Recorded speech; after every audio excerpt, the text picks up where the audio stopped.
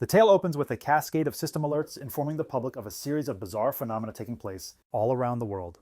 A gigantic abalone was reportedly discovered by fishermen, a creature so immense that not even 10 people could encircle it, leading to speculation that it was a grotesque mutation caused by nuclear runoff. Following that was news of an ancient tree in a tourist spot, growing at an unnatural rate, its roots stretching for kilometers and causing deep cracks to appear in the earth, likely due to an abnormal planetary pulse. The alerts kept coming, describing colossal vines descending from the heavens, making it seem as if fairy tales were coming to life alongside news that subway lines in several cities had been destroyed, leading to some fatalities. However, no one paid any real attention, dismissing it all as nothing more than sensationalist clickbait. It was no different from the false alarm about a zombie bite a few years prior. Meanwhile, many students were gathered outside the school, far more engrossed in local gossip than in the global news. Suddenly, their collective attention was completely captivated by an approaching figure. It was the school's reigning beauty, Ching-Li. Instantly, the crowd began to whisper, wondering if she was finally about to end things with her boyfriend.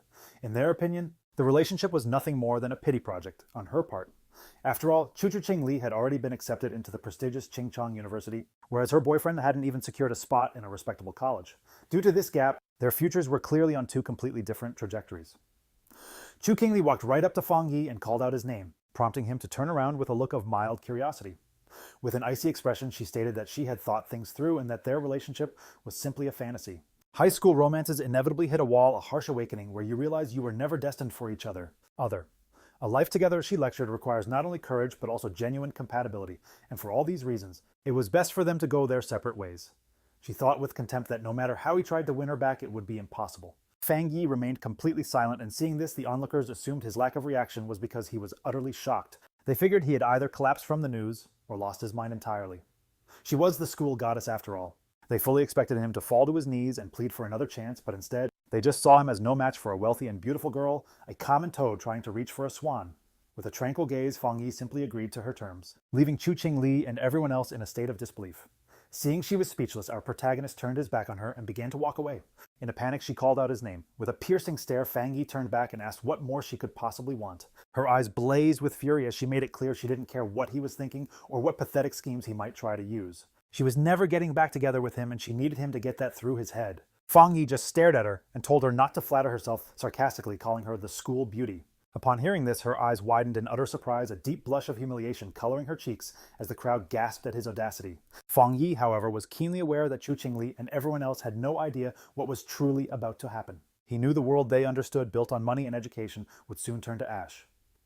For he had returned from a future disaster, a man living the plot of a reborn Manhwa. Consequently, the Ching-Li standing before him was merely a ghost from a past he'd already lived, a distant figure from another lifetime.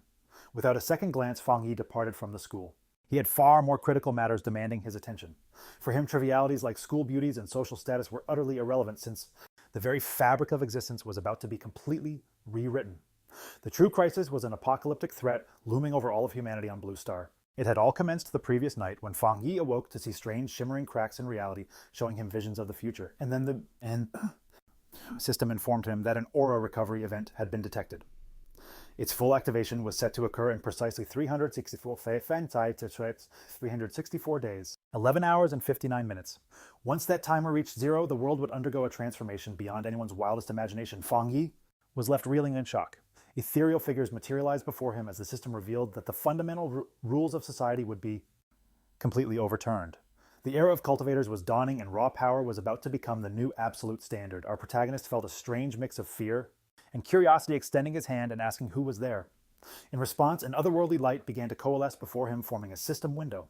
It appeared with an explanation stating it originated from the farthest reaches of the universe, built upon top-tier algorithms integrated with cosmic secrets. Its primary function was to automatically generate cultivation techniques derived from any spiritual materials.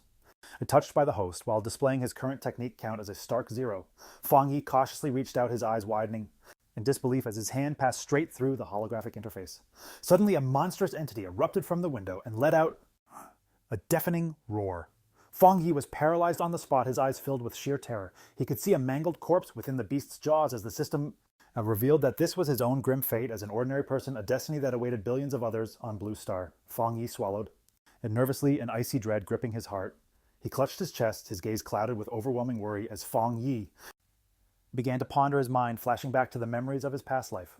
He had been nothing more than an average person helplessly swept away by the cataclysmic tide of events, desperately struggling just to survive with the faint hope of overcoming the disaster. However, he had been forced to witness the fall of his nation and the immense suffering of his people. Ultimately, he too failed to escape the mutated beasts, and he remembered dying in absolute despair, consumed by impotent rage and a burning desire for revenge. A new steely determination began to gleam in his eyes as he considered that, and perhaps this was exactly why the system chose him, bringing him back 1 year before the aura recovery. This whole second chance felt like the plot of a classic reborn manhwa. He began to extend his hand once more, fully aware that at this very moment the rest of the world remained blissfully ignorant of the coming apocalypse. As Fang Yi touched the shimmering fragments of the system, he vowed to use every single anomaly caused by the aura to his own advantage. The system immediately initiated a new evaluation.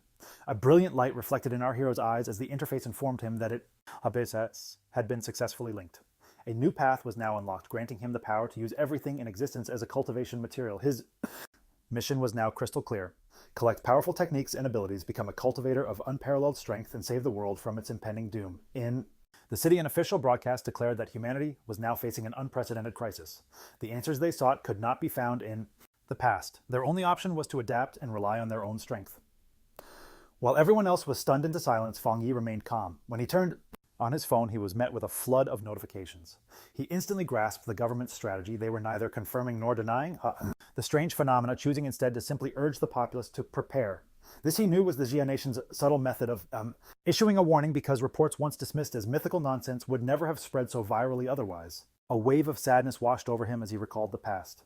He understood that this subtle and silent approach by the Jia Nation was designed to keep its citizens calm and maintain their trust. It was a difficult and gradual method, yet far more effective than the chaos and violence erupting in neighboring countries. Just then he recalled the system's directive. He could utilize anything, which implied he needed to be wherever anomalies appeared. His gaze locked onto his phone. The #1 trending story caught his eye. The UV index at Chingcheng University had shattered a historic century-long record. Consequently, a severe heat warning was issued, advising new students to take extreme safety measures and apply sunscreen.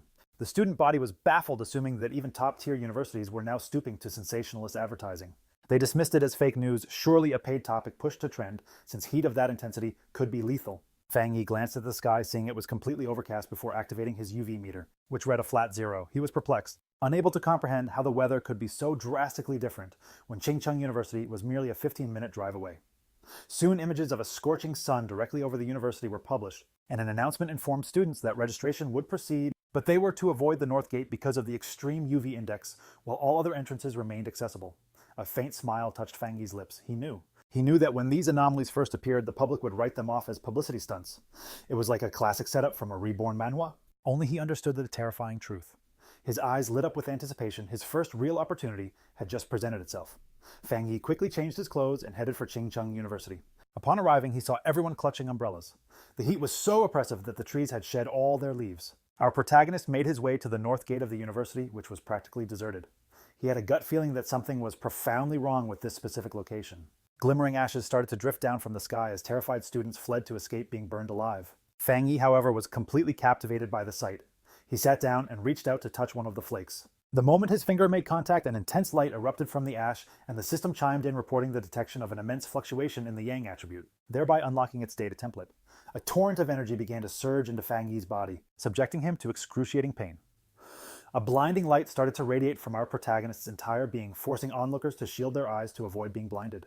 They were utterly bewildered, certain they had to be hallucinating. Meanwhile, the raw energy began to incinerate Fang Yi's clothes, forcing him to grit his teeth against the agony. He clasped his hands over his head and began to thrash wildly. Uncertain if the system had completed its process, he was convinced he was on the verge of death. Just then, the compilation finished. Fang Yi had acquired a Yang attribute skill, the Golden Sun breathing technique. Sometime later, on the official day for new student registration at Chingcheng University, our protagonist's ex-girlfriend made her appearance at the registration area. Immediately, a young man offered to carry her suitcase. It wasn't long before a crowd of others gathered to vie for her attention, but she coolly rejected all of them, stating she didn't require any assistance. Her gaze then drifted to a nearby couple with a look of longing. Her sneer vanishes as a brilliant golden light erupts, stunning her and the surrounding students. An urgent voice crackles over the loudspeaker, commanding everyone to stay clear of the North Gate. The girl's expression hardens. She decides to investigate the commotion herself. At the North Gate, a colossal blast of golden energy illuminates the scene. A dark silhouette materializes from within the smoke, radiating an overwhelming aura of power. He takes a deep cleansing breath as his eyes flare with a potent golden light. A system window suddenly appears before him, stating that he has forged a new technique and has been awarded 50 points. The young man stares at the interface, contemplating the purpose of these points. For now, he dismisses it as a minor detail, assuming they will become useful later. Time slips by and night falls, revealing a bizarre-looking moon in the heavens. Our protagonist immediately begins to hone his new breathing technique. The next morning, a brilliant sun rises, but a strange new energy now suffuses the university grounds. A few students notice the sky momentarily darken and cool as they sprint toward the north gate. A large crowd has already congregated there, eager to witness what's unfolding. The university's dean is irate, demanding to know why the warning to evacuate was ignored. An authoritative group begins to push through the throng of people, which parts to let them pass as they head for the epicenter. A hooded figure with a solemn expression instructs the dean to completely blockade the north gate. Simultaneously, a system notification alerts Fang Yi that he has purified a contaminated zone. He realizes the government is already aware of these locations and wonders if there are others like him, as if this world is a living reborn Manhwa. Hearing an alert declaring the area off limits, the young man grasps the gravity of the situation. The onlooking students then spot uniformed individuals and speculate whether they belong to the military. From a rooftop vantage point, Fang Yi sees the disturbance is attracting an immense amount of attention. With his red eyes glowing intensely, he concludes it's time to depart and leaps from the building. Down below, the enigmatic hooded person traverses the ground, now fractured and scarred by the energy release. The hooded figure surveys the scene with a meticulous gaze. This person kneels, pressing a hand to the earth to sense any lingering energy signatures. Then, she picks up a piece of the shattered ground to inspect what transpired. The hooded figure studies it intently and deduces that a single person caused the energy release. At that exact moment, officials start escorting the students away as the hooded individual observes from afar. In the crowd, our protagonist's ex-girlfriend is astounded to learn that only one person was responsible. Just then, her eyes catch sight of a figure leaping away into the distance, and she briefly wonders if it was her ex, but she swiftly dismisses the notion. With his academic record, he could never have been admitted to this prestigious academy. Far away at Fang Yi's residence, the sun sets and darkness descends. Lying on his bed, the young man mutters about how his body is still overheating despite a cold shower.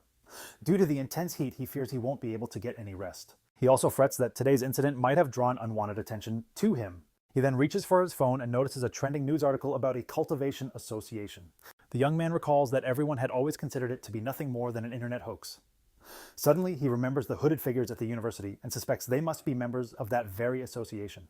Intrigued, he opens the news story to read the entire piece. It outlines the different cultivation ranks from ghost acts to total transcendence. In the comment section, people are dismissing it as a prank, but he wonders if the announcement could be real. Fang Yi contemplates how he was completely unaware of all this before. Reflecting on his past life as an ordinary person, he sits on his bed, his thoughts drifting to the Cultivation Association, motivating him to test his technique. He closes his eyes, centering his focus to begin his training. Instantly, beads of sweat form on his brow as a potent energy begins to build. A brilliant golden energy swirls around him, lifting his body off the ground as he floats weightlessly in his room, enveloped in a radiant aura. The first crucial step is to fortify his physical vessel to contain the immense power of heaven and earth. He successfully seizes control of this energy. He masterfully shapes the raw energy into the form of a divine axe. His eyes glow with a fierce light and a confident smile spreads across his face as he feels the power. The system informs him that he has achieved the douche level, awarding him an additional 50 points. He recalls the point system and reads the notification. The screen declares that a new path has been unlocked, explaining that these points can be used to imbue compiled data into any object. He mulls over the concept of infusing an item with power, his gaze falling upon a simple mug resting on his table. He extends his hand toward the mug, a golden luminescence emanating from his palm, as the system asks if he wishes to expend 1 point to apply the Yang attribute. The Yang attribute on a mug. He instantly realizes this is just like enchanting an item to grant it a special ability, a classic trope from a reborn Manhwa. The young man's mind races. If he could apply this to a weapon, it would become his own signature armament for the battles to come. He concludes that possessing a uniquely powered weapon will be absolutely crucial for surviving what's ahead, so he spots a small sword on his shelf. He resolves to test the imbuing power on it. If the experiment is successful, he'll invest in a proper weapon to prepare for the monsters. Suddenly, a bizarre noise from outside the building shatters the silence of the night, instantly grabbing his attention. Unseen by him, a grotesque creature with enormous claws is fixated on Fang Yi's apartment, its glowing red eyes piercing the gloom. Resembling a giant demonic rabbit, it bares its razor-sharp teeth in the darkness, tensing its muscles to launch an assault on the building. Inside the apartment, our protagonist remains completely oblivious to the impending danger, feeling only a strange discomfort from his new cultivation technique. His own eyes glowing faintly red, he wonders about the source of the sound, which he had initially dismissed as a mere rat. He reasons the noise isn't from inside or the pipes and might be a neighbor's pet as he walks cautiously through the living room. He muses that with his newly enhanced senses, it's only natural to overhear the neighbors, yet he decides to focus his hearing more intently. Listening carefully to the peculiar sound, he soon realizes something is terribly wrong, and his body tenses with alarm as Fang Yi approaches the door. He comes face to face with the horrifying creature lurking right there in the dimly lit corridor, its monstrous form ready to pounce. The beast with crimson eyes glares at him with pure malice poised to strike. He's momentarily frozen in shock as he recognizes the mutated creature. A terrifying memory from his past life flashes through his mind, filling him with dread.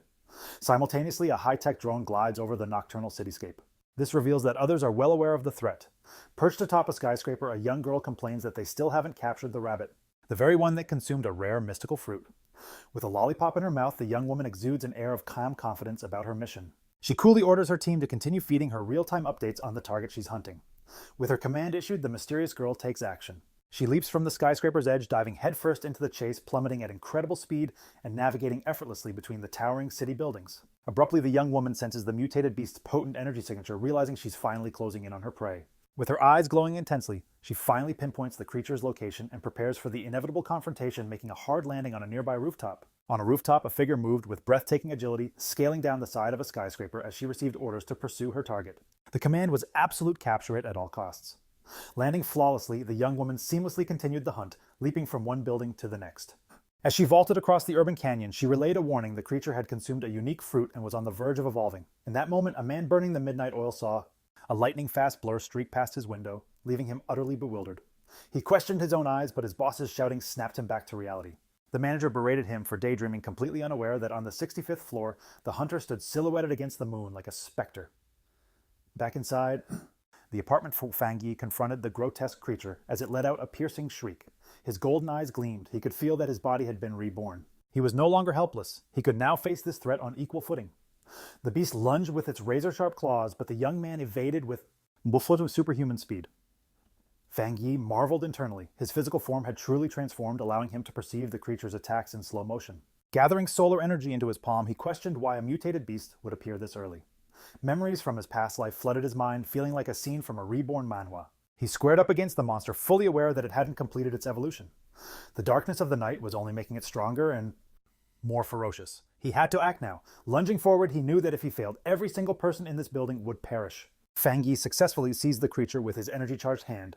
Then with shocking ferocity, he sank his teeth into the bizarre monster without a hint of hesitation. He held the beast in a vice-like grip, his golden eyes glowing with a cold, predatory focus. The young man then began to spin, the creature through the air, instantly identifying its tail as its primary weakness. Seizing the opportunity, he latched onto the beast's tail with every ounce of his newfound strength.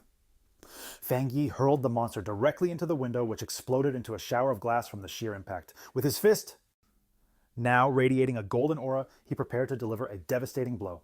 He then unleashed a concentrated beam of energy that struck the creature squarely in midair. The monster was completely engulfed by the brilliant golden light, but incredibly the strange creature reached out and grabbed the stream of golden energy with its claws, attempting to absorb its power.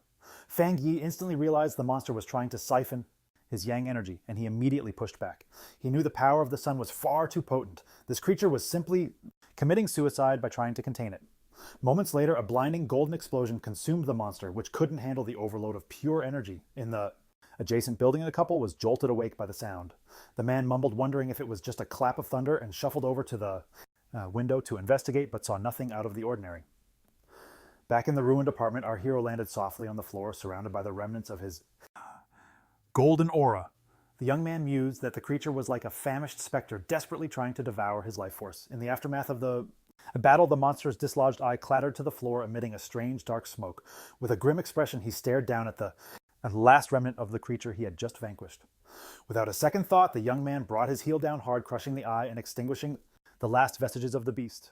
He now understood, as a creature of the night, it had been desperate for his opposing yang-based power. The young man knew that if he had been an ordinary person, the monster would have effortlessly devoured everyone in the building. With this sobering realization, he understood the urgent need to master more techniques to survive the dangers that lay ahead. Meanwhile, the mysterious girl soared through the air, bathed in moonlight, a perfect predator in her element. With incredible velocity, the young woman sprinted vertically down the face of a skyscraper. Upon arriving at the scene, the mysterious hunter's eyes widened in sheer disbelief as she stood frozen in the middle of In the dead of night, she wonders if another had already vanquished her target. Kneeling, she notes that the mark has been utterly destroyed and considers retrieving the night attribute. But as her fingers graze the monster's remains, she is taken aback by a residual golden energy still shimmering there. The young woman then feels an intense heat, a searing power that forces her to pull her hand back instantly. She recognizes this energy from the university gate and understands that this is no mere coincidence. Following this discovery, the girl activates her communicator, her face a mask of serious determination. She informs her base that the target was eliminated by a powerful new forerunner who possesses a unique ability. A voice over her communicator questions if this is the same individual who cleared the gate and handled the rabbit. A man confirms they have no intelligence on this person and insists that the association must recruit him. The silver-haired girl agrees with this strategy. She then carefully transfers the small flicker of energy into a specialized container on her attire. Her superior orders her to halt all other missions and to focus exclusively on locating this new forerunner. Hearing this, the mysterious hunter calmly unwraps the lollipop she was holding. The young woman pops the candy into her mouth and confirms she perfectly understands the new directive. But before she embarks on the mission, the girl declares she first needs to grab some milk tea to relax. A voice on the communicator muses on who this mysterious individual with such immense power could possibly be, almost like a protagonist from a reborn manhwa. The young woman agrees that the president was correct and that she absolutely must meet this powerful master. Fang Yi's day, meanwhile, begins with the sunrise. He stretches, ready to commence his training. He knows that the early morning is optimal for his power, so he prepares for another rigorous session. The fighter utilizes his special breathing method, absorbing the golden energy of the dawn. As the energy suffuses his body, his eyes begin to glow with a golden power. He enters the Ghost Axe realm, feeling the technique's might surge within him. A sudden burst of energy catches him by surprise. He could feel his power surging once more, a torrent of energy coursing through his veins as he focused, clenching his fist to master the flow. Fist feeling the potent energy now contained within his hand. He summons his key axe and immediately notices that the weapon feels remarkably lighter. He grips the weapon's handle firmly, prepared to test the limits of his newfound strength. The warrior raises the golden axe high above his head, preparing a devastating strike. He has reached the 2-star Ghost Axe realm, unleashing his full strength. His eyes now burn with golden flames, showcasing his new level of power. Fang Yi's body feels substantially stronger and more durable after this evolution. He advanced so quickly because he had harnessed the surplus energy from his last power-up. Fang Yi decides that from this moment on, he will level up slowly and methodically, one deliberate step at a time. But his burgeoning power is attracting too much attention, so he requires a more private training ground. In the association's office, a man senses a strange fluctuation in the air. He notices the change in the sun's energy and wonders if it's the new guy causing it again. Fang Yi finds a secluded spot by a river to continue his agenda. A system screen materializes before him, and he confirms he will imbue his weapon with a special quality. He remembers attempting this with a different item, but it was incapable of handling the power. This time, the new blade resonates perfectly with his energy, forming a powerful connection. A system message confirms the item encoding was successful. Thrilled with his new weapon, he gets ready to test its incredible power without delay. The result of the test astounds him, as the incredible power the weapon unleashes is beyond his expectations. A brilliant column of light erupts from his blade, piercing the heavens. As the warrior lands with his sword wreathed in flames, he feels an incredible surge of power coursing through him. He realizes with a jolt that his swing nearly set the forest ablaze, a stark reminder of his new dangerous strength. The massive plume of smoke from the attack is undeniable. It's so large he knows his position is compromised, and he must depart immediately.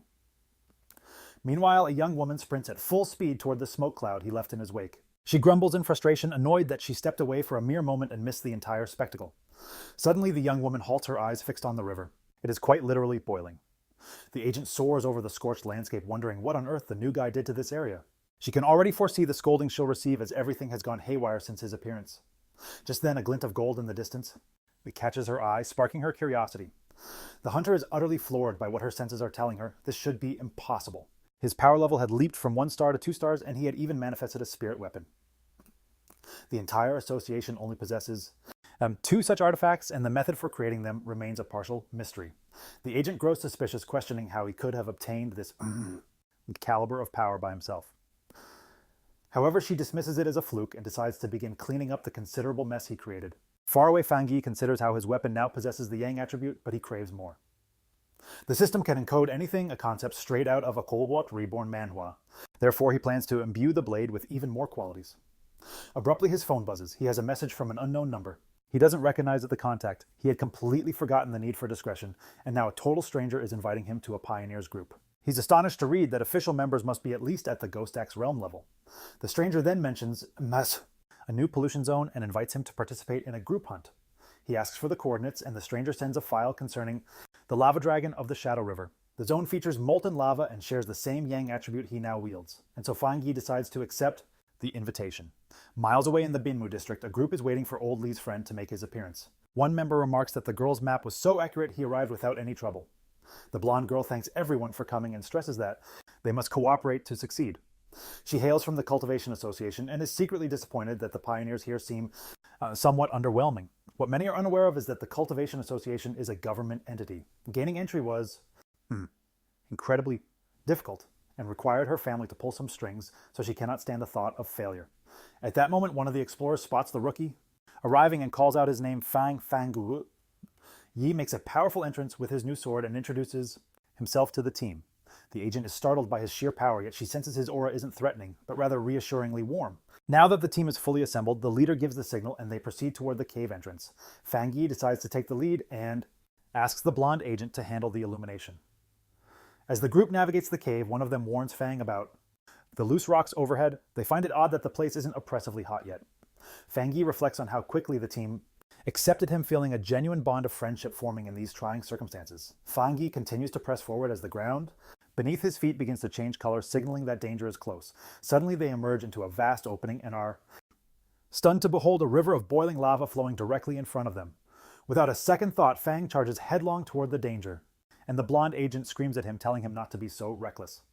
To everyone's utter amazement, the warrior thrusts his sword forward, directly into the molten lava, causing the explorers to cry out in panic as a sudden fiery blast sent the entire team flying backward. At that very moment, Fang Yi's system detected a world-level anomaly and began processing the data just as he thrust his sword deep into the lava.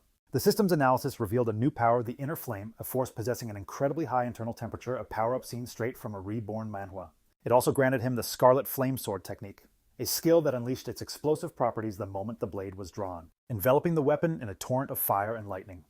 With newfound resolve, Fang Yi gripped his sword, his eyes and the blade itself beginning to glow with power. It pulsed with a fiery energy that seemed perfectly suited for his Tang sword. Down below, the other explorers, still recovering from the earlier explosion, watched in sheer astonishment as Fang Yi stood completely unharmed within a swirling vortex of fire, realizing his weapon was actually absorbing the very power of the lava. Fang Yi immediately spent his script points to permanently infuse the Scarlet Flame attribute into his sword. The blade now blazed with untamed energy. As the inferno died down, his teammates simply assumed he had experienced a minor cultivation mishap and had already made a full recovery. A wave of euphoria washed over the group as they noticed the cave's spiritual energy had finally stabilized. One member celebrated his ability to absorb the energy smoothly, while another, who was on the very brink of starting his cultivation journey, excitedly called out Xiaoya's name. The blonde agent Xiaoya urged them to begin training while she stood guard, and the team gratefully thanked her for the opportunity. However, their peace was short-lived as Xiaoya detected several figures approaching the cave entrance, warning that other pioneers had arrived. 3 hulking men strode in, led by a figure with a menacing eye patch and glowing red eyes, who arrogantly proclaimed that this resource-rich territory now belonged to them. Xiaoya's expression tensed as she recognized that all 3 of the newcomers were at the 1-star Ghost Axe realm, a power level her own team stood no chance against. In spite of the clear danger, Xiaoya attempted to reason with them, politely pointing out that her group had arrived first and even offering to share the space. Her diplomatic approach was met with pure contempt.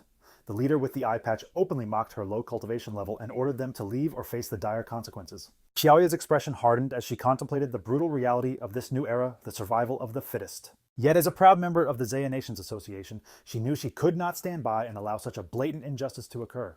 Just as the tense standoff was about to erupt into violence, Fang Yi moved, positioning himself between Xiaoya and the hostile leader. With his sword now wreathed in flames, he coldly inquired if the burly man had nothing better to do than intimidate a young woman. The eye-patch leader was left utterly stunned and speechless. Without a moment's hesitation, Fang Yi unleashed a single devastating swing of his blade, which erupted in a fiery explosion that sent all 3 aggressors hurtling through the air. The sheer force of the attack even startled Fang Yi's own teammates out of their meditation. He recalled the countless tragedies caused by those who blindly followed the law of the jungle, knowing that only overwhelming absolute force would ever make an impression on people like these. To drive his point home, Fang Yi plunged his blade deep into the ground right before the rival leader. Enveloped in an immense golden aura, he coldly ordered them to get lost. Utterly terrified by this second overwhelming display of power, the leader branded Fang Yi a monster and screamed for his men to retreat, as Fang Yi calmly watched them flee in terror. His teammates immediately rushed over, buzzing with excitement about his unbelievable strength. Fang Yi simply smiled, brushing it off as nothing and suggesting it was time for them to depart. As they walked away, Xiaoya contemplated the immense power Fang Yi possessed like a protagonist from a reborn manhwa had displayed. It dawned on her that he had been holding back, and despite her belief that he was a top-tier pioneer, she knew this major discovery had to be reported to her organization immediately. The scene then shifts to the office of the Spiritual Energy Cultivation Association. There, a woman on the phone with Xia echoed in disbelief that another high-attribute pioneer had emerged. The office worker instantly grew flustered, realizing she had spoken too freely, especially with an imposing figure standing right behind her. She awkwardly ended the call after confirming the report, and a cheerful young woman asked her gray-haired superior if they were lucky enough to have 2 high-attribute pioneers appear in a row. He, however, grimly corrected her, stating that luck had nothing to do with it, explaining that every high-attribute individual is destined to become a new epicenter of power, a responsibility that seemed to weigh on him immensely. Under a bright, sunny sky, Fang Yi made his way back to the city. He attempted a crude disguise as a cosplayer, but his overwhelming presence and the authentic sword at his side only attracted more unwanted attention. His journey was cut short when a glance at his phone revealed that news of the cave incident had already exploded online. He mentally kicked himself for his carelessness, knowing the eruption of his internal flame was far too conspicuous to go unnoticed. Dismissing the thought that his teammates would ever betray him, he turned his focus to a more pressing matter. The massive surge of yang energy he had absorbed was pushing him toward an imminent breakthrough. He needed to find a secluded location at once and immediately headed for the back mountain. 5 minutes later, on that very same mountain, a silver-haired young woman named Su Qingying, an expert in garden restoration, felt a sudden powerful presence wash over the area. Her eyes were drawn to an intense burst of light like a miniature sun, and she instantly recognized the signs of a cultivator breaking through to the 3-star Ghost Axe realm. The sheer scale of the energy was simply astounding, like a scene from a top-tier reborn manhwa. She had never imagined a breakthrough to that realm could be so monstrously powerful. Compelled by a sense of duty and a flicker of recognition, she raced toward the disturbance, vowing that this time she would catch the mysterious individual. High above on the mountain, Fang Yi was completely absorbed in his breakthrough. He drew in immense quantities of golden energy which swirled around him before coalescing into a brilliant sun-like orb above his head. As he meditated suspended in midair, the power manifesting behind him formed a complex, star-shaped divine sigil. Golden energy crackled across his skin, and his eyes blazed with immense power as he wrestled to control the wild, untamed energy. At last the power submitted, converging to take the form of a colossal divine axe forged from pure golden and light blue energy, crackling with raw power. Just then, Su Qingying arrived on the scene, stopping dead in her tracks as she beheld the breathtaking spectacle. She watched in utter disbelief, realizing that the mysterious person was about to swing the divine axe he had just manifested. His level of control was simply unbelievable. She wondered how any single person could command such a vast amount of spiritual energy with such perfect skill and stability, asking herself if this man was the protagonist of some epic reborn manhwa who had trained for centuries. The sight triggered a painful memory, reminding Su Qing of her own attempt to break through to the Ghost Axe 2-star level. The immense pressure from her own divine axe had overwhelmed her, forcing her back and causing her to cough up blood. The backlash had left her bedridden for a full week. Despite being naturally gifted, she had still failed spectacularly, and she couldn't fathom how this monster could possibly handle a breakthrough that was exponentially more powerful than her own. As she sprinted closer, her amazement only grew. The immense spiritual energy, the flawless control in every swing of the axe, and the way each particle of power seemed to have been refined thousands of times over. It was a display beyond anything she had ever witnessed. She concluded that this individual wasn't merely some astonishing monster. He was like a deity who had descended from the heavens. She also observed his calm and methodical approach. Most pioneers, upon sensing an imminent breakthrough, would hastily try to force its completion. This man, however, operated with a profound depth of experience and a formidable will like a legendary master from a classic reborn manhwa. Her train of thought was shattered the moment the colossal fiery divine axe began to move. She watched the awe-inspiring spectacle as it swung with clear intent, aimed toward the east. At the apex of his power, Fang Yi's eyes blazed with pure golden light as fissures of raw energy crackled across his face. He levitated within a blinding maelstrom of golden force, having successfully tamed the tremendous energy he had amassed for his evolution. A system notification then materialized, officially confirming his success. He had attained the Ghost Axe Realm 2-star. The newly manifested divine axe slammed into the earth, releasing its full power in a single massive shockwave that tore across the mountain. Su Qingying was engulfed by the powerful blast and had to brace herself against the overwhelming wave of golden energy. The residual force carved a gigantic path through the forest before finally dissipating. But when she looked up again, the mysterious man had utterly vanished. Gasping from both the exertion and her own frustration, Su Qingying could not fathom how she had lost him again, especially since she had arrived in just 30 seconds. A chilling thought surfaced in her mind. He must have known she was tracking him. She grew anxious that if he remained this elusive, her mission to recruit him would prove to be impossible. Just as she was about to concede defeat, she paused. A sudden intuition struck her. She diverted her gaze from the trail of destruction toward a gargantuan ancient tree that was now bathed in a soft, residual golden luminescence. With a newfound sense of certainty, she called out into the seemingly deserted woods, addressing him as senior and asking if he was still in the vicinity. From the deep shadows of the forest, Fang Yi materialized, his hooded form radiating an air of cool confidence. His glowing red eyes were fixed on Su Qingying. He knew immediately that she was the person who had been investigating him for the past several days. Realizing she had been discovered, Su Qingying stood her ground and properly introduced herself. She declared that she was the captain of the Firefly Squad, a division of the Spiritual Practitioners Association of the Shia Nation, and one of the nation's very first pioneers. On behalf of the association, she formally invited him to join their organization.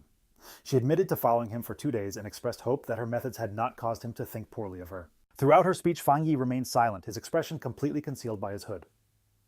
Su Qingying added that, although it wasn't yet public knowledge, all the official paperwork for the association was already finalized. Internally, however, she was incredibly tense. Choosing her words with extreme care, worried she might be bothering or antagonizing the powerful man before her. She knew she had to maintain a delicate and respectful tone. Her carefully rehearsed speech was cut short by Fang Yi's simple, direct question. Why should I join?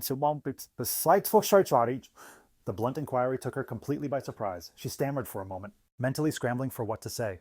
She quickly deduced that hollow, flattering words would be useless against someone so clearly intelligent. Realizing honesty was her only option, she composed herself and began to explain the association's true purpose, telling him that the Xia Nation aimed to gather and unite all the first wave pioneers, hoping to guide them down a structured path while also providing them an additional layer of protection. She acknowledged that the current era of growth was chaotic and that an organization might seem like a cage to a free-willed individual like himself.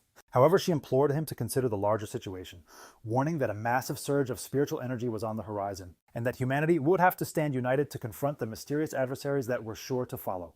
After hearing her impassioned plea, Fang Yi simply leaned against a nearby tree, his posture radiating boredom and disinterest as he flatly informed her that he had absolutely no intention of joining. He clarified that at this moment he couldn't bring himself to place his complete trust in either her or the organization she was representing. Su Qingying was left utterly speechless, completely floored by his blunt rejection, her eyes widening in disbelief. Faced with his firm denial, Su Qingying's desperation mounted, and she hastily retrieved her identification card from her jacket, presenting it for him to inspect. She quickly reintroduced herself as Su Qingying and reminded him of her past life as a famous athlete before the spiritual energies return. She pleaded with him to believe her, hoping that her former public persona might offer some basis for his trust. Fang Yi fell silent, carefully considering her words. Stroking his chin in thought, he admitted that her face was indeed vaguely familiar. An image surfaced in his memory, a framed photograph of her celebrating a second-place victory in the Xia Nation's long-distance championship. It all clicked. Her natural athletic prowess was the foundation of her speed and skill as a pioneer. But just as quickly, his expression hardened as a dark memory from his previous life flashed before his eyes. A haunting vision of a city in ruins. He recalled with chilling certainty that in his original timeline, the Xia Nation's grand project, including this very association, had ultimately crumbled, leading to humanity's downfall. It was a tragic plot straight out of a reborn Manhwa. Now armed with his system and a second chance, he knew he had to be the one to change that fate. However, joining the association now was definitely not the right move. Adopting a more contemplative expression, he turned back to the expectant Su Qingying and confirmed that he did, in fact, remember her. He told her he would consider her offer, and before she could even respond, he launched himself into the air and vanished into the distance. An instant later, he materialized directly behind a startled Su Qingying, laying down a firm condition. She was to keep his whereabouts an absolute secret from everyone. Internally, he analyzed her deferential attitude, deducing that the association was treading carefully, desperate not to antagonize powerful, unaffiliated pioneers. He immediately recognized this as a vulnerability he could exploit. Su Qingying then proposed a compromise, explaining that the association had already detected the energy from his recent breakthrough, which meant she was obligated to file a report. She offered to submit a document that blended truth with fiction, effectively protecting his identity while still satisfying her superiors. After a brief pause to consider it, Fang Yi consented to her plan. Just as Su Qingying started to call out his name in relief, he vanished in the blink of an eye, gone without a trace. She sprinted down the mountain slope in a futile attempt to follow, but it was useless. Exhausted and irritated, she trudged along a forest path, muttering to herself in complete frustration about her repeated failures to pin him down and how he was now actively evading her. She let out a heavy sigh, complaining about the exhausting task of scrubbing the potent energy signatures he left in his wake after every single incident. Her train of thought was abruptly severed by a voice crackling through her earpiece, ordering her to stop dwelling on the difficult situation. The voice gravely informed her that the anomalous creatures had resurfaced. Su Qingying went rigid, her eyes widening in disbelief. The shock was palpable as she demanded confirmation of their return. A horrifying memory surged back, a vivid image of her being cornered by a horde of terrifying wolf-like beasts, their maws dripping with gore and their eyes glowing with a malevolent red light. She vowed to herself that she would never forget the sight of those grotesque, blood-soaked monstrosities. The narrative explained that they were cold, malevolent, and bloodthirsty creatures spawned from the pollution zones created by the resurgence of spiritual energy. They drew their power from these corrupted areas, twisting into monsters with an insatiable hunger for human flesh. Some could even masquerade as natural disasters, indiscriminately slaughtering populations as they carved up the land and established new pollution zones. If left unchecked, their inherently destructive nature meant they would continue to consume the human world until only desolation remained. Without warning, a torrential storm slammed into the city. The night sky was illuminated not by streetlights, but by the constant violent strobing of lightning. Rain lashed down in sheets as crimson alerts blared across everyone's phones, warning of the severe thunderstorm and ordering all citizens to remain indoors. A subsequent alert declared that the entire Yuhuang mountain area was and now off limits due to extreme flooding risks. Peering from their windows, residents remarked they hadn't witnessed a storm of this magnitude in decades. With some jesting, it was like a scene from a reborn Manhwa, where a powerful cultivator was enduring a heavenly tribulation. Concealed within a rain-slicked alley, Fang Yi observed the tempest with a grim expression, his crimson eye faintly glowing. He could sense the immense concentration of lightning energy suffusing the atmosphere, recognizing its untamed chaotic power. He knew this was no ordinary weather event, but another anomaly with its energy converging on a single focal point. His gaze pierced through the cityscape, locking onto a distant mountain peak that was being relentlessly battered by strike after strike of lightning. He had located the storm's epicenter. Without a moment's hesitation, Fang Yi launched himself into the deluge, bounding across rooftops as he accelerated toward the mountain. Upon Fang Yi's arrival at the base of Yuhuang Mountain, his internal system immediately confirmed the detection of a pollution zone. He glanced up at the summit, but instead of its familiar serene beauty, he was met with a grim tableau of skeletal remains strewn amongst gnarled, twisted trees. Another system notification heightened the sense of danger, stating that the pollution level was currently unquantifiable. Nevertheless, Fang Yi pressed onward without faltering, striding into the gloomy, storm-ravaged woods with a resolute expression.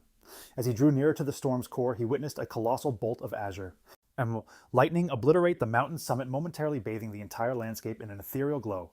He had found his target. Meanwhile, inside the Spiritual Practitioners Association's command center, officials were convened in a tense emergency meeting. A massive screen displayed a swirling vortex of blue energy coalescing above the mountain peak. An official reported that the threat level on Mount Yuhuang was escalating rapidly, forcing them to seal off the entire area and designate it as a new contamination zone. The grim-faced leader of the association stated the situation was so critical that he had been forced to pull Su Qingyang from another high-priority mission. He then prompted her for a status report on the unfolding events. Su Qingyang informed the officials that ascending the mountain was currently impossible as the volatile thunder energy was on the verge of detonating. Consequently, the area had been officially classified as an A-level contamination zone. She then continued with even more unsettling news. Based on the energy's exponential growth rate, the mountain was projected to become an S-level threat imminently, would be forced to initiate their highest level emergency protocol. However, she quickly highlighted a critical flaw in their approach according to all their data. Not a single explorer in their ranks possessed the ability to even approach the zone safely, confessing that even she herself would be overwhelmed. A palpable wave of shock rippled through the command center as a fresh calculations confirmed the grim reality.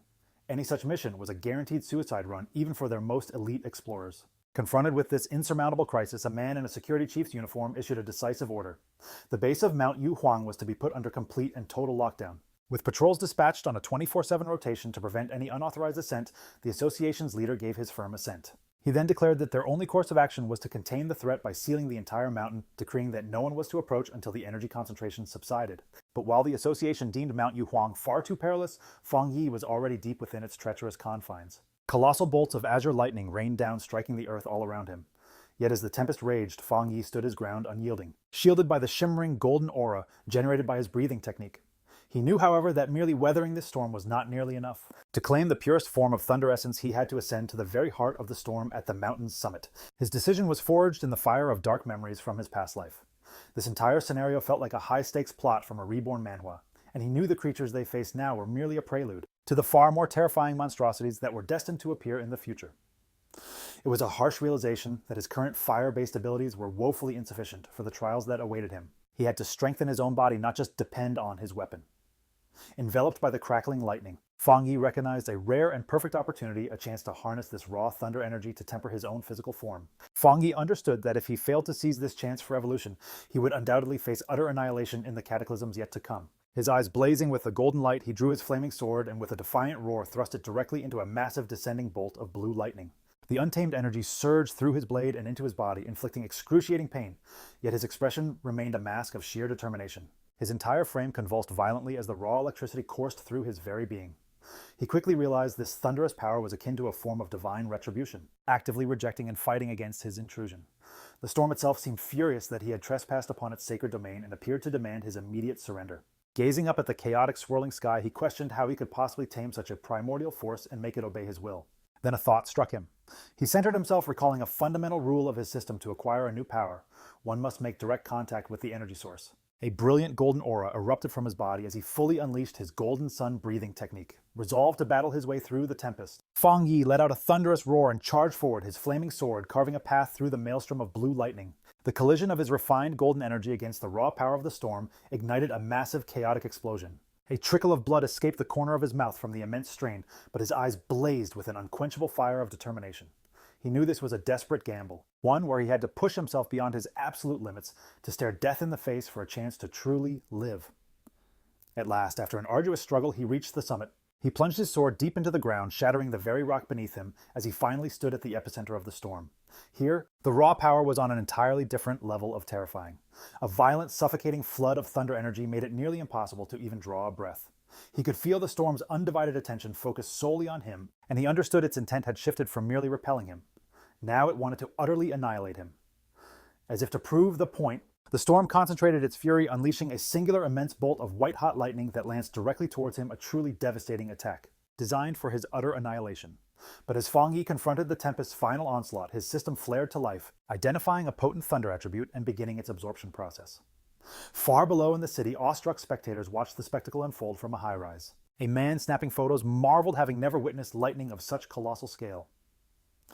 Another bystander mused if a deity was undergoing a heavenly trial, almost like a scene from a reborn Manhwa, swearing he could see a human silhouette against the sky. At the mountain's summit, the conflict culminated in a blinding explosion. Fang Yi was victorious. A system notification confirmed his triumph, announcing the acquisition of refined divine thunder power, granting him the ability to summon heavenly lightning and forge his body into a godlike vessel. As a reward, he received 5 writing points. Fang Yi now levitated in the air, enveloped by crackling blue lightning and his radiant golden aura. He began to comprehend his newfound power. The thunder attribute was a top-tier element, excelling in both offense and defense. In contrast to his sun power, which was predominantly defensive, this thunder could actively refine his physical form and transmute it into pure destructive energy. He resolved then and there the thunder would be his spear and his shield. He also came to understand that this power wasn't merely about destruction, it was a force of purification and rebirth. He could feel the energy fortifying his very bones and muscles, completely devoid of pain. The system then presented an upgrade opportunity, the ability to punish evil, a skill that would grant him double critical damage, prompting him to decide whether to spend his writing points to acquire it. Touching down gently, Fang Yi contemplated his next move. His initial impulse was to imbue his new thunder power into his Tang sword. He weighed the decision carefully. While it would undoubtedly make the blade more formidable, he feared it might corrupt the purity of the sun attribute already infused within it. He was also acutely aware that channeling too many disparate powers into a single object could damage or even shatter it completely. Then a stroke of genius struck him. Gazing at his own hand, he resolved to take a different path. He would fuse the thunder attribute directly into his right hand. The system responded instantly, querying if he wished to embed the thunder attribute into the selected item. A confident smirk played on his lips as he issued the command. In an instant, all the untamed blue lightning arcing through the air converged and surged into his right hand as he claimed the storm's very essence for himself. The following day, atop the storm-ravaged peak of Mount Yuang, the immediate threat had vanished. Beneath the cliff, Suing Ying and an army officer, Major Han Li, surveyed numerous figures concealed in body bags. Suing Ying reported that the energy in the contamination zone had inexplicably plummeted from its most critical level to a benign state in merely 3 hours. Despite some residual electricity still hanging in the air, Major Han Li listened intently and immediately deduced what had transpired. Someone else had been on this mountain. It was a seeker, an individual who actively hunts for these hazardous phenomena. Suing Ying was stunned, questioning if another seeker was truly involved and how they could have possibly survived. She knelt searching for any trace, but could sense nothing, surmising that the torrential rain had obliterated any evidence. Her conclusion was that the seeker must have departed the mountain safely at approximately 8 o'clock in the evening on the previous night. Major Han Li concurred with her timeline. The anomalous event commenced around 6 in the evening, and the military established a blockade at 7. Therefore, the seeker must have ascended the mountain prior to the lockdown.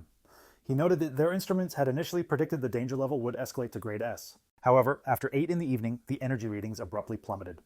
Standing at the epicenter of the lightning strike, the Major then added his own theory, speculating that the seeker didn't just survive the lightning strike, but likely absorbed a thunder-related power. This would have turned a cataclysmic event into a monumental opportunity, leading him to conclude this individual was the direct cause of the abrupt change. Following this, the Major voiced his deepest concern. Individuals like this, whose powers seemed straight out of a reborn Manhwa, were the most dangerous because their allegiances were a complete mystery. Su Chingi concurred, adding that if such a formidable person turned out to be hostile, the scale of disaster they could unleash would be unimaginable. It was imperative they be found swiftly. Meanwhile, miles away, Fang Yi sat on his couch, completely oblivious to the military operation now centered entirely on him. Suddenly, Fang Yi let out a surprisingly loud sneeze. Back on the mountain, this was the moment Major Han Li made his decision. He issued a resolute order to his troops: find this person immediately at any and all costs. As the command was given, he assigned the mysterious target a temporary code name, the Tyrant. With that, the investigation on Yu Huang Mountain began. The operation commenced at once. The army was hopeful that the Spiritual Practitioners Association could recruit this enigmatic individual, now codenamed Tyrant, in short order. In the interim, they resolved to keep all information regarding the incident classified while initiating their own parallel investigation. There on the rain-swept peak, the association's leader informed Major Han Li that they already had a high-level pioneer attempting to establish contact. He then turned his attention to Su Chingi, commanding her to deliver her full report directly to the Major. Su Chingi was completely caught off guard by the direct order, gasping in a moment of panic. Forced to improvise, she began to spin her half-true report. She cleverly connected the current incident to the very same pioneer who had recently purged the pollution zone at a local university. Internally, however, she was in a state of sheer panic, terrified that a single wrong word would expose her secret arrangement with Fang Yi. She explained that she had been attempting to make contact with him, but he proved to be incredibly elusive.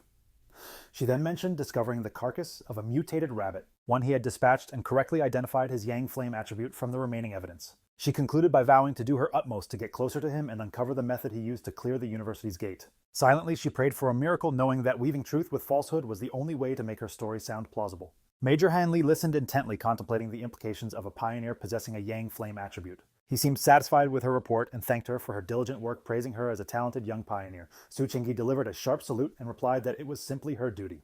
As the meeting concluded, Major Hanley mentioned their plan to release a cover story about natural disasters to conceal the true nature of the event from the public. He also expressed his disagreement with posting spiritual energy information online, where it could easily be exploited by malicious actors. While the officials continued their discussion, Su Chingi let out a quiet sigh, immensely relieved that the intense questioning was finally over.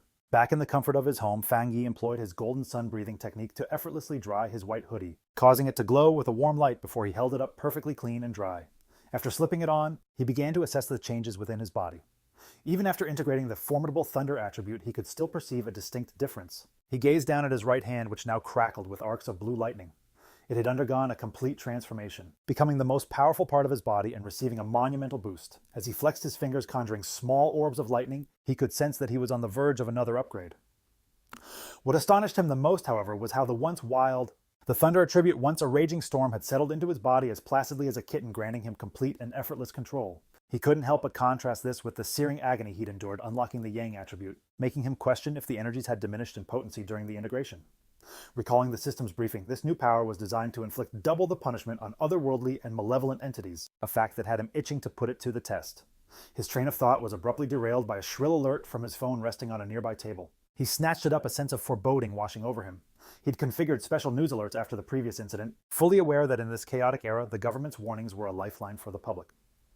Yet for a trailblazer like himself, these alerts were not mere harbingers of danger. Just like in a classic reborn manhwa, every crisis presented an opportunity to grow stronger, even if it demanded he put his very life on the line. As Fang Yi contemplated his next move, his gaze fell upon the major news bulletin flashing on his screen. The report detailed a massive explosion that had just ripped through a chemical plant, unleashing a torrent of pollution into the city's atmosphere. While the official narrative claimed 0 casualties and urged the public to remain calm, Fang Yi's instincts screamed that something was deeply wrong with an incident of this magnitude. He delved into the online forums, where eyewitness accounts painted a far more terrifying picture. Residents living in close proximity spoke of an indescribable, bone-chilling sensation that had swept over the area. One user tentatively questioned if it was a cold, evil aura, a sentiment that was immediately and fervently echoed by another. Though skepticism was rampant, the prevailing mood was one of palpable dread and fear. The phrase cold and evil aura struck a disturbingly familiar chord with Fang Yi. In an instant, a horrifying memory from his past life resurfaced, a vision of a blood-soaked hand and a grotesque monstrosity. He recalled cowering in sheer terror as a colossal crimson demonic beast laid waste to everything in its path. That creature, a repulsive, multi-eyed, rodent-like horror, was an enemy he recognized all too well. Snapping back to the present, his expression turned grim. He remembered the lore of these abominations. They were flora or fauna that had undergone a bizarre transformation after gaining sentience, their power spiraling out of control to grant them terrifying predatory and lethal capabilities. They had a distinct preference for emerging under the cloak of darkness. It dawned on him that this new menace was 100-fold more perilous than the mutated rabbit he had previously vanquished. Fang Yi knew he couldn't stand idly by. Clenching his fist, which crackled with arcs of his newfound azure lightning, he resolved to venture out that very night and prevent these creatures from thriving and evolving. As he rose to his feet, he was wreathed in an aura of cobalt electrical energy. The time had come to test his new 200% critical strike capability in the crucible of real combat. On a dark and tempestuous night, rain lashed down upon the deserted city streets. As a traffic light flickered from red to green, a blur of motion shot across the slick asphalt. A squadron of cloaked figures moving with preternatural speed. These were the elite members of the Destroyer Squad, and they were on the hunt. One operative relayed to their command center that they were in pursuit of Anomaly File Number 7, codenamed Candle Knight, but had since lost visual contact with the target. The entity's known ability was to seamlessly merge with the shadows, making it exceptionally difficult to track. The operative proceeded to add chilling new details to the file. The anomaly emitted a faint, sizzling sound upon approaching and possessed a predilection for consuming human flesh. As a brilliant fork of lightning illuminated the sky, the squad gracefully landed on a rooftop to survey the sprawling cityscape below. Their leader, a resolute man with fair hair and a prominent scar bisecting his face, knew this tempestuous weather provided the perfect cover for the creature's hunt. He declared with grim certainty that they would not allow that to happen. Miles away, within a bustling command center, At the command center, an operator received the updated intel promptly confirming the new data for File 7. The anomaly known as Candle Night had been officially logged. The gravity of the situation was undeniable. An extermination request was immediately filed under high priority, demanding a swift resolution. The directive from headquarters arrived. The destroyer squad was to maintain pursuit of the target within a 12-hour window, but with a crucial caveat concerning their own safety being the paramount concern. With that, the team instantly resumed the chase, vaulting from one rooftop to another across the rain-slicked cityscape. The squad leader halted, his gaze fixed on a glowing holographic map of the city, which was ominously dotted with red markers, each one indicating an active anomaly.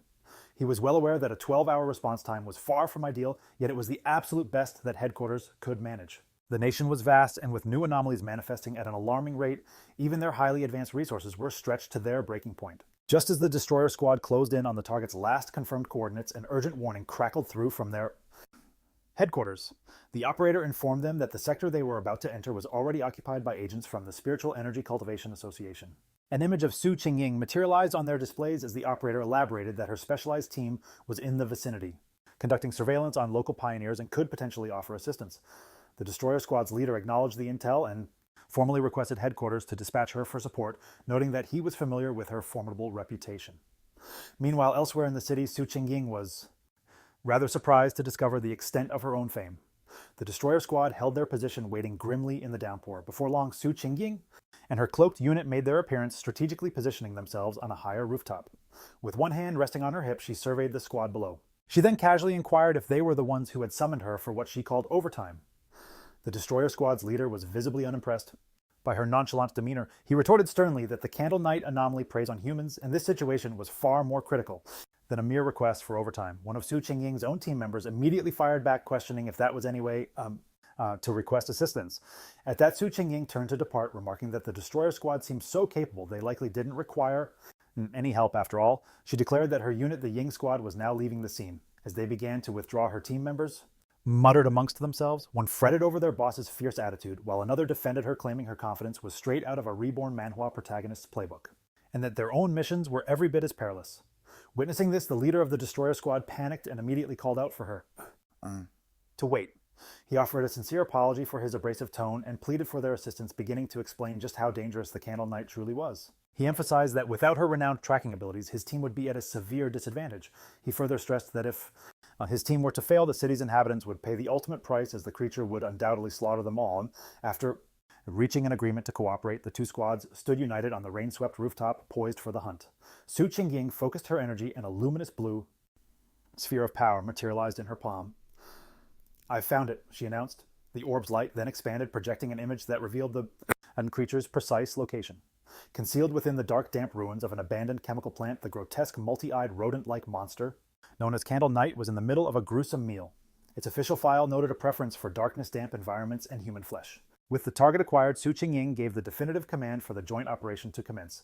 The beast's senses, however, were exceptionally sharp, and its head snapped up instantly, sensing their approach. The creature leaped aside just as a powerful strike slammed into the very spot where it had stood. Just then, a scout from the destroyer squad cried out that their target had made them, ordering the team to form up immediately. The squad members moved with blinding speed, their cloaks a mere blur as they closed in, swiftly surrounding the creature. Hemmed in from all sides, their prey now trapped, they let out a unified battle cry, ready to attack. As one of the destroyer squad members lunged forward, roaring the order to engage, his strike connected with brutal force, sending the creature slamming into a heap of rubble. But instead of being weakened, the monster's body began to twist and change, its back erupting with grotesque red sores and sharp black spikes. With a blood-curdling shriek, the enraged Candle Night fought back, unleashing a swirling vortex of dark energy as Su Qingying desperately yelled for the teams to be wary of the sound wave and to evade at all costs. Her warning, however, was a moment too late. A devastating sonic blast erupted from the creature, sending the squad members flying. The destroyer squad's leader was hurled from the rooftop, crashing hard onto the street below as one of his teammates rushed to his side. The leader pushed himself to his feet, bruised and battered but alive. He admitted that if he hadn't flinched back at the last second, his bones would have been pulverized. He knew then that they were in mortal danger. If this creature remained in the city any longer, it would unleash an unprecedented disaster. The battle took another dark turn as the Candle Night continued to mutate, sprouting enormous bat-like wings before letting out a deafening roar, its throat glowing with a malevolent green energy.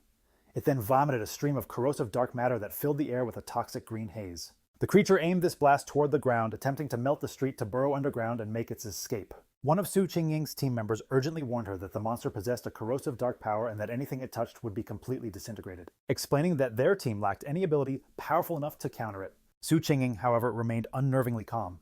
She ordered her unit to stay alert and not to interfere with the destroyer squad's formation, reminding them that their primary mission was to gather intelligence and provide strategic support. Meanwhile, a member of the destroyer squad, daggers in hand, prepared to strike the escaping creature. Suddenly, a pair of menacing red eyes ignited from the oppressive darkness. The winged Candle Knight shot forward, narrowly dodging a desperate leaping attack from a squad member. Enraged, the destroyer squad leader bellowed at his team, commanding them not to let the monster get away. The winged creature tore through the city streets, pursued by the cloaked members of the Ying squad. From a high rooftop, Su Qingying and two of her team members observed the chase.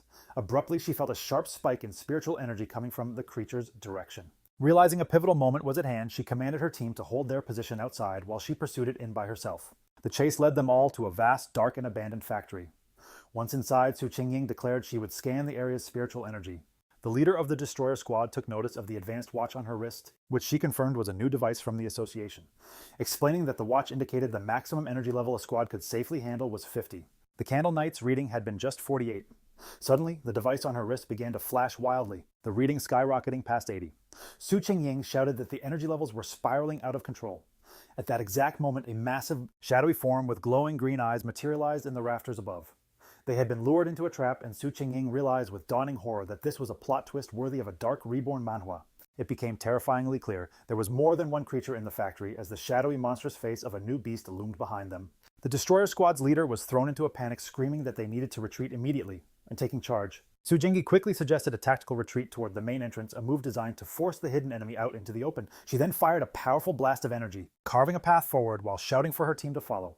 But before they could make their escape, she cried out in agony and suddenly collapsed. Her senses were completely overwhelmed by an invisible poison gas.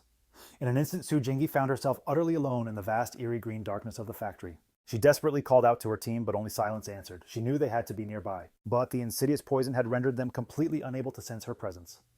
As she put the chilling pieces together, she finally understood the full extent of the trap. Candle Knight had deliberately led them to this factory, which served as the territory for a far more powerful creature, a colossal serpent she had only faintly sensed moments earlier. As if summoned by her very thoughts, the enormous armored head of a shadowy serpent with piercing, glowing green eyes loomed over her. It was then she understood that unlike Candle Knight's straightforward dark power, this new creature's black mist was actually a potent poison, and they had been unknowingly breathing it in since the moment they arrived. The gas worked silently, insidiously paralyzing its victims while simultaneously draining their spiritual energy. She realized fighting back would only deplete their power faster, leading to a certain and grim end. She could feel her own spiritual energy was nearly depleted, and without it she knew she would soon become just another one of its victims. As she finally collapsed to the floor, her strength completely gone, she despaired at the terrifying intelligence of a creature that was merely toying with them. She closed her eyes, wondering if this was truly the end. Lying defeated on the cold factory floor, Su Qingying saw a single brilliant ray of light slice through the oppressive green darkness above. A tiny flicker of hope ignited in her eyes. Suddenly, in a scene straight out of a reborn manhwa, the factory ceiling exploded inward as a blinding light flooded the entire room. Her eyes widened as a figure descended from the blast. It was Fang Yi. He landed gracefully amidst the rubble, his hooded figure a stark silhouette against the glowing hole in the ceiling. He stood defiantly before the giant serpent, immediately identifying it as a dark attribute creature. Without a moment's warning, the serpent lunged forward. Its massive fangs aimed directly at him. Simultaneously, the Candle Knight monster erupted from the shadows, launching a surprise attack from behind. Fang Yi expertly dodged the serpent's strike, only to come face to face with the snarling, rat-like beast. As both creatures closed in on him, he finally understood the full scope of the trap he had walked into. In a completely shocking move, Fang Yi allowed the Candle Knight monster to sink its teeth into his shoulder. As blood splattered, he calmly noted their surprisingly clever tactics. One creature to lure the prey and the other to deliver the final blow. He then taunted the beast latched onto his arm, sarcastically asking if it enjoyed biting people so much. In response, he unleashed his newfound power. Brilliant blue lightning erupted from his body as he challenged the monster to get a taste of his thunder attribute. At that very same moment, he unleashed a massive beam of golden solar energy from his free hand, which struck the lunging serpent head-on. Now completely covered in crackling electricity, and free from the stunned rat creature, Fang Yi turned his full attention toward the massive serpent, unleashing a torrent of golden flames as he challenged it to see how well it could handle the heat. The giant serpent retaliated with a furious roar, its enormous mouth gaping wide to devour its prey. With incredible agility, Fang Yi effortlessly dodged the attack. He vaulted through the air, his golden sword a radiant arc, and upon landing, he coolly directed the monster's gaze to his blade. It was an unmistakable challenge to the colossal beast, which recoiled slightly wary of the luminous weapon. Seizing the opening, Fang Yi launched a counteroffensive, soaring through the air to deliver a devastating slash across the serpent's face. His blade crackled with the raw blue energy of his thunder ability, and the impact of the strike was absolutely immense. However, the outcome was not what he anticipated. Rather than shattering its skull, the creature's head cleaved neatly down the center. It was a scene straight from a reborn Manhwa, revealing a second identical head beneath, as if it were simply shedding its skin. Fang Yi landed, his eyes wide with astonishment at this bizarre turn of events. The creature's bisected head then separated entirely, casting off its outer layer to unveil its true, fully healed form. As a verdant energy pulsed from its neck, Fang Yi knew this battle was far from concluded. The serpent convulsed in shock and agony as the residual thunder energy from Fang Yi's sword coursed through its entire body. It let out a furious roar as the electrical charge intensified, completely overwhelming its own dark power. Observing the creature writhe in pain, Fang Yi allowed a small, confident smirk to grace his lips. He knew the upper hand was his, having already sensed that this serpent's dark aura was far more potent than the Candle Knight's. It was then that his ingenious plan came to light when he attacked with his sword. He had deliberately suppressed the full might of his fire. Instead, he had utilized the blade as a conduit to carry and channel the thunder power from his palm directly into the serpent's system. Comparing the two beasts, he realized this serpent was a significantly more dangerous and evolved monster than the Candle Knight. Abruptly, a sharp pain flared in his shoulder right where the rat creature had bitten him. He hissed in pain, glancing down to see bizarre purple snake-like scales sprouting from the wound. The realization struck him, instantly confirming his suspicions. This was an intelligent mutated species, and its poison, delivered by its partner's bite, possessed a paralytic agent that allowed for silent, efficient kills. He could feel a throbbing pain from the injury, but he could also sense his Golden Sun breathing technique actively combating the venom. With a determined expression, he knew he possessed the perfect countermeasure. His Yang Flame power was capable of dissolving the poison, while the Golden Sun technique would simultaneously protect and heal his body. Finally, the Thunder power would purify any remaining traces. As the potent energies pulsed through his veins, Fang Yi recognized the incredible advantage of his combined abilities. This fusion of his Yang Flame and Thunder powers felt like an overpowered skill from a reborn Manhwa, giving him a distinct pain signal in the presence of any toxin, effectively acting as an early warning system. He knew he was fortunate. For anyone else, the serpent's insidious poison would have been utterly incurable. He surmised that for the serpent to have reached such a massive size, it must have depended heavily on ambush tactics. His mind flashed to the monster's lair littered with the skulls of its countless victims. With the Candle Knight serving as the perfect lure, the two creatures had formed a lethal trap, one that even the most elite pioneers couldn't escape, which explained why so many had vanished without a trace. But ultimately, none of that mattered now. As he watched the creature's colossal skeleton incinerate into ash within his holy fire, he knew its reign of terror had finally come to an end. Standing before the inferno, Fang Yi felt a deep sense of satisfaction. His inner flame was undeniably powerful, but it was the triple critical strike from his newfound thunder power that had truly sealed his victory. He felt a surge of confidence, certain that his combat prowess was now quite formidable even when measured against other high-level pioneers. He stood there in quiet contemplation. He lingered for a moment, watching the flames consume the last remnants of the monster. But just as he turned to depart, he froze, extending a hand as though sensing an unseen presence. His eyes narrowed with focus. He was not alone. Someone else remained. He spun around just in time to witness a figure stumbling out from the billowing smoke hacking from the thick ash. It was Su Qingying. She stood there silently, coated in a layer of soot and visibly exhausted but undeniably alive. As the haze finally dissipated, Fang Yi's gaze fell upon the unconscious members of the other squad, with Su Qingying sitting right in their midst. He immediately recognized her as the agent from the association and stated coolly that there was no need for pretense. He even added that her act of playing dead could use some improvement, a comment which caught her completely off guard. Flushed with embarrassment, Su Qingying hid her face, realizing this was the very same powerful pioneer she had been tracking. She scrambled for an excuse, claiming the pungent smell had roused her. Fang Yi, however, was not so easily deceived. He actually complimented her, noting that while her teammates were completely drained, she possessed the strength to maintain a small reserve of energy for self-preservation. If she had truly been unconscious, he explained her senses wouldn't have been sharp enough to smell anything at all. Utterly flustered, Su Qingying could only manage a mumbled, awkward thank you. Inwardly, she was reeling in amazement. He had seen right through her ruse. She had in fact conserved a sliver of her spiritual energy for protection. She couldn't fathom how he had single-handedly defeated both the Candle Knight and the Colossal Serpent. It was a feat straight out of a legendary reborn Manhwa. Noticing her discomfort, Fang Yi's tone softened. He told her there was no need to hide her face and that all he asked for was her honesty and her discretion regarding his identity. Seeing that she and her team were out of danger, he announced it was getting late and that he would be on his way. Su Qingying attempted to call out to him, but she was too slow. Remarking that an explanation would only ruin the mystery, he leaped effortlessly through the gaping hole he'd torn in the factory ceiling and vanished into the night sky. As he moved swiftly across the rooftops, Fang Yi reflected on the battle. He felt a sense of relief that Su Qingying hadn't attempted to absorb the dark power from the monsters, recalling its repulsive, chilling essence. A question lingered in his mind: why couldn't he absorb it himself? He speculated that perhaps the dark energy had already dissipated, Or maybe his own body had instinctively rejected the foul substance. He resolved to ponder it further back at home. Left alone within the cavernous abandoned factory, Su Qingying gazed up at the moonlit chasm in the ceiling where Fang Yi had vanished. She let out a sigh, frustrated that she hadn't managed to get a clear look at his face, and realizing he still harbored a deep mistrust for her and the association. Her moment of quiet contemplation was brief. Reassuming her role as a squad leader, she strode over to the unconscious captain of the destroyer squad and delivered a few sharp slaps to his face, ordering him to wake up. The man groaned. The man, his eyes fluttering open, bruised and disoriented.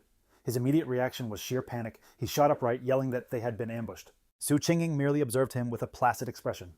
It was then that the leader and his squad members understood the source of her composure. The massive, smoldering skeleton of the giant serpent lay before them. They could only stare in absolute slack-jawed disbelief.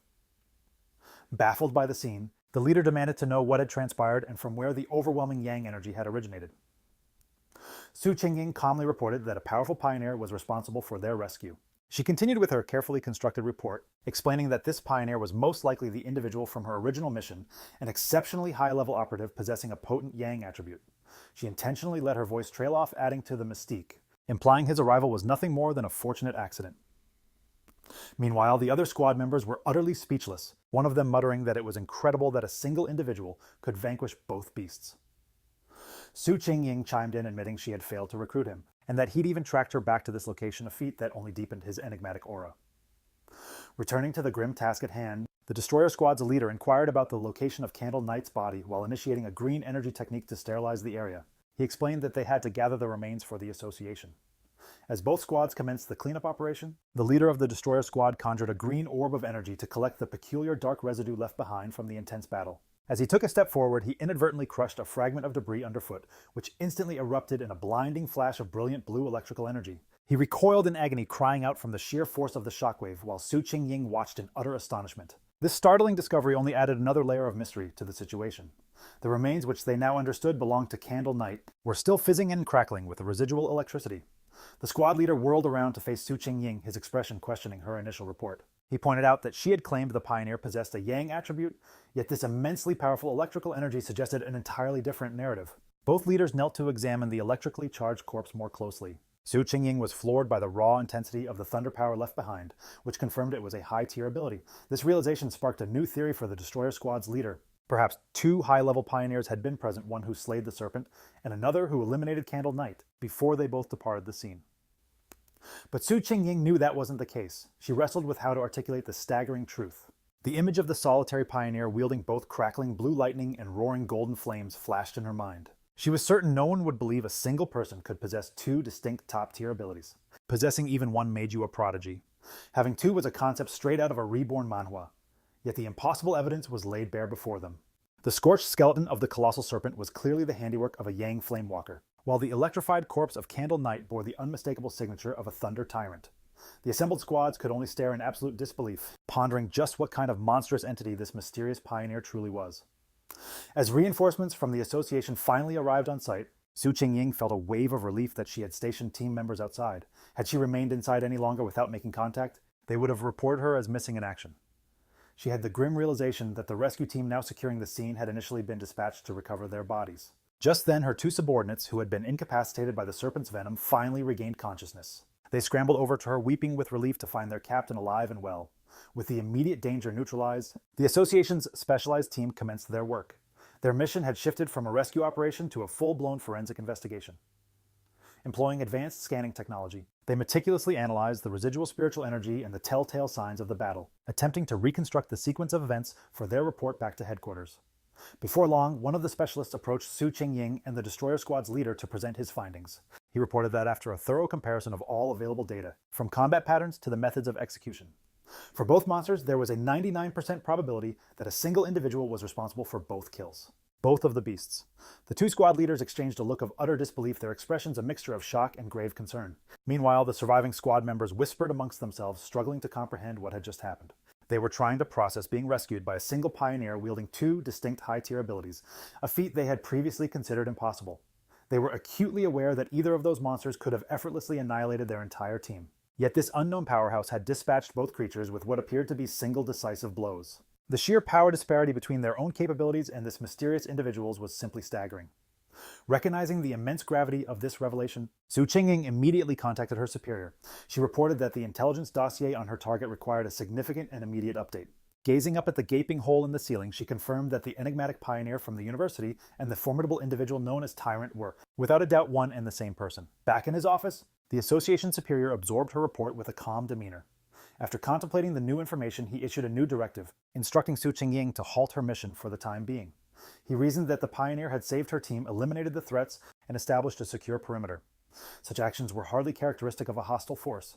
He further explained that he and the old veteran Major Han Li were not in agreement on the matter. On this subject, and for her own safety, as well as to avoid making a poor impression on a powerful potential ally, she was to cease all contact with Tyrant for now.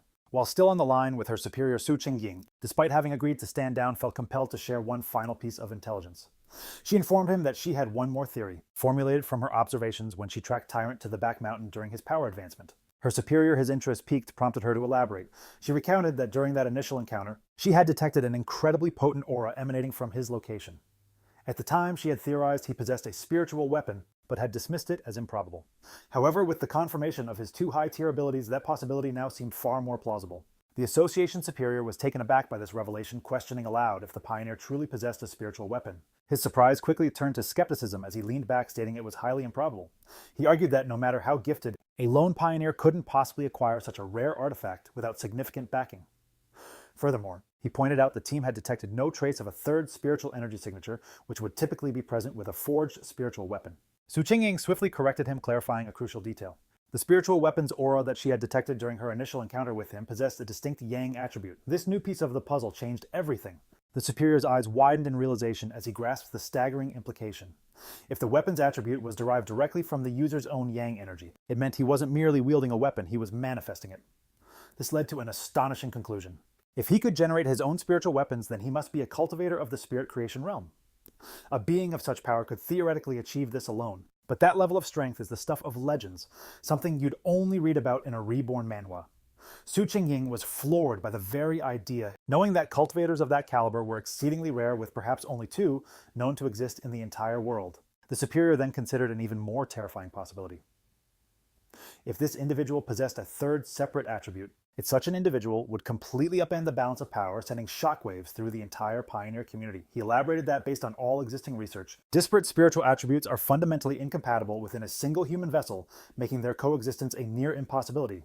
To date, not a single pioneer has ever been verified to possess three distinct spiritual attributes. Consequently, if the pioneer in question truly wields a spiritual weapon, the absence of a third energy signature might paradoxically be a silver lining.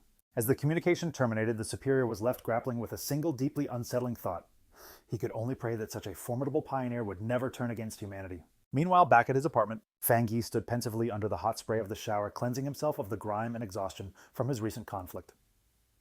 As he toweled off, his mind turned to the precarious state of the world. He knew there was less than 1 year until the official spiritual energy revival, a cataclysmic event straight from the pages of a reborn manhwa.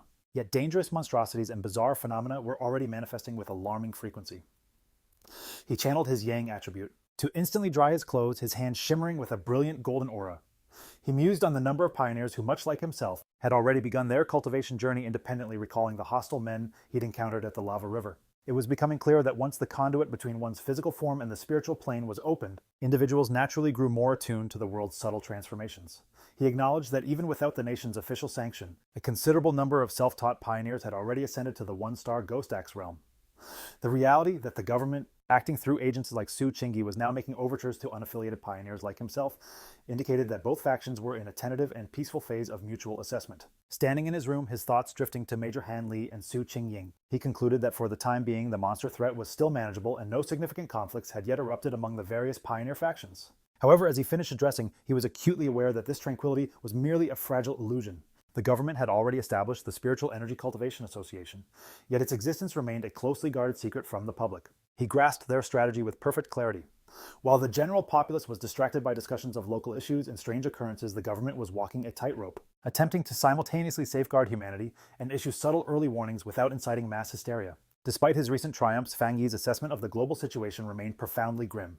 He understood the core problem was the government's lack of conviction to officially usher in a full-scale era of cultivation. With such an immense population, he knew that once the complete truth was unveiled, society would almost certainly devolve into widespread chaos and bloodshed. In the current climate, not even the officially sanctioned pioneers could contain the inevitable pandemonium, and the combination of internal strife and external threats from monstrous creatures would only exacerbate the crisis. He had to admit that the government's delicate, cautious approach was not without merit, knowing that human fear and panic could prove far more destructive than any beast.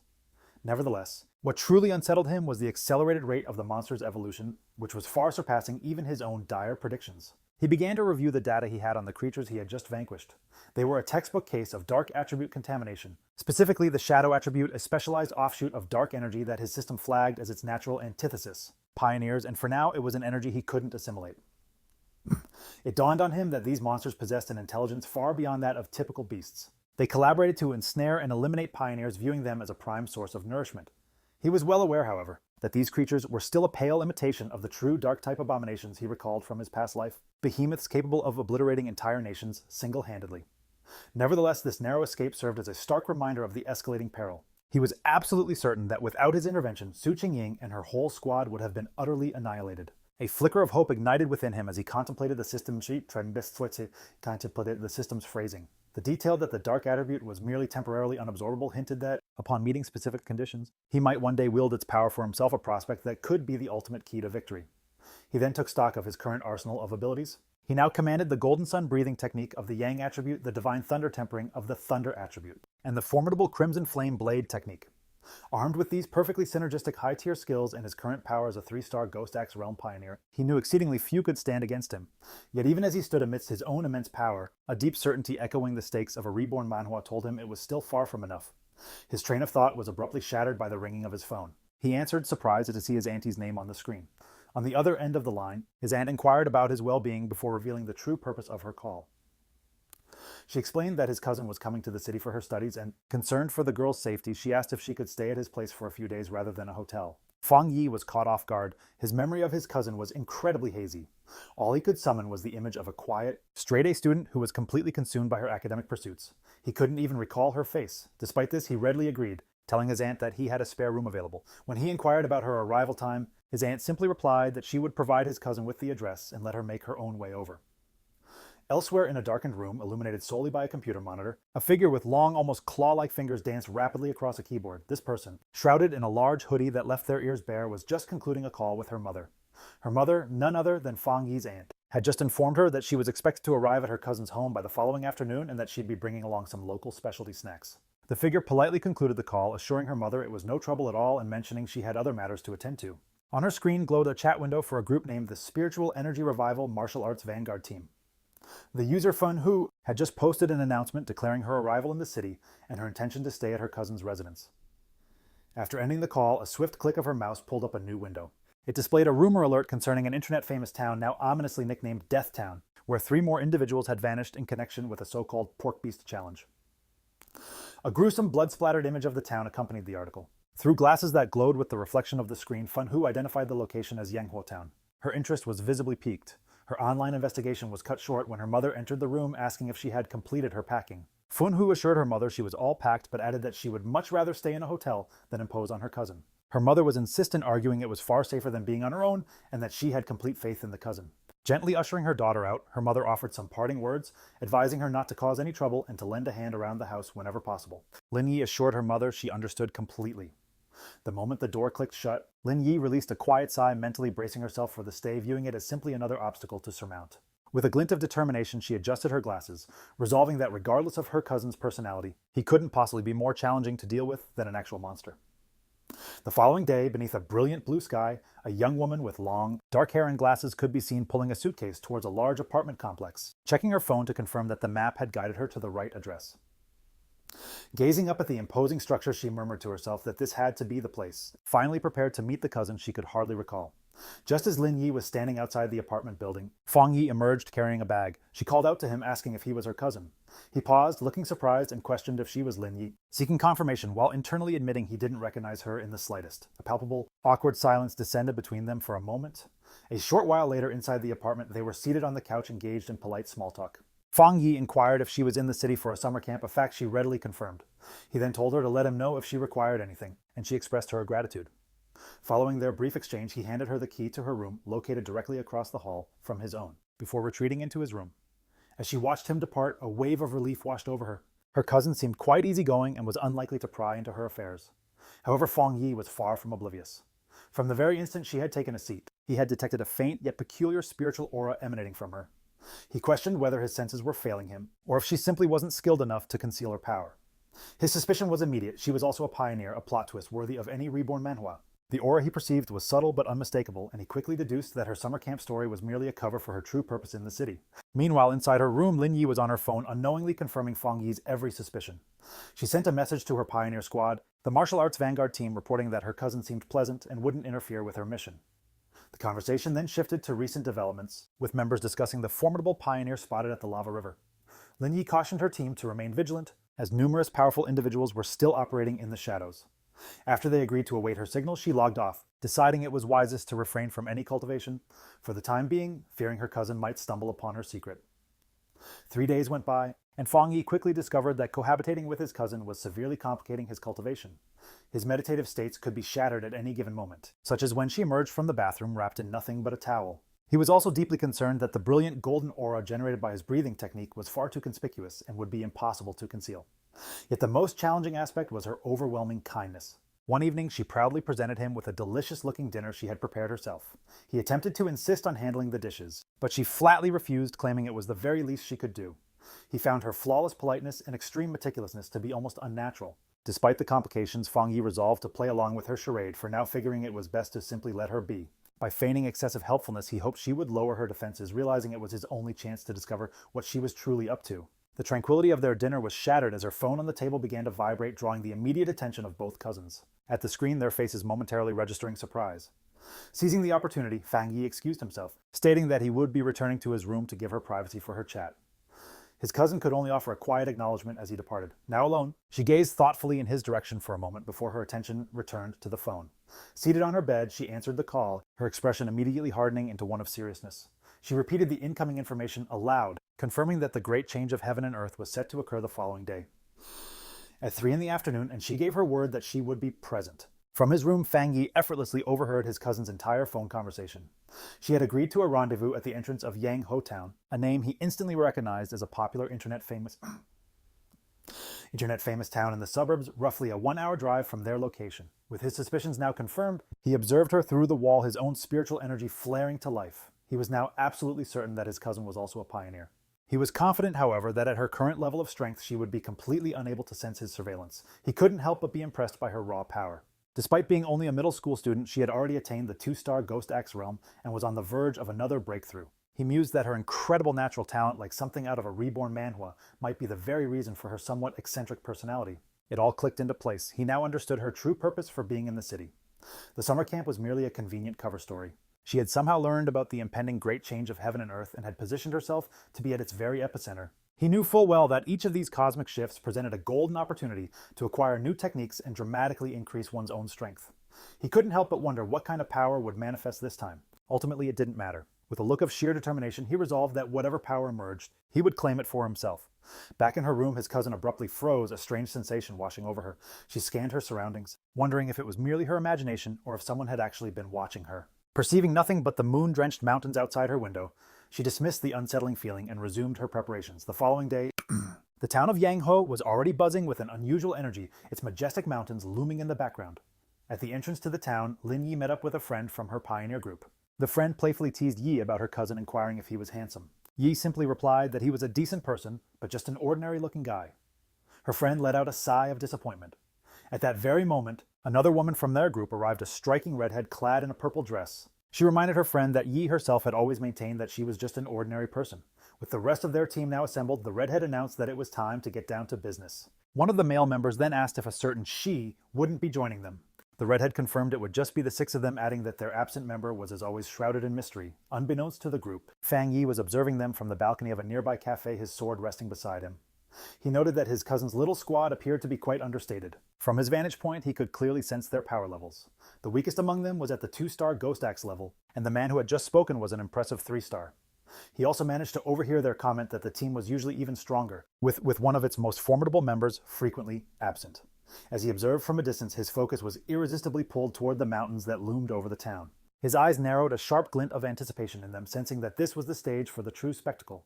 High above, in the mountain range, The cataclysmic shift in the world finally manifested. A colossal green vine descended from the clouds, appearing like something ripped from the pages of a fantasy reborn manhwa. This bizarre phenomenon occurred at random and wasn't inherently destructive, but for the pioneers, it represented a crucial key to deciphering the transformations gripping their world. Deep within the misty mountains, Lin Yi and her squad finally witnessed the unbelievable sight for themselves. The red-haired leader gazed upward in astonishment, confirming this was indeed what they had been searching for. The entire group stood frozen in disbelief before the immense pulsating vine. However, their sense of awe swiftly curdled into sheer terror. The team's thrill-seeking companion suddenly went white as a sheet, desperately urging the others to halt, insisting they should not proceed another step. She was trembling uncontrollably with a profound sense of dread, explaining that witnessing the vine up close filled her with a terrible premonition. The leader then questioned if they had seen the whispers circulating on their internal pioneer forums. The friend's terror, it turned out, stemmed from a particularly grim tale. She confessed that she had known some of the pioneers from a squad that attempted to make contact with the vine during its last appearance. They had been an elite force far more powerful than she was, yet every single one of them met a gruesome end. She went on to explain that after their ill-fated expedition, their final resting place became this very area, their skeletons now grotesquely entwined within the roots of a corrupted version of the vine. Completely overcome with terror, she clutched her head, her mind reeling in panic. She confessed a chilling certainty that they would all suffer the exact same fate. As the words left her lips, the reality around the group warped and they were no longer standing on a mountain trail. Instead, they found themselves trapped within a horrifying, pulsating cavern of red flesh. The very ground, a nauseating mass of organic tendrils. This vision of their demise was merely a terrifying premonition. Back on the actual Misty Mountain path, the squad's adventurous friend, who had once been naively scammed in an online romance, was still visibly shaken by the lingering feeling of dread. She admitted that while she had initially been prepared to accept the pioneer's gamble to either return wealthy or not, at all the very moment she laid eyes on the vine, she was struck by an all-consuming fear. Her instincts screamed that this was a new unknown and immensely powerful high-level monster, a mutation far beyond her capabilities. Tears welled up in her eyes as she choked out that she wasn't ready to die here and desperately wanted to withdraw. The red-haired leader and Lin Yi exchanged a look of understanding as they regarded their distraught teammate. They confirmed that they had all experienced the same oppressive sensation emanating from the vine. Lin Yi elaborated, describing it as a profound emptiness from within the wood attribute plant. It was a bizarre sensation, as if all of its life force had been devoured by time itself, leaving behind nothing but a hollow shell. This, she clarified, was the very reason they were all so terrified. The group arrived at a chilling conclusion: the vine was attempting to consume their life force. Just as their frightened friend was on the verge of a full-blown panic, Lin Yi firmly grasped her hand, her own face set with fierce determination. She declared that this was the path of a martial-class pioneer, a journey that demanded they confront such perils head-on. Unbeknownst to the group, Fang Yi was observing them from a nearby cliff. He too could sense the oppressive, suffocating aura of death radiating from the colossal vine. He noted to himself that of all the world-class monsters he had ever encountered, aside from those of a pure dark attribute, this vine gave him the most unsettling feeling. He had to concede this small squad possessed some serious fortitude, the audacity to even consider cultivating in such a treacherous location. He examined the creature more intently. While it was clearly a plant, a symbol of life, it exuded an aura of absolute death. It wasn't truly living, but rather an undead entity, masquerading as a living being devoid of any innate spiritual energy. He could discern it was grotesquely stained with the blood and remains of its previous victims. Meanwhile, back with the squad, Lin Yi had assumed command. Perched on the edge of a cliff, she addressed her team with newfound resolve. She declared that they had no time to squander and, fully aware of the peril, proposed a new strategy. Their plan was to cautiously probe the ambient energy of the area, investigating the monster from a safe distance without drawing its attention. Lin Yi was confident in her approach, believing that by assessing the monster's energy from afar, her team would remain securely out of harm's way. She selected a high vantage point in a tree and commenced her meditation, enveloping herself in a protective sphere of azure spiritual energy. From a distant clifftop, Fang Yi observed their movements. He was impressed by their prudence, noting that they had chosen a distance that was both secure and optimal for cultivation. He had to give credit to his top student cousin for correctly calculating the ideal range of position that was neither foolhardy nor overly cautious. As Lin Yi's cultivation intensified, the spiritual energy in her vicinity began to surge dramatically. Fang Yi watched in astonishment, realizing she was on the verge of a breakthrough to the 3-star Ghost Axe realm. He was genuinely impressed. His cousin possessed a talent reminiscent of a protagonist from a reborn manhwa. In a brilliant flash of cerulean light, she successfully achieved her breakthrough. Her teammates could only watch in awe, astounded that she had already attained such a formidable level of power. However, the immense energy disturbance from her advancement did not go unnoticed. Deep within the forest, the dormant roots of the colossal vine started to writhe and glow with an eerie green light. The pioneers felt the ground tremble beneath them, and one of the men glanced back in alarm as the entire group was seized by panic. The monstrous vine began to surge directly towards them, its tendrils erupting violently from the soil. The team's leader was utterly shocked that the creature could have possibly detected them from such a great distance. The vine's assault was swift and brutal. Vicious emerald tendrils shot up from the ground, ensnaring 2 of the male pioneers. The remainder of the squad scattered in terror as their captured comrades screamed for them to flee, warning that if they didn't escape immediately, they would all perish there. The team's leader swiftly deduced the cause of the disaster. Lin Yi's breakthrough had generated far too much of a disturbance, attracting the monster's attention. Just as she cried out, a warning, dark green tendrils began to coil around Lin Yi's protective barrier, which was still shielding her in her weakened post-breakthrough state. The leader knew they could not afford to be caught. Once the vine enveloped them, its deathly aura would consume them in an instant, under the immense pressure. Lin Yi's energy shield began to fracture. Chaos erupted as the red-haired leader attempted to drag her panicked friend to safety. The friend shrieked that they couldn't abandon Lin Yi, but the leader retorted, desperately demanding to know what she was supposed to do. She furiously questioned if she should expend her own precious spiritual energy to shield Lin Yi, essentially sacrificing herself just so her teammate could level up. As chaos consumed them, the red-haired leader tried to placate one of her male teammates who was vehemently arguing that they should abandon Lin Yi to save themselves. He coldly declared that life and death were ruled by fate, and if they lingered, they would all perish alongside her. He reminded her that they were merely strangers who had met by chance, and that her excessive sentimentality was a dangerous flaw. This chillingly practical perspective, however, only ignited the leader's fury. She shoved him aside, shouting that she would never abandon her teammate, even if it meant defying the rest of them. From his clifftop perch, Fang Yi observed the unfolding drama. He knew his cousin, still a mere student, was likely oblivious to the grave danger she was in, as she remained helpless in her meditative trance. The vine's power was staggering, and he was uncertain if even he could save her with his current level of strength. But he knew his action had to be swift, as the tendrils were already starting to splinter her protective barrier. He clenched his fist, a golden aura flaring to life around him. He had made a solemn vow to his aunt to protect her, and a promise made is a debt that must be paid. The red-haired leader vaulted into action, leaping through the grasping vines to reach Yi. She unleashed a powerful kick against one of the tendrils, shattering it with the sheer impact. But her victory was fleeting. Dozens more vines shot out, ensnaring her and trapping her completely. Just as the vines were about to crush her, Yi's protective shield finally shattered. But before the monstrous plant could seize its new victims, Fang Yi made his move. Soaring through the air, he unleashed 2 arcs of brilliant golden energy from his sword. The rest of Yi's squad could only watch in abject horror, screaming her name as they saw her defenses crumble. A massive, phoenix-shaped inferno of energy plummeted from the sky, impacting the massive vines with cataclysmic force. Fang Yi landed with grace in the now cleared area, a small pillar of golden flame rising from the ground where he stood, having rescued both his cousin and her valiant leader in the nick of time. As Fang Yi floated bathed in a brilliant aura of golden light, his very presence was enough to overwhelm the deadly vine. The surviving members of the Pioneer Squad watched in stunned silence as the monstrous plant, which had been moments from wiping them all out, ceased its attack and began to withdraw from the overpowering yang energy. The tendrils recoiled from the intense light, hissing and disintegrating as they retreated. As Fang Yi descended shrouded in a radiant glow, the pioneers could only shield their eyes from the blinding luminescence, scarcely able to process what was happening. The pragmatic male pioneer who had suggested abandoning Yi was utterly floored, questioning if this newcomer was just another pioneer. The red-haired leader, equally stunned, identified the power for what it was, the purest form of the yang attribute. She knew that only a high-tier power of this caliber could ever hope to push back such a potent, life-draining monstrosity. Meanwhile, the male pioneer suffered a complete crisis of confidence. He had always considered himself immensely talented, having reached the 3-star Ghost Axe realm in an astonishingly short time, a feat few in the nation could ever match. He knew that even the prodigious Lin Yi's skill was only just comparable to his own. And yet this mysterious stranger was on a completely different plane of existence. He looked down at his own trembling hands, then up at the glowing figure on the clifftop, feeling utterly insignificant. If pioneers like that existed, he wondered, then what were they? This was like a scene from a reborn Manhwa. The newcomer hadn't. He had simply overpowered him. In fact, he had crushed all of them with sheer, unadulterated strength. As Fang Yi stood bathed in the golden luminescence of his aura, his system flared to life. It had registered the potent wood attribute emanating from the deathly vine and initiated an auto-creation protocol, rapidly finalizing a brand new technique. The system interface promptly displayed the specifics of his newfound ability, Endless Vitality. It was a skill that could instantaneously siphon all ambient life force to rapidly mend any injury. As the vine's essence poured into his being, he was enveloped in a vibrant surge of green, life-affirming energy. He was astounded by the incredible wood attribute technique he had just acquired. It dawned on him that as long as life existed in his vicinity, he now possessed what was essentially a perpetual energy siphoning engine.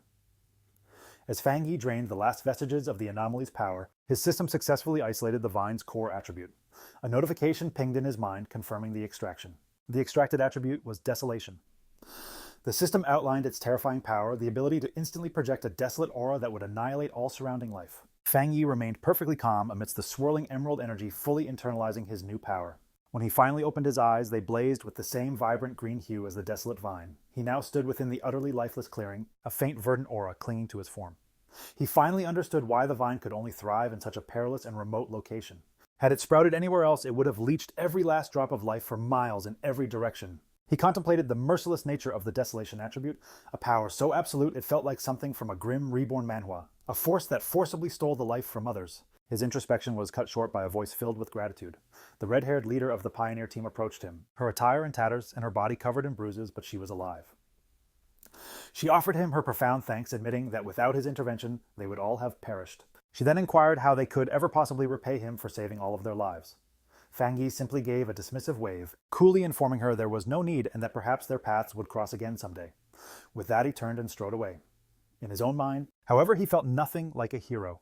He was keenly aware that this entire opportunity had only presented itself because of their intelligence. From his perspective, he was the true beneficiary of the entire situation. As for the internal conflict he had witnessed among the pioneers, it was of no concern to him. With a final powerful leap, he vaulted into the air, leaving the stunned squad in his wake. He understood that a person's true nature is starkly revealed in a crisis, and a fractured team like theirs would not last long in this perilous new era. Left behind in the desolate clearing, the adventurous girl and the disheveled man watched him depart. The girl, still reeling from the shock, wondered aloud what their next move should be. The man, however, replied with a tone laced with bitter accusation, asking if she now regretted her earlier hesitation to rescue their teammates, with the immediate danger eliminated. And with Fang Yi clearly at the third tier of power, the red-haired leader knew their only viable option was to remain united. A short time later, Ye's eyes fluttered open, glowing a brilliant sapphire as she emerged from her meditative state. Her teammates immediately rushed to her side, expressing their relief that she was finally full conscious. The same male pioneer who had suggested abandoning her now claimed that their very fate rested upon their leader's wisdom. Yet another teammate interjected, insisting their focus should be on the enigmatic stranger who had single-handedly saved them. Still disoriented, Ye asked what had transpired, her eyes falling upon her other fallen teammates, sprawled unconscious on the ground. Upon regaining her footing, she was instantly struck by the powerful, burning warmth of a residual yang attribute that had scorched a nearby tree. Even from a considerable distance, its intense heat was palpable. It was then that the shaggy-haired man stepped forward, offering to recount the events that transpired while she was out. Later that day, standing once more in front of her cousin's apartment, Yi was still struggling to process the incredible events. She found it impossible to believe that a being of such immense power truly existed. The words of her teammate echoed in her mind. He had called the enigmatic pioneer a veritable monster. He described how the vines they couldn't even manage to scratch had been effortlessly repelled by his power, and how the colossal beanstalk had retreated far into the heavens, no longer daring to approach them. Such was the overwhelming presence of the man who had saved them. She knew that even with him long gone, the vine remained subdued, a clear testament to his lingering power. She opened the apartment door only to be surprised by the sight of Fang Yi waiting to greet her, his expression etched with concern. Noticing her pale complexion, Yi hastily composed herself, mustering a faint smile to brush off his worry, blaming her exhaustion on a long and arduous day of studying. Fang Yi accepted her excuse, telling her she had certainly worked hard and should go get some rest. He offered to order takeout for dinner, and she readily agreed before retreating to her room. The moment the door was closed, she collapsed onto her bed, utterly exhausted. She knew that achieving a breakthrough was an incredibly draining mental ordeal that required immense concentration. She felt more tired than if she had pulled all-nighters for an entire month straight. Lying on her bed while scrolling through her phone, she felt a profound sense of relief. She was no longer just an ordinary person. A few sleepless nights wouldn't be the end of her now. She accepted that this constant, life-threatening struggle was the inescapable fate of a pioneer in a world that had begun to fundamentally change. She thought of her cousin's seemingly normal, peaceful existence, and knew with a heavy heart that such tranquility was a luxury she could no longer afford. Her quiet reflections were suddenly interrupted by a new message in her pioneer group chat. It was from a user named Jiaolan, the mysterious and powerful member who was seldom present. Jiaolan's message was brutally direct and left no room for interpretation. If any further traces are found of that powerful individual, inform me immediately. This was the very first time Jiaolan had ever spoken in the group, and it instantly captured Yi's full attention. She quickly replied, agreeing to the request, before posing a question of her own to the group. She asked if they believed the man who saved them could be the same person from the infamous Dark River lava dragon incident, and if that were the case, why would he help them? The whole situation felt like a plot from a reborn manhwa, and the chat immediately lit up with a post about the mysterious high-tier Yang attribute master. The post described his sun-splitting slash in meticulous detail, recounting how the original witness had been forcibly ejected from the cave by a blinding blast of white-hot light. The author of the post then declared with absolute certainty that no other pioneer in the entire sea country could hope to match his power, and warned everyone to steer clear if they ever encountered him. Meanwhile, Fang Yi was setting out for the evening on his bicycle. He was confident that after the day's harrowing events, his cousin would have finally lowered her guard around him, allowing him to come and go freely without arousing her suspicion. With this newfound freedom, he had a new mission in mind. The time had come to find a suitable vessel for his newly acquired desolation attribute. He knew this was the next step Realizing his power resonated most strongly with plant life, he set off on his bicycle, venturing into the night to commence his quest. As he pedaled through the deepening darkness, Fang Yi contemplated the optimal strategy for wielding his newly acquired desolation attribute. He was acutely aware that despite its immense potential, it remained a fundamentally malevolent power rooted in destruction and decay. He feared that imbuing his own body with it could trigger disastrous side effects, a classic pitfall for overpowered heroes in any reborn manhwa. Moreover, he was concerned its sinister nature would clash with the righteous, purifying energy of his thunder attribute. He concluded that the most prudent course of action was to find a suitable vessel, a carrier to house the attribute much like the bizarre vine he had vanquished. He theorized that the original vine monster came into existence when an ordinary plant, sensing the resurgence of potent spiritual energy, chose to undergo a rapid evolution, thereby manifesting the desolation attribute as a means to amass even greater power. With this understanding, a clear strategy began to crystallize in his thoughts. A confident smirk played on his lips as he realized he knew precisely where his destination lay. He followed a moon-drenched road guided by a sign that pointed toward the forest park. Upon arriving at the expansive urban park, he dismounted his bike and ventured deep into the woods. Beneath the glow of a brilliant full moon, he made his way through a field of vividly glowing flora. He understood that his task was to find the perfect candidate, a single plant capable of forging the strongest possible bond with his spiritual energy, one that exhibited a natural affinity for him. Closing his eyes, he began to concentrate, extending his spiritual senses outward. A vibrant green aura emanated from his body, spreading like a wave throughout the entire forest and enveloping the plant life within. He could feel a distinct response from the vegetation, a collective pulse of their own spiritual energy surging up to meet his own. He noted that while their collective response was significant, it still lacked the focused intensity he required. As Fang Yi persisted in broadcasting his spiritual energy, he knew he needed a far more powerful and singular reply from the plants in his vicinity. Abruptly, he froze his focus, instantly drawn to a particular spot within the woods. There, nestled in the tall grass, was a solitary white flower with a luminous center swaying gently as if beckoning him closer. He couldn't help but wonder if this was the vessel he had been searching for all along. He approached it with caution and extended a single finger. The moment his fingertip made contact, the flower's petals gently closed around it, and he could distinctly feel it drawing in the spiritual energy he was emitting. The flower then bloomed open once more, appearing content, as if it had just enjoyed a satisfying meal. Fang Yi knelt beside the blossom, a faint smile gracing his lips. He observed its remarkably potent spirituality. Despite being a mere plant, it had reacted to his touch with the eagerness of a ravenous puppy, greedily consuming his spiritual energy before affectionately brushing against his fingers, asking for more. In that moment, he knew he had found his perfect carrier. Out of all the life in the entire forest, this one small flower had exhibited the most powerful reaction to his aura, making it the ideal vessel for the desolation attribute. He spoke to the flower, telling it that it was the chosen one and asking if it was prepared. Not waiting for a reply, he unleashed a swirling vortex of green spiritual energy, concentrating its full force upon the small white flower. A system interface materialized before him, requesting his confirmation. Do you wish to forcibly implant the desolation attribute into this plant?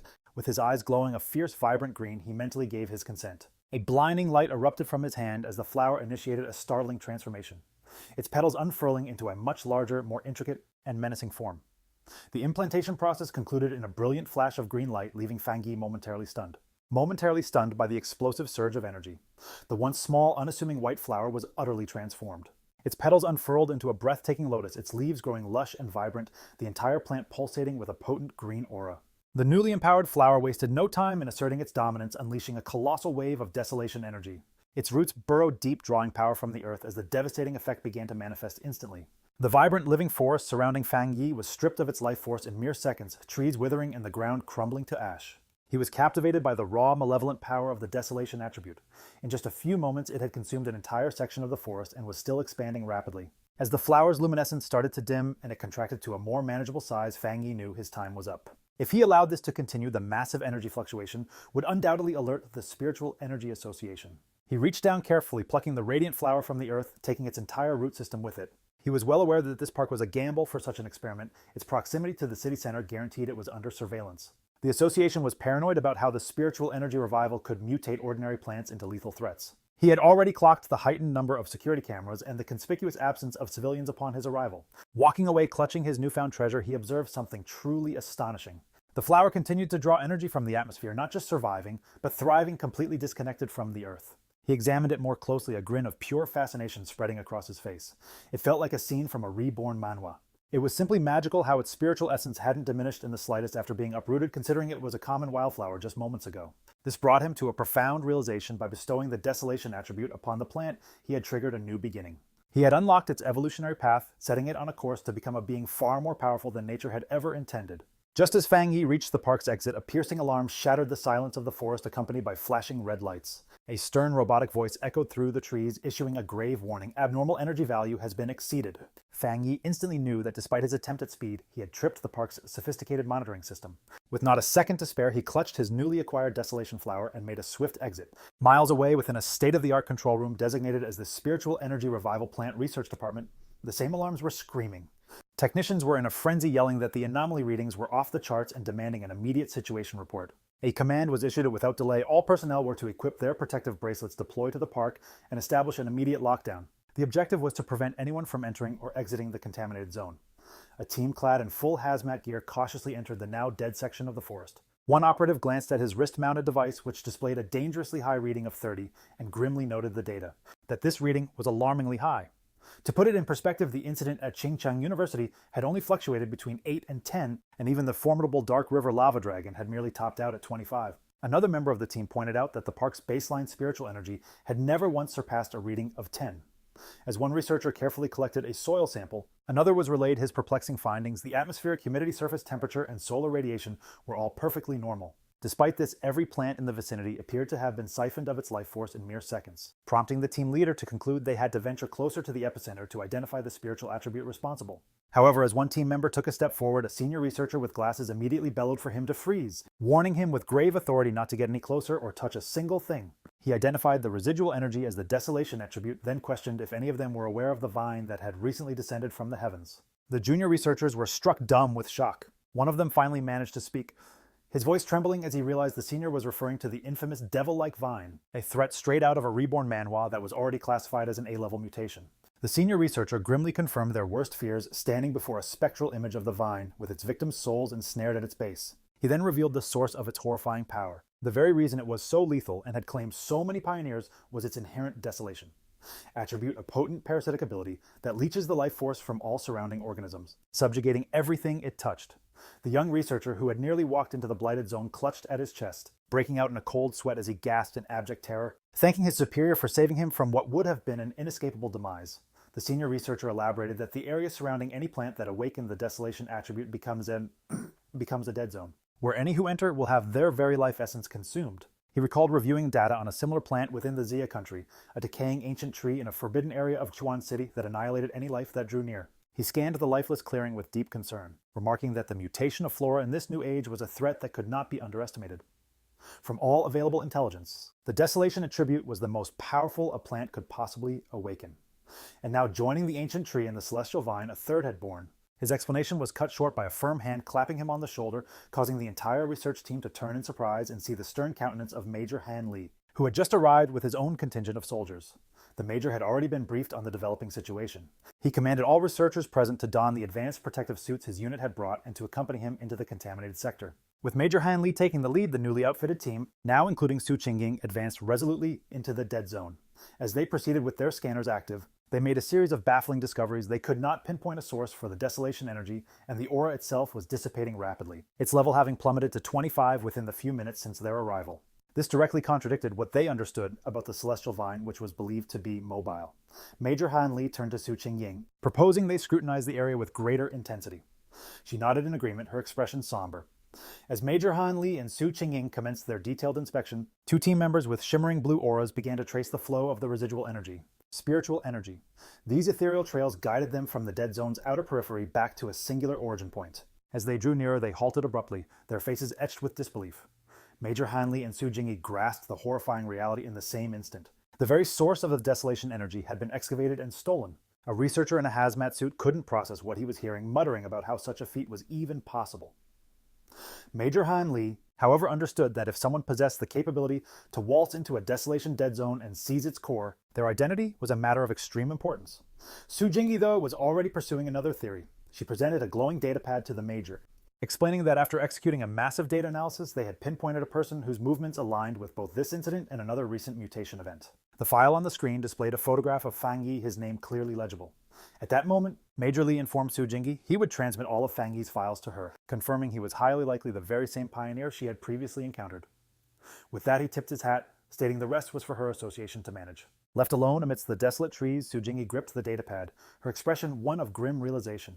2 hours later, back in his apartment, Fang Yi was gently placing his new desolation flower into a small pot. He smiled, musing that this was his first time ever raising a flower, and affectionately named it the obedient little white flower, telling it that since it now possessed the desolation attribute, it would cultivate power on its own and become a formidable ally for him. He knew its unique life-draining powers would be a decisive advantage in battle, and its deceptively simple appearance would serve as the perfect camouflage easily kept secret from his cousin. As he gently brushed a petal, he considered that in this dangerous new world, a life that felt like something out of a reborn Manhwa raw power was only one part of the equation. The true path to victory lay in having more secret weapons at his disposal. Fang Yi's quiet evening was shattered by the buzz of his phone on the table. He picked it up, surprised to see the caller ID Old Wang. He immediately recognized the name as his childhood friend Wang Liang, whom he hadn't seen in the 3 years since he'd departed to join the military. A brief flashback showed the two as close companions in their school days, a bond that was severed when Wang Liang abruptly announced his decision to enlist. Fang Yi answered the call. On the other end, Wang Liang's boisterous voice greeted him, asking if he had returned to town and inviting him out for a drink at their old hangout. Fang Yi was taken aback by how sudden it all felt. Wang Liang just chuckled, adding that he had a huge secret to tell him and that he shouldn't be too shocked when he heard it. However, this seemingly friendly reunion was a carefully orchestrated setup. After he hung up the phone, it was revealed that Wang Liang was not alone. He was in a poorly lit room reporting to a stern and heavily scarred woman with long, fiery red hair and a high-ranking military uniform. Su Jingyi was also present at the table. Wang Liang confirmed to the officer that he had performed his task as instructed. He then ventured a special request asking that if Fang Yi was not the individual they were seeking, that they would guarantee his safety.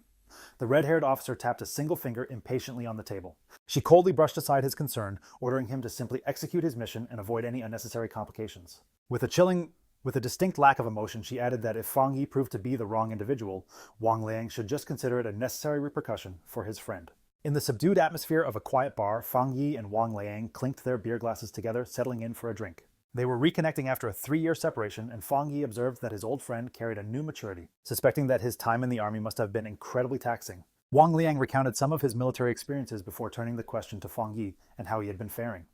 Fang Yi offered a simple reply stating he was doing well and had attended college. As he sipped his beer, his mind drifted back to his past life. During that tumultuous era, he never had the opportunity to meet Wang Liang again. He recalled with a grim certainty that his friend, a soldier, had likely fallen in some nameless battle. It felt like a tragic plot from a reborn manhwa, and he wondered if this second chance at life gave him the power to alter that fate. Just then, Wang Liang shifted the subject, his tone taking on a new gravity. He leaned in and asked Fang Yi if he'd witnessed anything unusual lately, things like zombies or monsters straight out of a film. Fang Yi was instantly on high alert. He knew it wasn't shocking for a military man to be aware of the spiritual energy revival, but the bluntness of the question felt like a deliberate probe of his knowledge. Feigning ignorance, Fang Yi asked what exactly he was trying to imply. Wang Liang let out a sigh, explaining that his intention wasn't to offer comfort, but a stark warning. He informed Fang Yi that in the immediate future, everything they held dear, education, wealth, social status, was about to become utterly worthless. The entire world order was on the verge of a cataclysmic shift. Fang Yi listened intently, his expression unreadable as he gazed into his empty glass. He understood that rank-and-file soldiers were bound by an oath of secrecy and were forbidden from leaking any information about the spiritual energy revival. This only confirmed his suspicion. The military had him flagged as a person of interest, and Wang Liang, his own childhood friend, had been dispatched to probe him for information. Wang Liang, noticing his friend's quiet demeanor, attempted to offer some reassurance. He told him not to worry, that as long as he kept what he knew to himself, he would be safe. But Fang Yi grasped the full gravity of the situation. Despite his feigned ignorance, he could see his friend was still trying to protect him. Even at the risk of violating strict military protocol, Wang Liang was subtly warning him to be wary of the impending changes. Their conversation was abruptly cut short when Wang Liang's phone started vibrating insistently. He answered, and an enraged voice on the other end commanded him to return to his unit at once and report to the designated target location within 10 minutes. Wang Liang's posture immediately straightened as he accepted the order, all while Fang Yi observed in silence. He shot up from his seat, apologizing profusely to Fang Yi and explaining that he had an urgent mission and would be unable to see him home. Just as his friend turned to depart, Fang Yi finally dropped the charade. He asked if the mission was connected to the spiritual energy revival, and then instructed his friend to take him along. Wang Liang froze in his tracks, turning back to look at Fang Yi, his face a mask of shock and confusion. In response, Fang Yi rose to his feet and seized his friend by the collar. He demanded that Wang Liang take him to meet his superiors, making it clear that he was fully aware of the true purpose behind their reunion. He then reassured his friend, stating that while he didn't know the full extent of what his superiors knew, he was certain that Wang Liang would never intentionally harm him. He clarified that his real interest lay in understanding what the military was grappling with, as he was certain it was connected to the monumental changes sweeping across the world.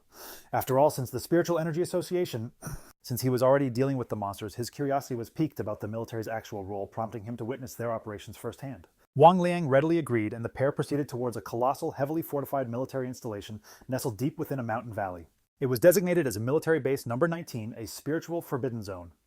As they approached, Fang Yi was immediately taken aback by the sheer density of spiritual energy permeating the atmosphere, noting that its concentration likely surpassed even that of a standard pollution zone. Upon their arrival, they were intercepted by a squad of soldiers, one of whom sternly instructed Wang Liang to rejoin his team. Following a swift security check, the soldiers granted Fang Yi access to the base, guiding him down a brightly illuminated corridor.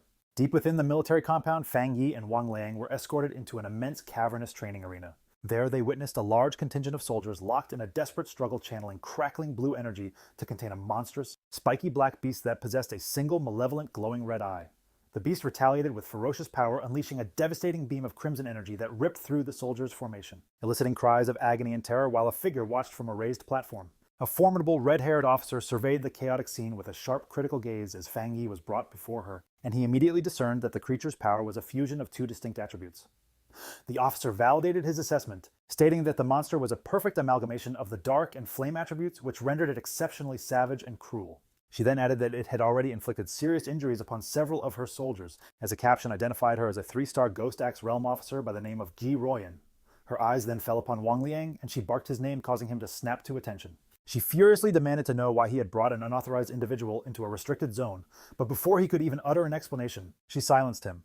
Her expression softened slightly as she dismissed the issue, explaining that the current situation was far too urgent. They desperately needed him to join the defensive formation at once. Her gaze then shifted, landing squarely on Fang Yi, where she saw nothing remarkable about him, noting his spiritual energy was only faintly active. For a fleeting moment, she wondered if he could possibly be the powerful pioneer they were searching for, but quickly dismissed the notion, knowing her focus had to remain on the battle. She then issued a stern warning to him. Since he was Wang Liang's friend, she kept it brief, but emphasized he was in a highly restricted area. Consequently, his life was now solely his own responsibility, and he was to maintain absolute secrecy about everything he witnessed. Fang Yi simply replied with a calm, "I understand." With that matter settled, Giroyan seized command, hoisting a massive energy cannon. She bellowed the names of 2 of her soldiers, and the men instantly sprang into action. Their bodies wreathed in blue energy as they engaged the monster in close quarters combat. Ji Royan then took aim with her cannon and unleashed a colossal blast of pure energy directly at the creature. The attack struck the beast head-on, triggering a massive explosion. Yet the creature was far from defeated. It unleashed a furious roar as its shadowy form began to throb with a terrifying crimson light, its fanged maw expanding, growing larger and more menacing. It was a classic trope, like something from a reborn Manhwa, where the attack only enrages the final boss, causing its mutation to accelerate violently. The enraged monstrosity lashed out with its enormous claws, prompting one soldier to scream a warning to his comrade. While the other soldier managed to parry the strike, the sheer force of the impact sent him hurtling through the air, backward. Ji Royan instantly seized command, barking orders for her team to maintain their distance and avoid any recklessness. She understood they needed to eliminate the creature before its evolution could reach a completion, a fact Fang Yi observed from the sidelines. He was genuinely impressed by the soldiers' performance, witnessing a highly trained unit of comrades bound by absolute trust. Their discipline and coordination were incredible. He recognized that every single member was crucial to the operation's success. Together, they could unleash a power far exceeding the sum of their individual strengths. A thought shattered as abruptly as a scene from a dark reborn Manhwa. He realized the monster's power was escalating at a terrifying rate and screamed at them to retreat, warning them that they were outmatched. In its current state, the creature was simply too powerful, but his frantic warning was swallowed by the ensuing chaos as the monster unleashed its attack. A colossal blast of dark purple energy erupted from the beast, violently hurling the soldiers through the air, yet Jiroyan refused to yield. She ordered her team to elevate their alert status and immediately upgrade the restricted area's official mutation level, her voice a furious roar. She commanded that no one was to fall back under any circumstances, but it was already too late. The monster's transformation was now complete. Before them stood a colossal demonic beast wreathed in black and red flames, its eyes radiating an aura of pure malevolence. One of the soldiers cried out a terrified warning. The fiendish hound had fully assimilated the dark attribute, finalizing its mutation. The creature's singular eye, now a blazing red orb of malice, locked onto a new target, fixing its gaze upon Wang Liang. Wang Liang could only stare back, paralyzed by sheer terror, while both Jiroyan and Fang Yi reacted with abject horror. They realized with a sickening jolt that Wang Liang's life was hanging by a thread just as the monster finished its evolution. As it lunged forward in a cataclysmic blast of power, a soldier was sent flying backward by the overwhelming surge of energy. Ji Royan immediately roared for her team's attention, officially announcing that the sea-level fiend had fully mutated and was now reclassified. It was now a B-level threat, necessitating an immediate and drastic change to their battle strategy as the soldier was thrown violently. Hitting the ground hard, he coughed up a spray of blood, and Fang Yi immediately rushed to his side, catching him before he fell. "Are you all right?" Fang Yi asked, but the injured soldier explained he had been attempting to channel spiritual energy into the monster's restraining collar. However, the creature's evolution had triggered a violent overload, causing the device to detonate right in his face. Despite coughing up a thick black fluid, the soldier tried to put on a brave face, telling Fang Yi not to worry about the officers of Restricted Area 19. Fang Yi could only watch with a grim, furious expression as Gi Royan, realizing her conventional weapons were now useless, let her own weapon fall. The heavy energy cannon clattered to the ground as she stood before her remaining troops, her determination as solid as steel. She then issued a final desperate command, no matter the cost, even if it meant sacrificing their very lives, they could not fail. They absolutely could not allow this B-level mutation to escape the confines of the restricted zone. But just as she and her team prepared to make their final stand, Fang Yi stepped directly in front of her, obstructing her path. Gi Royan demanded to know what he thought he was doing, a question he completely ignored as his eyes and hand began to pulse with a brilliant blue light. Arcs of raw lightning began to crackle around his form, an unmistakable sign that he was about to enter the fray himself. Enveloped by crackling blue lightning, Fang Yi taunted the monstrous creature, his eyes glowing with power as he questioned just how tough it really was. He then surged toward the mutated beast, his entire arm transforming into a bolt of brilliant blue energy aimed squarely at the creature's head. The impact was catastrophic. A massive explosion of divine thunder erupted at the point of contact, utterly overwhelming the monster. The sheer force of the attack unleashed a devastating shockwave, sending the nearby soldiers hurtling backward through the air. A stunned soldier stammered in disbelief, recognizing this as the very same B-class monster that had proven too much for even their commander. Commander Gi Royan to handle alone. Wang Liang, equally staggered, turned to Gi Royan and demanded to know if his friend was truly the person they suspected. With a grave expression, she confirmed their suspicions were correct, declaring that he was, without a doubt, the pioneer known only as the Tyrant. Fang Yi stood composed before the smoldering beast, which was still aflame but clearly wounded. Realizing it wasn't completely defeated, he remarked that he would have to finish the job. He then warned Gi Royan and Wang Liang to stand back for their own safety. Gi Royan observed him, her mind racing as she considered how her entire squad required a complex formation just to confront a single B-class threat, yet he was preparing to handle it all by himself. She wondered about the true nature of his power. It was like a plot from a reborn Manhwa. She had to admit his was the most extreme manifestation of the thunder attribute she had ever witnessed. She knew that even now he ranked as a top-tier pioneer in the entire nation, and she started to contemplate his terrifying potential once the spiritual energy revival reached its peak. As Fang Yi raised his hand again, gathering an even greater concentration of electrical energy, a look of pure shock crossed Gi Royan's face as she glanced up to see a massive storm of thunderous energy coalescing in the sky directly above him. She couldn't help but wonder just how frightening his power would become as he continued to evolve. Taking one final step forward, Fang Yi unleashed the full unbridled power of his thunder attribute. A colossal pillar of brilliant blue lightning erupted from the ground where the monster stood, a spectacular display of power that truly befitted his codename, the Tyrant. His eyes, still crackling with residual electricity, held a serene yet formidable determination. As the blinding light from his assault began to subside, the surviving soldiers could only watch in absolute terror. One remarked to his comrade that the sight sent shivers down his spine. While he could withstand the monster's corrosive dark power, the pure destructive force of that thunder was on an entirely different plane of existence. Once the dust finally settled, Fang Yi casually gave a thumbs up to his friend, announcing that the threat had been neutralized. Wang Liang immediately rushed over, yelling with relief, exclaiming that Fang Yi had scared him half to death. Overjoyed, Wang Liang playfully slugged his friend on the shoulder, laughing that he never imagined his old friend could be so overwhelmingly powerful. The mood then shifted as Wang Liang grew serious and apologized, admitting that while he had suspected Fang Yi was a pioneer, he was duty-bound to follow orders. Fang Yi simply brushed it off, asking why his friend was being so formal after 3 long years apart, reassuring him that he completely understood. Their reunion was cut short as Gi Royan approached them. She formally expressed her gratitude to Fang Yi for his assistance, extending her hand as a gesture of respect. With a slight smile, Fang Yi accepted her thanks. He shook her hand, replying that it was no trouble at all and that he had primarily acted to save his friend. She then formally introduced herself as Gi Royan, the warden in charge of Forbidden Area 019. She explained that because he had single-handedly saved the entire base, she was required to file an official report. A formal report, and politely asked if he would be willing to provide his contact details. Fang Yi agreed without a moment's hesitation, as Wang Liang observed from the side, silently marveling at the bizarre spectacle of his typically stern commanding officer acting with such profound respect toward his childhood companion. Once the official procedures were complete, Jiu Yan made a direct and serious proposition. She explained that Fang Yi's power level exceeded that of many of the military's own specialized pioneers, and thus formally invited him to join their ranks. Nevertheless, she conceded that an invitation coming from a single base warden such as herself was likely not compelling enough to sway him. Internally, she was still attempting to process the sheer magnitude of his strength. The thing that astonished her most was discovering that he was also a 3-star Ghost Axe realm cultivator, the very same level as her. And yet, his capabilities had soared to a plane far beyond the established limits of that realm, marking him as a true monster of unimaginable power. Fang Yi calmly asked Jiu Yan if she genuinely believed she was unqualified to recruit him. Feeling the full weight of her superior's authority, she confirmed his suspicion, stating there was no denying it. She went on to explain that the directive to engage him had been issued by High Command, and she was certain they would personally extend an invitation to him in the near future. Fang Yi let out a soft laugh, telling her that such formality was unnecessary. He then placed a hand over his chest and clarified that he held a genuine respect for all of them. He knew full well that not everyone possessed the fortitude to sacrifice themselves for the sake of others. Admitting this was the first time he had ever witnessed soldiers in the heat of battle, and what he had just seen had left a profound impression on him. Touched by his sincerity, Zhu Yan could only offer a quiet thank you in response. He then presented an offer of his own. He informed her that should they ever encounter trouble in the future, they were free to call on him for assistance, just as they had always done for ordinary citizens like himself. However, he attached one significant condition to his offer. They could not interfere with his personal cultivation or impose any restrictions on his freedom. His startling proposal left Zhu Yan momentarily dumbfounded. With their business concluded, Fang Yi remarked that it was getting late and that he ought to be on his way. Zhu Yan agreed, noting that she and Wang Liang still had to dispose of the mutated creature's carcass and that she would arrange for someone to escort him back. As he stood there before the soldiers, Fang Yi finally comprehended the military's true role in this new era.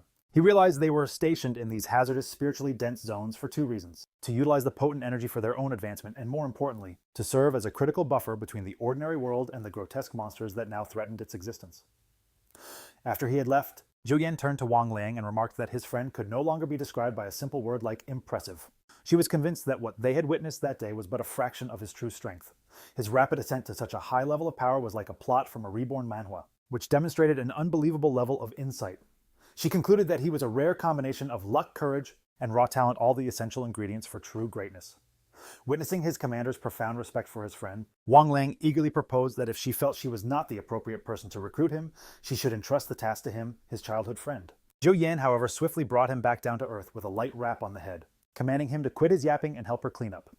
Left with no choice, he reluctantly agreed and was promptly put to work. Later that evening, Fang Yi sought the solitude of his apartment building's rooftop, where he entered a deep meditation enveloped by a magnificent golden aura. His mind drifted to his earlier encounter with the military, acknowledging that while the excursion had indeed exposed his identity, he had shrewdly revealed only his thunder attribute, concealing the full extent of his abilities. Judging by their deferential treatment, he concluded this was a massive strategic advantage. It was now crystal clear to him that his rare thunder affinity was the perfect countermeasure against the shadowy monsters the military battled, instantly marking him as an invaluable asset. He knew they would seek to recruit him, not threaten him, which in turn would grant him access to the most efficient paths to power and the latest intelligence. Furthermore, the day's events had vividly illustrated the distinct roles of the nation's two primary pioneer organizations. The military, personified by Gilroy, acted as the Night Watchers, the silent guardians protecting the nation from the shadows. The Spiritual Energy Cultivation Association, with agents like Su Qingying, was responsible for neutralizing the threats that managed to infiltrate the cities, prioritizing the protection of civilian life above all else. He finally grasped the government's two-pronged strategy, using the forbidden zones to quarantine the greatest dangers while methodically drip-feeding information to the public about the world's impending changes. This cautious methodology was buying precious time, staving off a societal collapse into utter chaos. As he deepened his meditation, a radiant sphere of golden energy pulsed within his core. He observed that despite absorbing the potent energy of the Forbidden Zone, he hadn't experienced an immediate compulsion to level up. That sensation, however, was about to change dramatically. A torrent of golden energy surged through his very being as fractures of pure power spiderwebbed across his face. Having spent even a short time in such a spiritually dense environment had filled his reserves to overflowing. He recognized the telltale signs instantly. He was on the cusp of yet another momentous breakthrough. Meanwhile, on the streets far below, his cousin Lin Yi was heading home with groceries, idly wondering if he had returned yet. She mused that if he were home, she could finally have him sample her latest cooking. Her mundane thoughts were violently shattered as her gaze lifted to the sky, witnessing a colossal pillar of golden light erupting into the night from the direction of her own apartment complex. Her eyes flew wide with a mixture of shock and alarm, a reflection of a flaming divine axe materializing in her pupils as she recognized the potent energy signature of a ghost axe realm advancement. But just as quickly, she knew she was profoundly wrong. The sheer magnitude of this power manifesting as a titanic fiery divine axe in the heavens was far too terrifying for any ordinary breakthrough. It was like a scene straight out of an epic reborn manhwa, where the world itself bends to a character's will. She could only gape in utter disbelief, her mind reeling with the question of whether another supremely powerful pioneer was making their move in the city. On the street below, Lin Yi stared skyward, completely dumbfounded.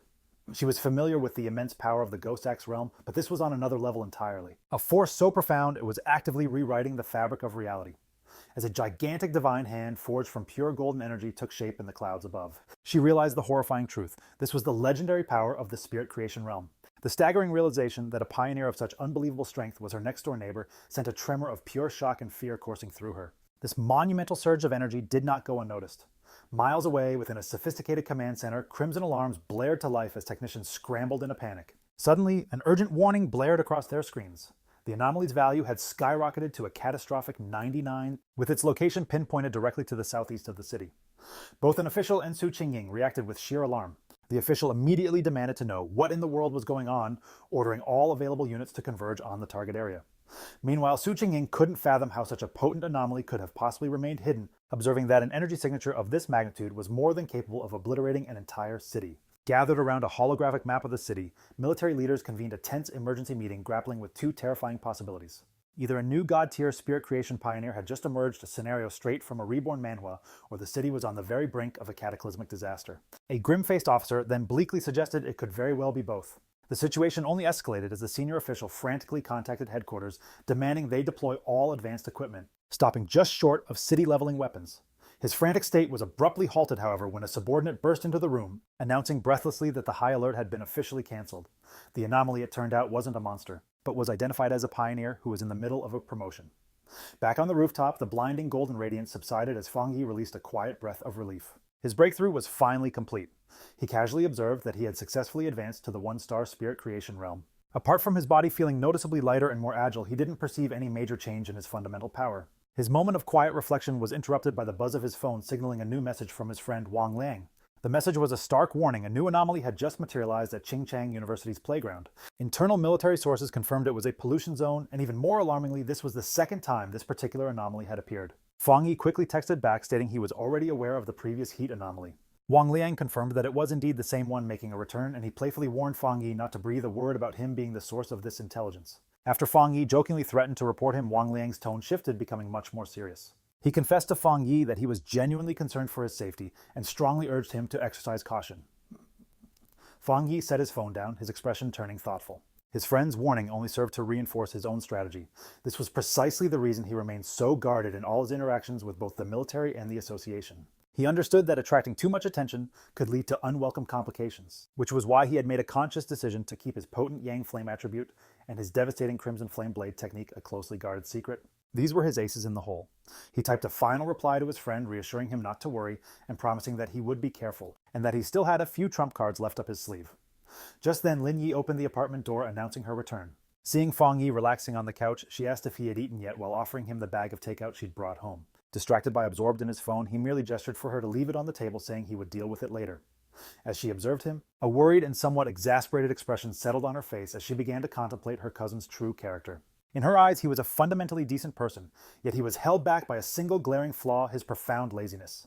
He seemed perfectly content to just laze around at home, all day glued to his phone, probably lost in some reborn manhwa without a single thought for college. She couldn't help but find it ironic that while she and her colleagues, while pioneers were perpetually occupied with seeking new opportunities and concealing their true selves, her cousin seemed to live such a completely carefree and seemingly aimless existence. Utterly drained, she retreated to her room and collapsed onto her bed, knowing full well that the news about the phenomenal spirit creation pioneer who had just emerged in their district was about to spread like wildfire. Overwhelmed by a sense of duty, she made a firm resolution. When the moment arrived, she would protect her seemingly oblivious cousin as a way to repay his kindness. Meanwhile, Fang Yi wasn't merely idling on his phone. He was meticulously analyzing the news report from Wang Liang, which detailed a massive uncontrollable fire blazing across the university playground. He observed that the first anomaly manifested as intense heat, and now it had escalated into a full-blown inferno. He pondered if this was yet another manifestation of the Yang attribute. The video footage revealed that the blaze had ignited with incredible speed and was now burning with a terrifying intensity. Online comments from eyewitnesses were filled with expressions of utter shock, with some speculating if special forces were now being dispatched for what appeared to be simple fires. The report also noted that all the surrounding trees and flower beds had been incinerated and the entire area was now under a complete lockdown. Fang Yi observed that the video clip was brief and cut off abruptly, but it was undeniably clear that this situation was far more grave than the previous incident at the university. He mused on what would distinguish this new Yang attribute, realizing that this was a plot twist worthy of a reborn manhwa. Realizing he had to investigate the scene personally, he knew that gaining access to the sealed-off area would require contacting his new military acquaintance, Ji Royon. The following day, a massive crowd of reporters had congregated outside the sealed gates of Qingchang University, effectively blocked by a formidable line of soldiers. They hurled questions, demanding confirmation of the rumors about a fire that was impossible to extinguish and insisting on knowing why an incident of this magnitude was being completely ignored by the mainstream news. Just as the reporters were pressing for answers, Ji Royon and Fang Yi arrived on the scene. The entire crowd watched, wondering who these two imposing individuals could possibly be. especially as the soldiers instantly opened the gates, permitting them to pass without a single question. The reporters were left standing outside, utterly baffled as to how the pair had gained entry so effortlessly when they themselves had been completely stonewalled. Once inside the cordoned-off perimeter, they gazed out over the smoldering, desolate ruins of the university playground. Fang Yi commented on the absolute destructive force on display, questioning if this was the legendary Skyfire he had only heard about in whispers. Ji Royan confirmed that was indeed its official designation. She then began to explain its terrifying nature. It materialized without any warning, was utterly impossible to extinguish, and could only be allowed to burn itself out until everything in its path was reduced to nothing but ash. The name, he thought, was remarkably fitting. With their initial survey complete, Ji Royan informed Fang Yi that she needed to head to the principal's office and asked if he would be willing to wait for her. He simply told her to go on ahead, assuring her he would be perfectly fine there. Now alone, Fang Yi ambled along the edge of the devastated area, which was now sectioned off with yellow caution tape. He knelt down and placed his hand upon the scorched earth. Analyzing the scene with a practiced eye, he noted that the ground was already cold, and more importantly, there was not a single trace of residual spiritual power left behind by the Skyfire. He realized with a tinge of disappointment that this meant he was unable to collect its unique attribute. His initial plan, he conceded, had been far too simplistic. His train of thought was abruptly shattered when a familiar voice called out his name. He looked up to see his ex-girlfriend Chu Qingli standing on the steps just a short distance away. With a friend. She gasped, shocked, asking what on earth he was doing there. Her bespectacled friend, however, instantly recognized his name, asking Chu Qingli if this was the very ex-boyfriend she'd mentioned, the one who had barely managed to get into a vocational college. Chu Qingli quietly confirmed that it was indeed him, prompting her friend to pat her shoulder with a smug, pitying expression. Her face a mask of condescension, she informed Fang Yi that she understood he was probably here because he couldn't get over his ex. But now, she sneered, the chasm between your lives is just too vast. You should really just give up. Fang Yi could only stare back, utterly baffled by her presumption and questioning why on earth he would still be fixated on her. From a distance, other students started to whisper about the unfolding drama, wondering who the guy with the campus beauty Chu Qingli could be, assuming he must be just another pathetic suitor. They observed that he clearly wasn't a student from their prestigious university and grumbled about how campus security could have possibly allowed such an outsider onto the grounds. Chu Qingli's friend then marched forward aggressively, getting right in Fang Yi's face. She declared that Chu Qingli was now the university's reigning belle and that he needed to consider his position. She warned him that a legion of men far superior to him were vying for her attention and that he didn't even make the list. Get lost, she ordered. This is not a place where you belong. She then threatened to have him reported to the disciplinary office if he failed to explain how he managed to sneak in. All the while, Chu Qingli watched him, her expression a whirlwind of emotions. She remembered his bold claim that he wouldn't regret their breakup, yet here he was. Was he trying to pull some kind of reborn Manhwa protagonist move to win her back? His previous indifference, she concluded, must have been a complete act. He was just putting on a brave face. Their tense confrontation was suddenly shattered when Jiron returned, casually asking Fang Yi if the girl was a friend of his. Chu Qingli was taken aback by the sudden arrival of the striking, red-haired woman. Fang Yi coolly shot down the notion, clarifying that they were nothing more than former high school classmates and certainly could not be considered friends. Jiroyan accepted this without question, simply acknowledging they were merely classmates. Jiroan then slipped on a pair of sleek sunglasses, and her already formidable presence seemed to amplify tenfold. Both Chu Qingli and her friend instinctively flinched under the woman's overwhelming aura, their minds racing to figure out who she was and how she could possibly be associated with someone like Fang Yi. Jiroan then turned back to Fang Yi to give him an update. She explained that she'd conferred with the principal, and the situation regarding the Skyfire was significantly more complex than they had initially believed. She informed him that the principal himself was on his way to escort them to the point of origin for the fire, and since Fang Yi was now officially a special military consultant, his attendance was mandatory. Fang Yi simply nodded in agreement. At that exact moment, a group of stern-faced officials in dark suits descended upon the area, barking orders for everyone to disperse and declaring that the entire field was to be immediately sealed off. Chu Qingli let out a sharp gasp, her eyes wide with disbelief as she recognized the man leading the entourage as the university's principal. The surrounding students were equally flabbergasted. The principal was a notoriously busy and elusive figure, almost a myth on campus. They realized with a dawning sense of awe that he had come here personally just to meet with Fang Yi and the enigmatic red-haired woman. Chu Qingli's friend, however, remained blissfully ignorant, completely misinterpreting the entire scene. She smirked foolishly, assuming that the principal had finally shown up to eject the two intruders who had no business being there. To the utter astonishment of everyone present, Chu Qinglei was struck silent, her face a mask of profound uncertainty, contrary to all expectations. Chu Qingli. Her friend and the principal's group did not treat Fang Yi and Ji Royan like intruders. Instead, the elderly principal strode purposefully toward Fang Yi, extending his hand for a warm and deeply respectful handshake as he addressed him. He referred to Fang Yi as the consultant introduced by Ji Royan, confessing how deeply worried he had been by the school's recent anomalies. He spoke of the students' safety and voiced his immense relief that they had finally arrived to resolve the perilous situation. In an even more shocking gesture, the principal then offered a slight bow to Fang Yi, formally placing him in charge of the entire matter concerning the playground. From her vantage point, Chu-Ching-Li could only watch her eyes wide with total disbelief. Her entire perception of her ex-boyfriend was utterly shattered in that single stunning instant, just as the principal's security detail moved to secure the area, creating a human barrier and ordering all unauthorized individuals to step back from the growing crowd of students. As Chu-Ching-Li was pushed back with the others, they all buzzed with confusion, unable to process why their highly respected principal was bowing to a man so young. Lost in the throng, Chu-Ching-Li listened as the whispers of opinion began to shift. The students now guessed that Fang Yi's sudden change was like something from a reborn Manhwa, that he must possess some extraordinary hidden identity to warrant such deferential treatment.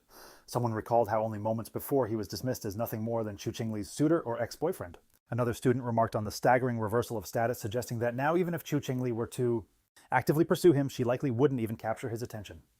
The final cutting realization settled in as the crowd noticed that throughout the entire exchange, the young man had not once glanced at or even acknowledged the campus belle. He left her standing there completely and utterly ignored. Over at Qingken University's North District, the principal led Fang Yi and Ji Royan directly to the site of the anomaly, explaining the chain of events that began with the Golden Sun incident, which he had prayed was the end of their troubles. However, just a few nights ago, a fire had ignited on a playground. It was a blaze so fierce that even the professional fire department was unable to extinguish it. He was thankful it had occurred late at night when no students were nearby, allowing his staff to quickly cordon off the area. The principal continued his expression, growing more grave. He explained that while one fire might have been a strange fluke, it was immediately followed by identical fires on 2 more playgrounds. He swore he had personally witnessed a crimson flame descend from the heavens and hover in midair, an undeniable sign of a supernatural event. He informed them that while the subsequent fires were eventually put out, one of them continued to burn. As they got closer to the final location, Fang Yi noticed the sharp choking scent of something burning. They arrived at a basketball court where a single hoop was engulfed in a raging eternal flame. The principal confirmed that this was the origin point. This was the one fire that simply could not be extinguished. As they observed the anomaly, Ji Royan checked a device on her wrist. It displayed a reading of 11. She informed Fang Yi that it was a basic spiritual anomaly detector. She clarified that any reading over 10 was considered a disaster-level event for ordinary people requiring a complete and immediate lockdown. Suddenly, the device began to flash and beep wildly, its reading skyrocketing to 60. Ji Royan cried out in alarm at the impossible spike. How alarmingly high the value had become. Panicked, she urgently warned the principal that if this energy surge continued, it wouldn't just endanger the university, but would threaten the entire city. She declared that they needed to immediately dispatch an elite squad of pioneers to contain the situation. Before they could act on her warning, however, Fang Yi took matters into his own hands. Without uttering a single word, he vaulted over the chain-link fence, blatantly ignoring the no entry sign and charging directly into the inferno. He was instantly engulfed by the intense flames as Ji Royan and the principal could only watch in stunned silence. At that exact moment, the reading on Ji Royan's device skyrocketed again, now showing an incredible 110. She shouted that the anomaly had just been upgraded to an S-level threat. The principal, frantic, asked what on earth they were supposed to do with Fang Yi inside. Ji Royan could only stare into the blaze, questioning his sheer recklessness and muttering that not even the strongest warrior from the Forbidden Zone would dare to enter such a dangerous area all alone. Inside the inferno, however, Fang Yi stood completely unharmed, his silhouette a tranquil figure against the raging flames.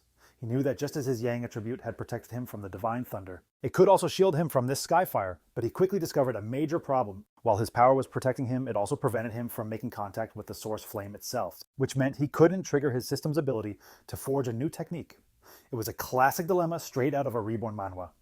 His protective aura was both a blessing and a curse. Fang Yi knew he had to reach the source flame. He watched as the fire coiled around the basketball hoop like a magnificent fiery dragon. Understanding that he needed to get to its very core, without hesitation, he prepared to face the blaze head-on as the fiery dragon lunged toward him with a ferocious roar. In an incredibly daring move, he deliberately deactivated his Golden Sun protective aura, leaving himself completely vulnerable. The skyfire instantly rushed in, blanketing his body in a storm of raw burning energy. He gritted his teeth against the searing pain as the flames scorched him. But he forced his hand forward, determined to touch the anomaly's core. His gamble worked. The moment his hand touched the source, his system activated, confirming it had detected the strong fluctuations of the Skyfire attribute. Despite the agony, a determined grin spread across his face. He was in awe of the Skyfire's power, noting its will was even stronger than the Desolation attribute he had recently acquired. With fierce determination, he declared that he would absorb this power no matter the cost. The system began its final calculation, successfully compiling the new data. With a triumphant smirk, he knew he had succeeded. It was a power-up scene worthy of any reborn Manhwa, and right on cue, a new system window appeared. Announcing his reward, he had obtained the Skyfire attribute technique, the 9 Dragons Skyfire Sealing Art, a power designed to eliminate evil and seal all demons. As he mastered the new ability, the once wild flames became extensions of his will, wrapping around his arm like a tamed beast. The system confirmed that the compiled technique was now unlocked and ready for immediate use. As he focused his will, he began the final process of extracting the Skyfire attribute itself, absorbing its essence directly into his very being. His eyes began to glow with a burning red light as fiery markings appeared on his face. A physical sign of his new power, with his hands clasped in a seal and with eyes blazing with crimson energy, he prepared to unleash his newfound technique, invoking the name of the 9-dragon Skyfire sealing art. As Fang Yi unleashed this incredible power, massive glowing red chains erupted from his back, lashing out violently into the inferno. Beyond the fence, Gi Royan and the principal watched in absolute awe. Ji Royan immediately recognized the distinct energy signature, identifying it as a powerful sealing aura. She recalled seeing a high-level military pioneer perform a similar feat to seal a forbidden land once before. While their techniques were different, the overwhelming sealing aura was unmistakably the same. With a single sharp command to shrink, Fang Yi commanded the chains to retract. They pulled inward with immense force, gathering every last spark of the wild Skyfire and compressing it into a single tightly bound orb of pure energy. Floating in the air, Fang Yi held the chained sphere of fire, the sealing process now officially complete. The sealed orb of fire then gently descended back towards the basketball hoop. Fang Yi landed gracefully and began to explain the situation to the principal and Ji Royan. He stated that he had only temporarily sealed the Skyfire and warned them not to unseal the playground or permit anyone near it for repairs. This, he clarified, would at least prevent the fire from spreading any further. The principal quickly agreed, assuring him that the playground would remain sealed and adding that it wasn't a problem since the university possessed 7 or 8 other recreational areas. Jiro Yan, however, watched Fang Yi with a silent, intense stare, her expression completely unreadable. The principal, deeply impressed, remarked on how resourceful Fang Yi was and offered any additional help he might need. Ji Royan, however, interrupted, informing the principal that she needed to speak with Fang Yi about a few things. The principal happily excused himself, leaving the two of them alone. Once he was gone, Ji Royan turned to Fang Yi, her tone becoming direct and serious. She told him that he had been hiding his true capabilities extremely well. Fang Yi tried to play it off nonchalantly, saying that the Skyfire was indeed potent and hard to handle. But she saw right through his act. With a piercing gaze, she told him to stop pretending, making it clear that she wasn't referring to the fire, but to his own incredible talent and astonishing level of power. Ji Royan then dropped her intense questioning, admitting that it was normal for pioneers to have secrets, especially one as powerful as him, whose sudden growth felt like a plot from a reborn Manhwa. Fang Yi simply listened with a calm and collected expression. Her tone then shifted, becoming far more serious and sincere. She explained that although she possessed no right to ask anything of him, she hoped he would listen to her very carefully. She painted a grim picture of a future world engulfed in chaos, a time of great change where the Zeo Nation would desperately need top-tier talents just like him. She put his potential into a stark perspective, telling him that once the spiritual energy of the world fully revived, a person of his power would be as strategically vital as a modern-day nuclear weapon. Because of this, she warned every major power, from the various military forbidden zones to the Spiritual Energy Association, would rush to recruit him. She told him to be prepared for high-level officials to personally deliver invitations to him with unbelievably generous offers. She confessed that she had her own personal reasons for telling him this. If he were to join her military unit, it would be a tremendous asset and they would gain a formidable ally. Therefore, she advised him to start considering his future, to weigh his options now to avoid being blindsided when the moment arrived. However, Fang Yi paused thoughtfully before posing an intriguing question. He questioned why both she and Wang Liang appeared so reluctant to bring him into their own forbidden zones, almost as if they felt they couldn't measure up. Gi Royan clarified that this was due to the existence of another, far more legendary military region, a unit so overwhelmingly powerful that she believed he'd be much more drawn to their ranks. A faint smirk played on Fang Yi's lips as he inquired if she was referring to a top-tier unit. She affirmed his suspicion, though she conceded to having seen very little of them personally. Rumor had it they were exceptionally occupied as of late, to the point where even officers from other military regions were feeling the ripple effects of their operations. Shifting gears, she proposed they head out, mentioning the principal's invitation to dine at the university cafeteria. As they strolled, Fang Yi silently deduced that even the nation's most elite forces were grappling with significant challenges of their own. The implications sent his mind racing. Gi Royan's words suggested that terrifying anomalies with power far exceeding that of the current pioneers had already started to emerge. It dawned on him that the pioneers confronting these new threats must consist of spirit creation realm cultivators like him, and quite possibly those who were even more powerful. A fresh wave of urgency washed over him.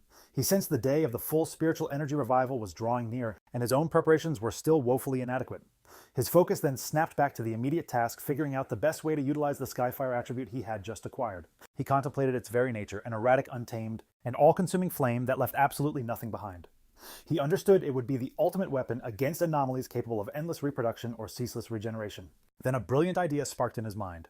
The untamable and potent nature of the Skyfire was a flawless complement to his Crimson Flame Blade technique. He envisioned imbuing his sword with this new power, recognizing it would be a monumental upgrade to his combat style. Eager to test his newfound abilities, Fang Yi made his way to the back mountain, his preferred spot for training.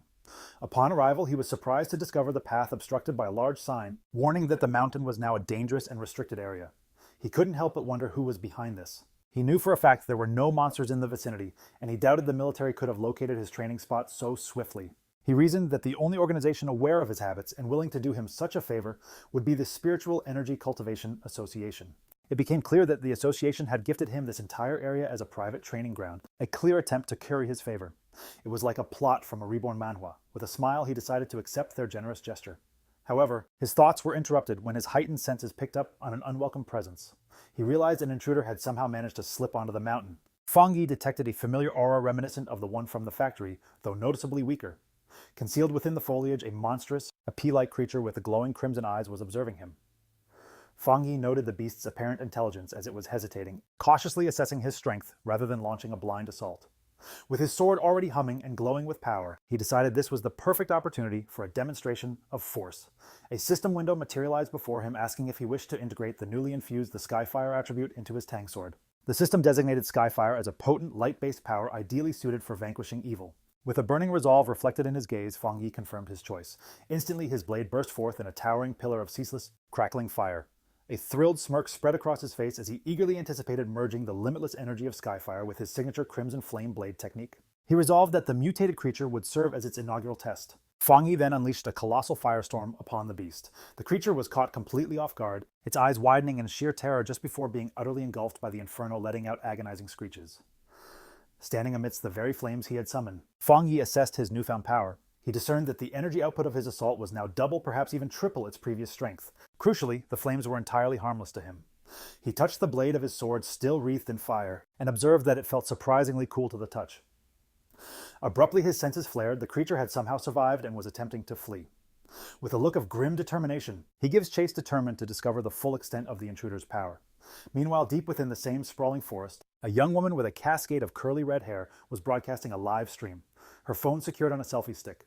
She was confidently telling her audience that she wasn't fabricating stories, but was simply blessed with incredible luck, insisting that amazing content naturally gravitated toward her. Her viewers remained skeptical, with one commenter challenging her to prove this luck by venturing to Qingchang University to capture footage of the enigmatic Skyfire that had become the talk of the town. Her self-assured broadcast was abruptly cut short as her expression twisted into one of pure, unadulterated shock.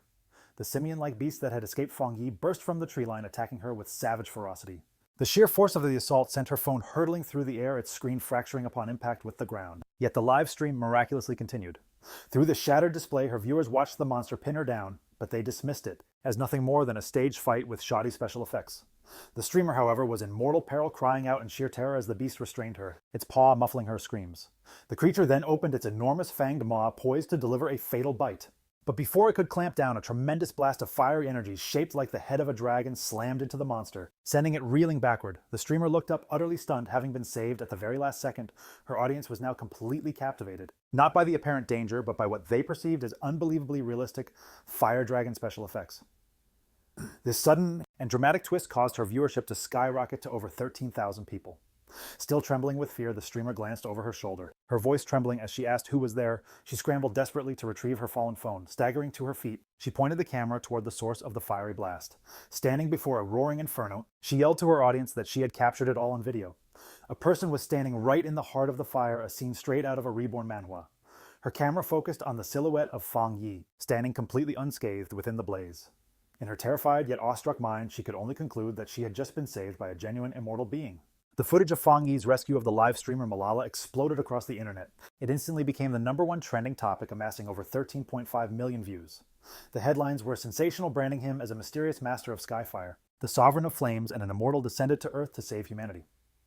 Meanwhile, in an office, Chuch Chingli's friend frantically beckoned her over, her eyes glued to the computer screen, absolutely buzzing with excitement. She insisted that this was undeniable proof of real-life cultivators, confirming the Skyfire incident at the university was no mere hoax. Chu Qingli, however, waved it off with disdain, cautioning her friend against believing such fantasies and dismissing it all as a nothing more than clever acting and special effects. Yet as her gaze lingered on the screen, her skepticism shattered her expression, freezing into pure shock and dawning recognition. Oblivious to her friend's reaction, she jabbed a finger at the screen, triumphantly declaring that she had been right all along, gushing about how handsome the man in the video was, before finally noticing Chu Qingli's stunned, unnerving silence. Inside Chuch Chingli's mind was a whirlwind of chaos. She desperately tried to convince herself the video had to be a fabrication, that the figure only bore a resemblance to Fang Yi. She reasoned that if it were truly him, he would have been incinerated by those incredibly intense flames. But her denial quickly morphed into a cold dread as she confronted the possibility that it was in fact him. A new fear took hold. What if he decided to use his newfound power to exact revenge for their breakup? Despite the fear, she stubbornly resolved that she would never cower before him no matter what happened. Elsewhere, the fiery-haired leader of Lin Yi's pioneer squad was presenting the very same video to Yi on her smartphone. The leader probed, asking if the man looked familiar, hinting that he was the very same individual who had rescued them from that monstrous vine. Yi confirmed the resemblance and then dropped a stunning revelation on her leader. She had recently discovered that an immensely powerful master, one who had ascended to the spirit creation realm, was living right in her neighborhood. A wild thought began to form. Could her unassuming cousin and this incredible pioneer possibly be one and the same? Meanwhile, in yet another location, Jiangxia and a male pioneer from the lava cave incident were also transfixed by the video. The man immediately recognized Fang Yi's distinctive fighting stance, remarking on his incredible leap in strength, while his companion pointed out that his method of wielding his blade was completely identical. The realization dawned on them how unbelievably fortunate they had been to have such a powerhouse on their side. Soon the news of Fang Yi's public power display rippled upwards, reaching the highest echelons of the nation's two primary organizations housed within a sleek, modern skyscraper that was undoubtedly the association's headquarters. The crisis gripping the city was escalating, with the current pioneer forces stretched thin and struggling to contain the threat. Inside a high-level conference room, such Qingying addressed a gathering of officials. She updated them that the military had already engaged in deep discussions with Fang Yi, expressing her unwavering confidence that he would ultimately agree to lend them his aid. At the same time, within a military command center, Ji Royan, Major Han Li, and several other the officers were analyzing the new intelligence. They were utterly floored by his meteoric progress, calling him a monster for achieving the spirit creation realm in such a short time. They began to debate just how many high-tier attributes he could possibly hold. One officer speculated it had to be 3 or perhaps even more. His growth was like something from a reborn Manhwa. They all agreed that their initial attempt to intimidate him was a foolish mistake. They concluded that their only viable path forward was to recruit him. Major Han Li then inquired if the High Command had decided to make a personal appeal. Ji Royan confirmed that they had, but added that the top brass was still dragging their feet, reluctant to humble themselves, given that all previous top-tier pioneers had been cultivated from within the military's own ranks. Seizing the initiative, Major Han Li began to outline their new approach. He commanded his subordinates to ascertain what new weaponry or specialized equipment Fang Yi might require, offering him information on prime training locations as a sign of goodwill before issuing one final critical command. The live stream video that went viral, along with the whirlwind of rumors it spawned, must be meticulously managed and brought under control. Consequently, the entire spiritual energy community within the Sea Nation has fixed its collective gaze upon Fang Yi. Both Su Qingying and Ji Royan are contemplating his future. Su Qingying seems worried about the crushing pressure he's now under, while Ji Royan sports a subtle, self-assured smile, as both leaders eagerly anticipate the next move of this remarkable young man. Elsewhere, in a hushed hospital room, a heart monitor maintains its steady rhythm. A mysterious woman with flowing purple hair sits at the bedside of a patient she refers to as her teacher, speaking in a low voice. She softly informs the patient that the Xia Nation appears to have discovered a new beacon of hope with the emergence of someone as powerful as Fang Yi, adding, "The odds of you finally awakening, teacher, have just improved slightly." A day later, back in his apartment, Fang Yi is eating breakfast while mulling over the events of the previous day. He reflects on how the footage of his battle on the back mountain exploded online, all thanks to a reckless live streamer who managed to infiltrate the restricted zone purely for the sake of views. While eating, he observes that the video has since been scrubbed from existence on the internet, and the streamer's account has been terminated, correctly deducing it was the handiwork of the military or the Spiritual Energy Association. However, his casual musings are abruptly shattered by the dawning realization that something is terribly wrong. His cousin Lin Yi didn't return home last night and hasn't sent a single message, which he finds deeply unsettling, even considering she might be on a mission. A knot of unease tightens in his stomach as he attempts to call her, only for it to go straight to an out-of-service notification. Now genuinely alarmed, he's certain something has happened and resolves to find her himself. Meanwhile, deep within a grim, misty forest, Lin Yi and the red-haired leader of her pioneer squad are hopelessly lost and ensnared. The leader asks Lin Yi if she has any clue how long they've been trapped, to which Yi estimates it's been roughly 10 hours, though she's lost the ability to keep precise track. Her red-haired leader, looking battered and weary, offers a sincere apology, blaming herself for pulling Lin Yi into this dire situation, admitting she believed they were merely investigating a peculiar phenomenon. As she speaks, she clutches her side, wincing in pain. Lin Yi tells her to save her apologies, insisting that her own lack of strength is the real issue here, urging her leader to remain vigilant and conserve what little energy they have remaining. As she struggles to maintain her composure, her mind wanders to the overwhelmingly powerful master. She saw a figure straight out of a reborn Manhwa, wishing she possessed even a fraction of his power to rescue them. Their desperate exchange is abruptly silenced by the appearance of a massive shadowy beast with glowing crimson eyes and a threatening, spiked silhouette materializing from the fog directly behind them. The shadowy monster then lunges forward, out of the mist, its claws targeting the red-haired leader. With lightning-fast reflexes, Lin Yi violently shoves her companion clear of the attack. Screaming a warning, she immediately unleashes a torrent of brilliant blue spiritual energy from her palm, forming a razor-sharp blade of light that cleanly severs the attacking creature's head. As they scramble back to their feet, more of these shadowy, zombie-like figures begin to emerge from the dense fog. Lin Yi realizes with dawning horror that these creatures must be... They were facing the reanimated corpses of others who had been trapped and perished here. After striking down one of the abominations, which promptly dissolved into a pool of black mist, Yi explained that their true enemy was merely toying with them, transforming its previous victims into these grotesque puppets. Her red-haired leader added that their assaults had no discernible effect on the mist itself, and their spiritual energy was being rapidly depleted all while the true foe remained concealed. They quickly deduced they were ensnared within an illusion forged by the monster, a swirling gray dimension where the creature appeared to be invincible. It was a cruel waiting game. The beast was simply allowing them to exhaust themselves. A single bead of sweat trickled down the leader's face as the grim reality of their hopeless plight finally set in. Abruptly, the very sky above them ripped open, revealing a single colossal blood-red eye gazing down upon them. The leader shrieked Yi's name in sheer terror. The eye was a revolting, pulsating sphere of flesh that began to bubble and multiply, splitting into countless smaller slimy eyeballs. Enraged and desperate, the red-haired leader unleashed her fury, frantically cleaving through the flying eyeballs and obliterating several of them in a wild frenzy. Yi, however, detected a shift in the creature's energy and cautioned her leader against being reckless. Sensing that their adversary was finally losing its patience, the central eye then unleashed a devastatingly powerful, concentrated beam of crimson energy. Yi managed to erect a crystal barrier just in the nick of time, but the force of the impact was immense. The barrier shattered into a million pieces, and Yi found herself utterly alone, encircled by dozens of glowing red eyes in the suffocating darkness. She felt her hope begin to wane, wondering if this was truly how she would perish trapped within the monster's shadowy domain. Lin Yi was being slowly consumed by tendrils of darkness. She could no longer hear her leader's voice and realized they had both been completely swallowed by the abyss. A crushing wave of regret washed over her as she mentally apologized to herself for her own overconfidence, admitting she was foolish to believe they could handle such a perilous mission on their own. As she began to accept her fate, her mind drifted to the future she would never witness, realizing this wasn't some heroic reborn Manhwa where she'd get a second chance. She despaired knowing she'd missed the world's full spiritual energy revival and the magnificent era that was destined to follow. As she reached out a trembling hand, sinking into the abyss of glowing red eyes, tears streamed down her face, while she closed her own, preparing for the inevitable end. But just as all hope seemed utterly extinguished, a massive explosion of brilliant blue light erupted, tearing the very darkness asunder. A lone figure burst through the shadows, radiating an immense aura of crackling blue energy. It was Fang Yi, his eyes glowing with raw power. He muttered to himself that he had almost failed to make it in time. Yi could only stare in absolute shock and disbelief, fresh tears still marking her cheeks as she recognized her savior and gasped his name, identifying him as her very own cousin. With a single powerful blast of divine thunder, Fang Yi completely shattered the monster's shadowy domain. He then landed gracefully in the now clear forest, his hands still crackling with a residual electricity. He had managed to save both his cousin and her unconscious leader. Yi could only gape in astonishment, her entire world turned upside down by the stunning revelation that her seemingly ordinary and lazy cousin was, in fact, an unbelievably powerful pioneer.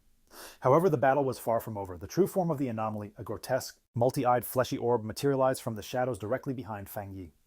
Yi finally snapped out of her screams out a desperate warning, her voice laced with terror telling him the creature's true form is right behind him. Fang Yi, however, remains utterly unfazed. A golden red energy, the legendary Skyfire, erupts from his hand as a confident smirk plays on his lips. He relishes this moment, seeing it as the perfect chance to test his newfound power against a creature of darkness. Without hesitation, he springs into action, unleashing his signature Crimson Flame Blade technique. The attack, now supercharged by the inextinguishable might of Skyfire, completely incinerates the monster in a vortex of divine flame. The creature lets out one final, blood-curdling shriek as it is purged from existence by the sacred fire. In the quiet aftermath, the red-haired leader slowly stirs, her senses returning. She finds herself and Yi seated safely on the ground, encircled by a protective barrier of flames. Utterly bewildered and still terrified, she turns to Yi and asks if they've perished and been dragged down to the underworld with that abomination. Yi, having composed herself, calmly reassures her leader, urging her to look again, confirming that they are very much alive. Still struggling to comprehend the whirlwind of events, the leader echoes Yi's words in sheer disbelief before demanding to know who their savior was. Just then, Fang Yi casually strolls toward his cousin and her leader, a faint smile gracing his features as the protective flames recede. He announces that the problem is handled and, glancing at the sky, casually remarks that they must have missed breakfast. The red-haired leader just stares, her eyes widening in a flash of sudden, dawning recognition. She leaps to her feet, her face a mask of pure, unadulterated excitement and awe, and points a trembling finger directly at Fang Yi, exclaiming that he's the very same hero who saved them in Yanghuo Town from the monstrous desolation vine. Fang Yi seems a bit taken aback, privately musing that he was recognized so quickly. Meanwhile, Lin Yi is left utterly speechless by this revelation. She turns to her leader, asking if she truly means that the formidable fire attribute master who rescued them from the vine was none other than her own cousin. The leader spins back to Yi, equally stunned by this connection, and demands to know how this incredible supermaster could possibly be her cousin, reminding Yi that she had painted him as a completely ordinary man. Guy. Fang Yi can only manage an awkward smile, scratching the back of his head. The leader, however, is still buzzing with uncontainable excitement and grabs Yi's shoulders. She reminds her that this is the same hero who obliterated the desolation vine with a single, unbelievable strike. Yi's mind is racing desperately, trying to piece everything together. She finally accepts that her cousin is indeed that high-level fire wielder. But the confusion deepens as she just saw him use an unbelievably pure and potent thunder attribute to annihilate the monster's shadowy mist. Her thoughts spiral as the full weight of the implications hits her. The sheer power of both his fire and thunder abilities means he's a once-in-a-generation genius with dual high-grade attributes. It's like something from a top-tier reborn Manhwa. A staggering realization crashes down on her as she recalls the immense spiritual disturbance back in her neighborhood, the very one that heralded a breakthrough to the legendary spirit creation realm. She can't help but wonder if that incredible display of power was also her cousin's handiwork.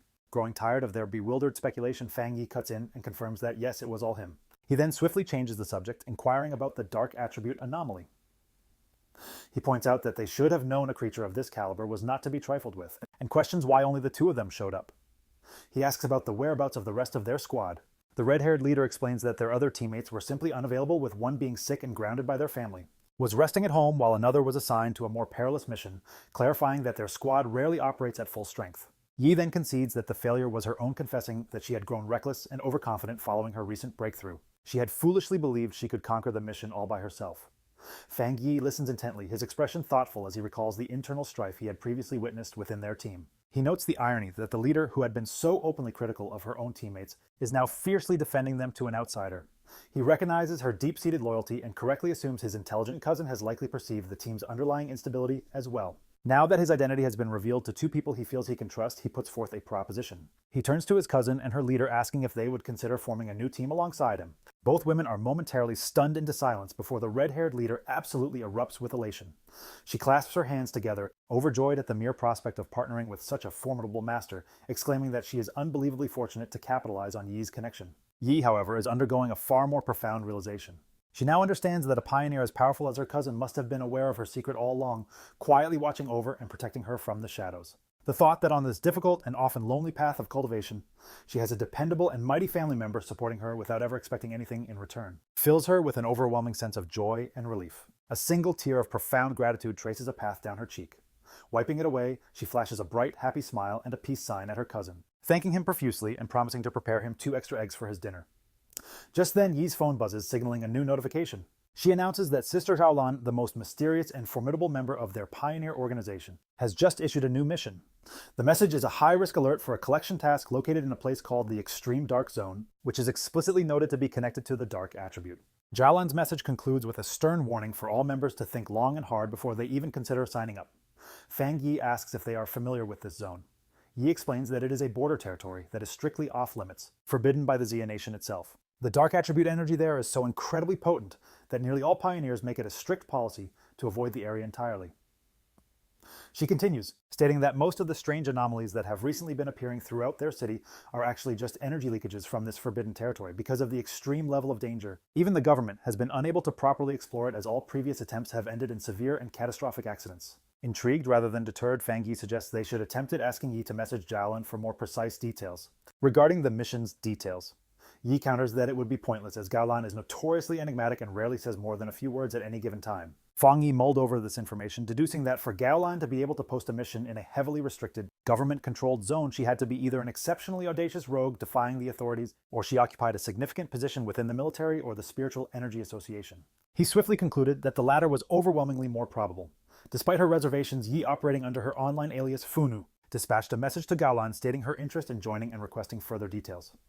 Much to her and the red-haired leader's astonishment, Gaolan replied with an uncharacteristic level of detail. The objective was to retrieve something called a shizai flower, and she warned that although the rewards for this undertaking were substantially higher than usual, every peril within the extreme dark zone was connected to the dark attribute, posing a risk level far exceeding anything they had ever faced. She explicitly advised all pioneers to form teams before undertaking the mission. The two women were left speechless by the thoroughness of her response, as it was completely contrary to her established persona. A moment later, an even more direct message arrived from Galan. It cautioned that the mission could involve an S-level anomaly and that the mortality rate was exceptionally high, strongly urging them to reconsider. Then she added a final thinly veiled piece of counsel.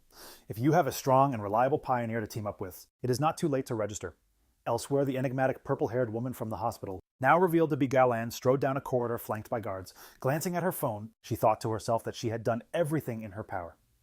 It was now up to that person to decide whether they would accept the challenge. Back in the park, a smirk played on Fang Yi's lips. He had completely deciphered the subtext. He explained to Yi that Gowlan's message was not merely a warning, it was a direct and personal invitation. He vocalized the hidden meaning. I know who you are. I know a pioneer of your caliber would be intrigued, and I'm daring you to come.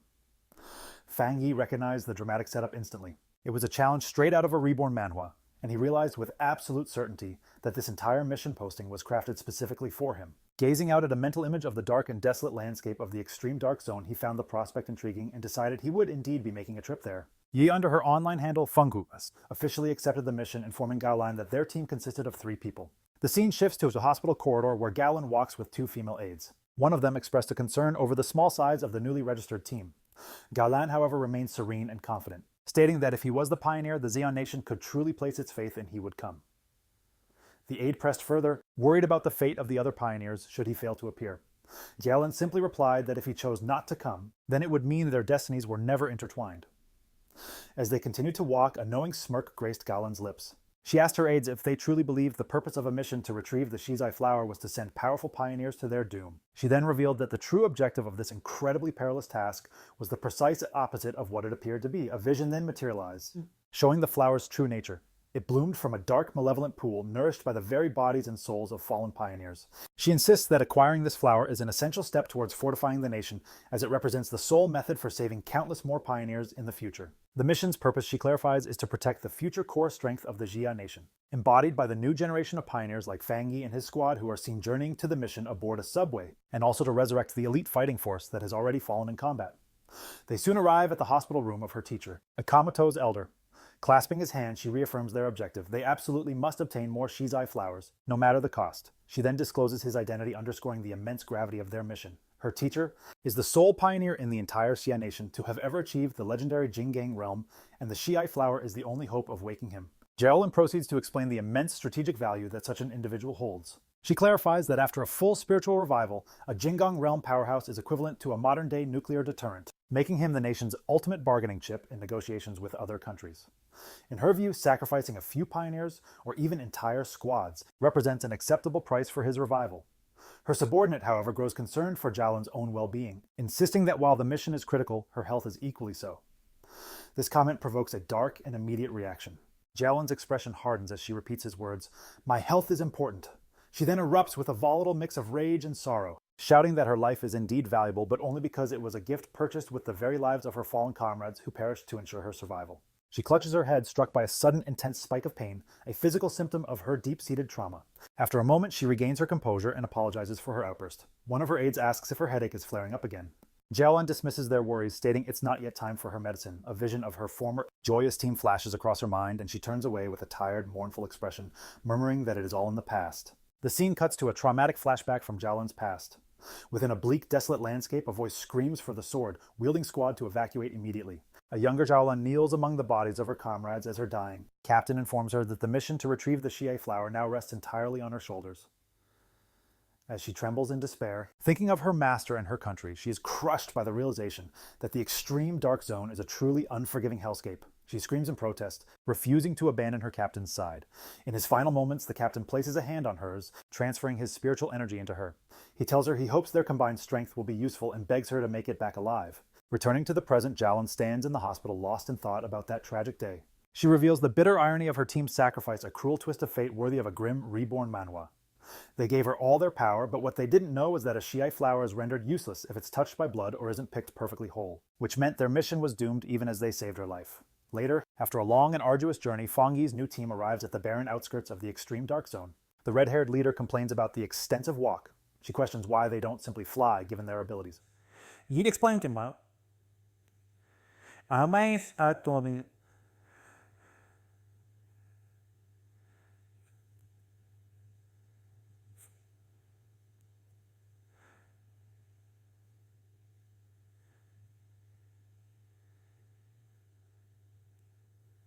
Sustained flight is impossible until one's spiritual energy has grown to an overwhelmingly massive scale.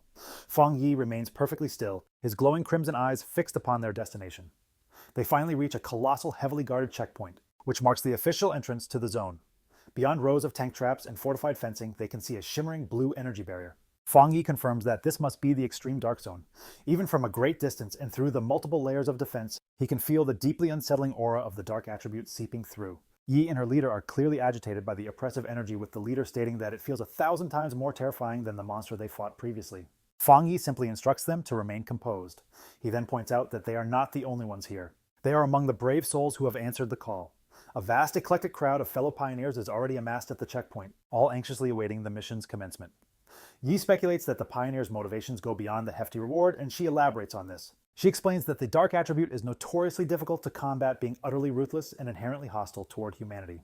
However, as the number of violent dark attribute monsters appearing within the cities continues to climb, the pioneers have come to a stark realization. They can no longer afford to turn a blind eye to the root of this plague. A great many have converged here to confront the menace head-on, seeking a way to finally push back. The red-haired leader nods in agreement with her sound logic, while Fang Yi observes with a faint smile, clearly impressed by his cousin's sharp intellect. The scene pans across a motley crew of freelance pioneers, each looking like a character straight out of a popular reborn manhwa, with their unique gear and distinct styles, all poised for the moment the gates unseal. During the tense wait, Fang Yi reveals his personal reasons for undertaking such a perilous mission. He recounts that he has already clashed with dark attribute monsters on 2 separate occasions. The first encounter was with the mutated rabbit, an abomination that more closely resembled some grotesque rat-like creature. The second was against the serpent and its rodent-like accomplice, the Candle Knight. They were a cunning duo who collaborated to bait and ensnare pioneers, a scheme that nearly resulted in the annihilation of an entire squad from the Spiritual Energy Association. He emphasizes that the most critical detail, just as his cousin Yiji astutely pointed out, is that these creatures appear to be intelligently and deliberately circumventing the military's defensive perimeter at the city's edge. He suspects they are employing some clandestine method to infiltrate urban zones, and these incursions have become so frequent that they can no longer be dismissed. The situation has deteriorated to the point where if they fail to confront the source, the cities will inevitably be overrun. Consequently, he concludes they have no alternative but to venture into the extreme dark zone. Over at the checkpoint, a military officer observes as Su Qingyi briefs her own contingent of pioneers just before the shimmering energy barrier. She stands there with a grim, resolute expression steeled for the treacherous mission that lies ahead. Her intense focus shatters the moment she spots a familiar group approaching. She is utterly stunned to see Fang Yi strolling towards them alongside Lin Yi and the red-haired leader. Her green-haired subordinate Zhang Xia is just as startled and calls out her name, but Su Qingyi is frozen solid, her hand flying to her mouth in a wave of panic. She silently pleads that the Great Master won't spot her amidst the crowd, but her hopes are dashed when Fang Yi's gaze lands directly upon her, a quizzical expression forming as he calls out her name, identifying her as Captain Su. With a sigh of resignation, Su Qingyi makes her way over with her cloaked squad members in tow, having already been briefed by the military about Fang Yi's team. The ever-playful red-haired leader sizes up the stunning silver-haired girl with a mischievous glint in his eye and asks Fang Yi if this is his sister-in-law, a playful jab suggesting she's a potential romantic partner. The implication immediately sends both Fang Yi and Su Qingyi into a flustered state. Su Qingyi, blushing furiously, waves her hands dismissively and exclaims what a colossal misunderstanding it is. Fang Yi, however, calmly clarifies that she is not, explaining that she is Captain Su of the Spiritual Energy Association, who merely assists him with various miscellaneous tasks. This explanation, however, only seems to agitate Su Qingyi further, as she finds that description even more irritating than the romantic insinuation.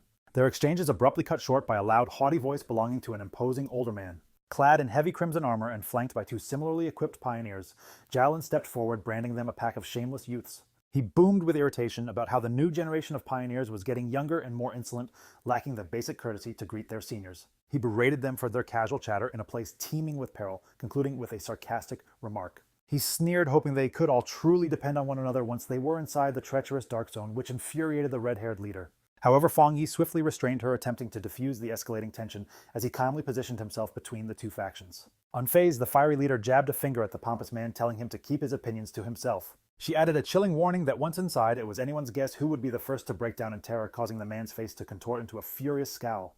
At that very moment, the roar of an approaching engine shattered the tense atmosphere, and a smirk spread across the man's face as he saw their transport arrive.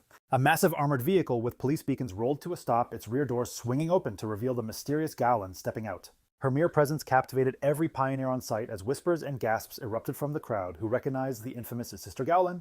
She advances with an undeniable aura of command, flanked by her guards as the pioneers whisper amongst themselves in sheer awe. They all wondered who she could possibly be to command such a grand and intimidating entrance, but Fang Yi, watching her intently, deduced her purpose. She was the key, the one who would breach the gate for them all, and she came to a halt before the massive, crackling blue energy barrier. Raising her hand, she began to gather a vortex of pure energy, which coalesced into a radiant blue symbol in her palm. With a single forceful thrust, she drove the symbol into the barrier, causing the colossal energy field to tear asunder.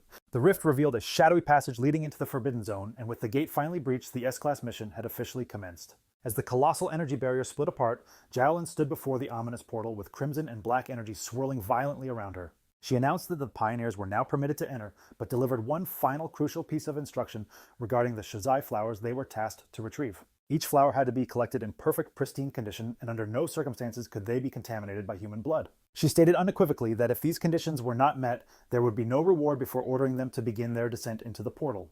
As the large contingent of pioneers started their march into the foreboding gateway, a member of the arrogant pioneers team began to grumble to his leader. He complained bitterly that Zaolin was essentially sending them to their doom while she remained safely outside.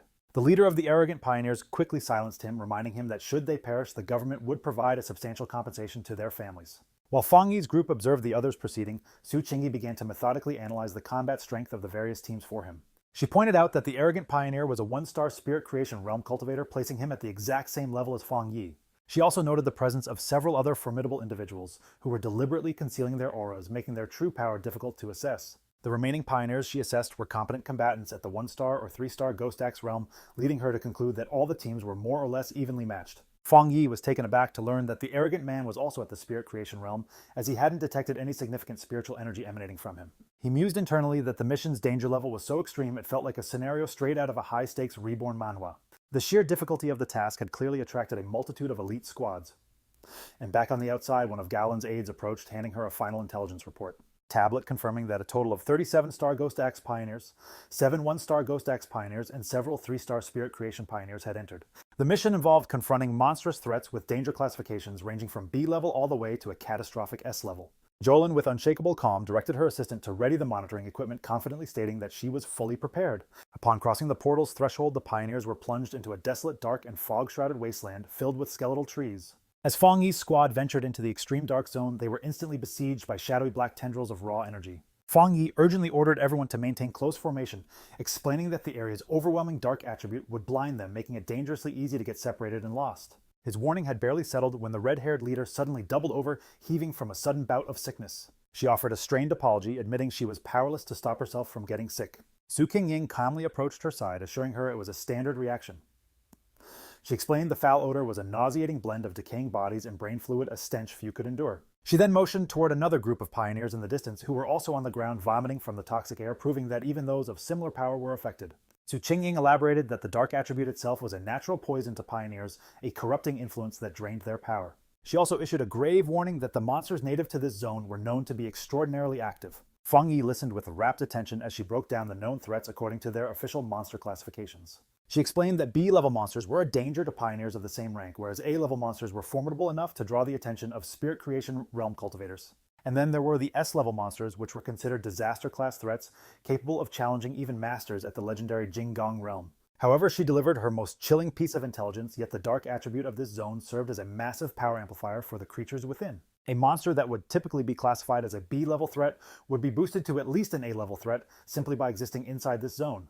The red-haired leader looked utterly shocked by this terrifying new piece of information. A worried Lin Yi then asked Su Qingying if her own team was somehow immune to the debilitating corruption. Su Qingying offered a slight chuckle, clarifying that they weren't immune but rather highly accustomed to it from frequently dealing with similar monsters. As a result of their experience, the horrific stench no longer bothered them. She also revealed that she had recently broken through. She had now reached the 3-star Ghost Axe realm and was focusing her efforts on evolving her water attribute into a more powerful ice attribute. Lin Yi spoke again, noting to Su Qingying that since they were at the same level, she wondered if she too felt the immense pressure. She described feeling her spiritual energy being heavily suppressed far more than in any of her previous missions. The crushing sensation was so intense it felt like a death trial straight out of a grim reborn manhwa. Su Qingying's expression turned somber as she confirmed this, adding a stark warning that many high-level masters, including one-star spirit creation military elites, had fallen here. The sheer number of elites who had died in this zone meant they had to exercise extreme caution. As they ventured deeper into the Forsaken landscape, Su Qingying took the lead. She noted the group ahead had already vanished into the gloom. She urged her team to increase their speed slightly before issuing a critical order. They were to minimize all speech to conserve their physical strength. Instead, they needed to concentrate their spiritual energy to guard against the oppressive dark mist, which would exploit any weakness.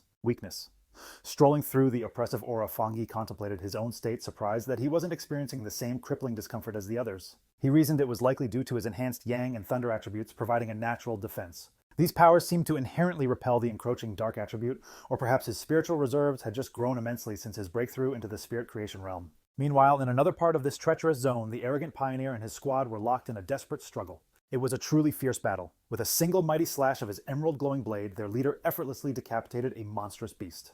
He let out a haughty laugh, scoffing at the supposed dangers of the zone as his teammates cheered, hanging on his every word. He declared that they and they alone would claim the She-Flower, vowing to teach the younger generation the meaning of true power. Returning to Fang Yi's group, Lin Yi was still fighting waves of nausea, letting out small distressed sounds that Fang Yi couldn't help but notice. Seeing her plight, he thought to himself that for all her strength, she was still just a kid. He gently rested a hand on her back, channeling a comforting wave of his spiritual energy into her. The effect was instantaneous. Lin Yi felt the sickening nausea and the bone-deep chill evaporate, replaced by a gentle warmth akin to the winter sun.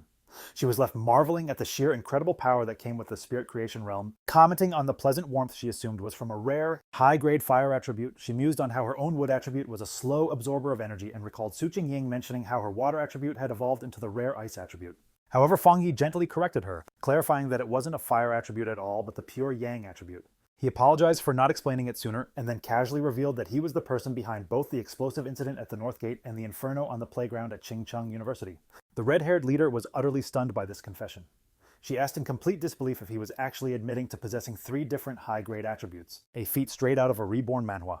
Fang Yi calmly explained that the 2 fire-related events weren't identical, pointing out the subtle yet crucial differences between his yang and skyfire attributes. Internally, however, Fang Yi was thinking about his 4th power, the desolation attribute. He resolved to keep this one a secret, believing it was always prudent to hold a hidden trump card. Outwardly, he simply offered a vague confirmation to his team's astonished questions. The red-haired leader, still shivering violently from the oppressive cold, nervously sidled up to Fang Yi. She explained that she hadn't yet reached the 3-star Ghost Axe realm, and her sensory abilities were still weak, but she knew his yang attribute was the key to her relief. Promising she wouldn't cause any trouble, she shyly asked if he might warm her up too. Fang Yi agreed to help her for the rest of the day and placed a hand on her shoulder, sending a surge of comforting energy through her that made her yelp in startled pleasure. As she exhaled a visible puff of warm air with a deep sigh of relief, Zhang Xiaya and the other member of Su Qingyi's squad watched in utter confusion.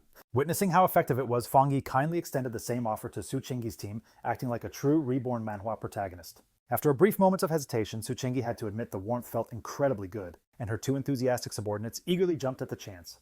With a few quick successive pats, Fang Yi shared his protective yang energy with the 3 women, each of them expressing their shock and immense gratitude for the comforting, life-saving warmth. Their fleeting moment of respite was abruptly shattered by the chilling crunch of heavy-clawed footsteps on the lifeless ground nearby. Fang Yi's expression immediately turned grim, as his sharpened senses detected the approaching threat, and he alerted the group that a monster was closing in.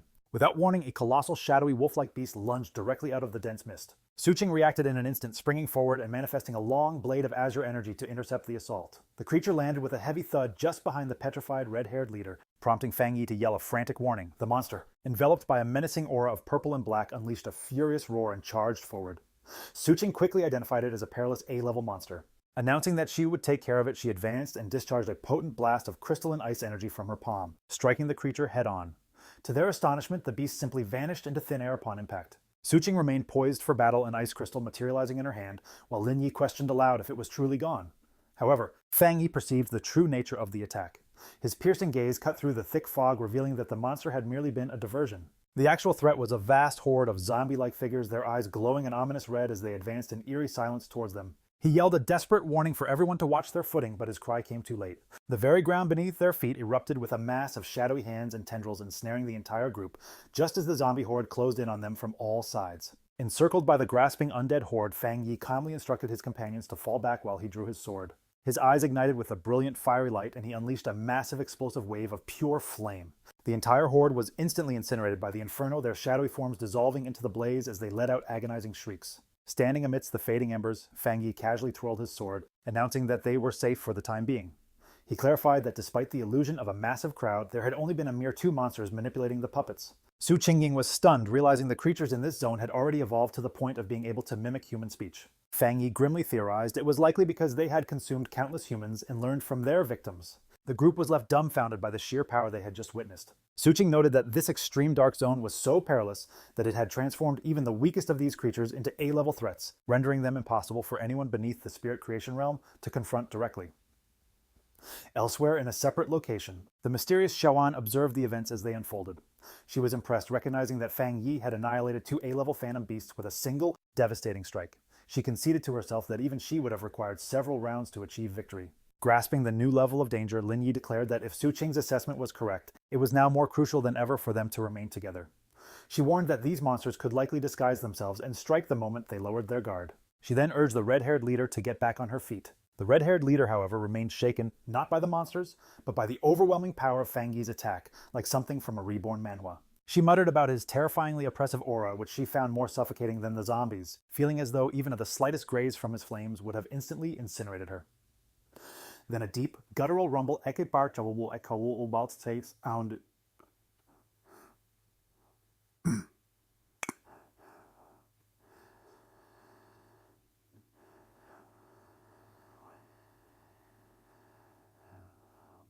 Lin Yi asked if the others could also hear that sound reminiscent of crashing ocean waves. The very ground began to quake violently, causing the entire party to stagger and fight for their balance. Far off, they spotted other pioneer teams fleeing in a state of absolute primal terror.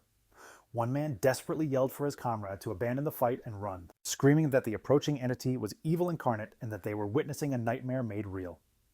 Fang Yi, Su Qingying, and Lin Yi watched with grim expressions as the utter chaos unfolded. Before them, a colossal swirling vortex of pure dark energy, filled with countless monstrous figures and glowing red eyes, swept across the land, devouring everything in its path. The arrogant pioneer and his squad were caught squarely in the path of the cataclysm, which was none other than the legendary Dark Tide. As the terrifying wave of darkness surged across the land, consuming pioneers whose screams for help were silenced, the arrogant pioneer simply scoffed. He dismissed the overwhelming threat, proudly proclaiming that if the regular forces couldn't handle it, that certainly didn't mean he was incapable. With a defiant roar, he summoned a massive barrier of green energy with his sword, announcing that everything within this zone was his for the taking. He then charged recklessly into the very heart of the swirling red and black maelstrom. His confidence was instantly obliterated. The moment he entered the tide, he was engulfed by its suffocating dark tendrils. He realized with abject horror that the monsters within were vastly more powerful than he could have ever fathomed, far beyond an A-level or even an S-level threat. Consumed by terror, he knew he couldn't let it catch him. But it was already too late. He and numerous other pioneers were swallowed by the crushing darkness, their screams echoing as they were pulled into the abyss.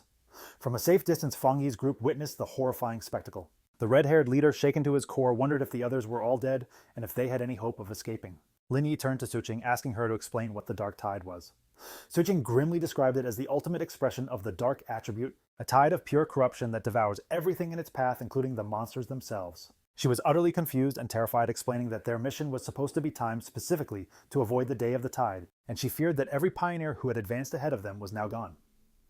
Lin Yi recalled reading about the Dark Tide on Pioneer forums, where it was described as an apocalyptic event straight out of a reborn Manhwa, a force that could annihilate an entire city.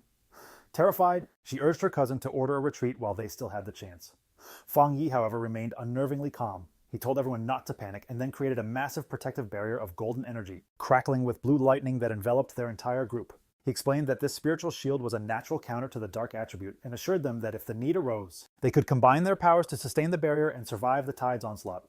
Su Qing was shocked by his proposal, asking what he intended to do. She warned him that the dark tide was a concentrated state of the dark attribute and that their combined power couldn't possibly stop it, reminding him that the incredibly powerful spirit creation pioneer had just been swallowed whole. Fang Yi was completely unfazed as his sword erupted in a blaze of golden flames and he raised his other hand. Crackling with azure lightning, he boldly announced his intention to obliterate it. Before his comrades could even process his words, he launched himself forward, a blazing meteor of fire and electricity streaking directly into the colossal wave of darkness. His teammates were left watching in utter astonishment as Su Qing questioned whether he truly intended to dismantle the dark tide single-handedly. He dove headfirst into the storm's core, his brilliant light carving a clean path through the maelstrom of chaos. Within the tranquil eye of the tide, Fang Yi hovered serenely, completely untouched, within a protective golden aura, while the monstrous dark energy churned violently around him. He observed the small flame-like wisps of crimson energy within the tempest, and a smirk graced his lips, confirming a suspicion he'd been harboring. Suspended in the heart of the dark tide, Fang Yi found himself encircled by a grotesque horde of innumerable monsters, their many-eyed forms contorting in the gloom as he began to analyze the true nature of the threat. It dawned on them that these were not merely A-level monsters manipulated by dark energy, they were in fact enhanced composite beings, fused and evolved from countless lesser creatures. He deduced that the tide itself was a living incubator, ceaselessly evolving its spawn from B-level to A-level and ultimately to S-level. This entire phenomenon, he concluded, was at a minimum an SSS-level threat, which explained how it could so effortlessly consume even formidable spirit creation realm pioneers. A monstrosity lunged toward Fang Yi, his eyes ignited with golden flames, and with one devastating slash of his flaming sword, he unleashed his crimson flame blade technique, effortlessly annihilating the A-level composite beast. He couldn't help but reflect on his own incredible growth. It was a power-up straight out of a reborn Manhwa. The synergy between his newfound spirit creation realm power and his skyfire-infused sword enabled him to instantly vanquish a creature that would have once posed a significant challenge. As he scanned the chaotic surroundings, his eyes landed on a familiar figure. It was the arrogant pioneer, somehow still alive but being actively consumed by the tide's corrupting energy. The man remained conscious, desperately fighting against the encroaching corruption that was overwhelming his very being. Fang Yi observed that since the pioneer was still responsive, his spiritual energy was not yet fully depleted, leading him to believe that even if the man's spiritual foundation lacked the solidity of his own being, a true spirit creation realm pioneer afforded him a slim chance at survival. Making a split-second decision, Fang Yi summoned his divine thunder power, unleashing a colossal blast of purifying lightning. The bolt struck the dark mass, ensnaring the arrogant pioneer, violently ejecting the man clear of the tide. He landed hard on the ground, unconscious, but mercifully free from the corruption. Standing over his fallen rival sword, still ablaze, Fang Yi noted that the man was salvageable but only just.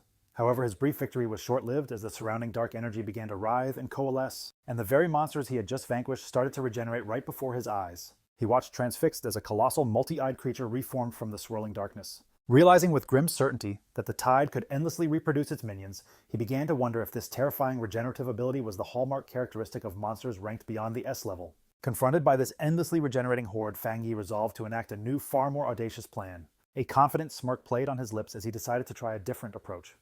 He deliberately dispelled his protective spiritual energy aura, leaving himself utterly exposed to the full, overwhelming force of the darkness. Tide. The instant he was left exposed, his system flared to life, identifying the overwhelming dark attribute. Yet, it swiftly broadcast a failure notification.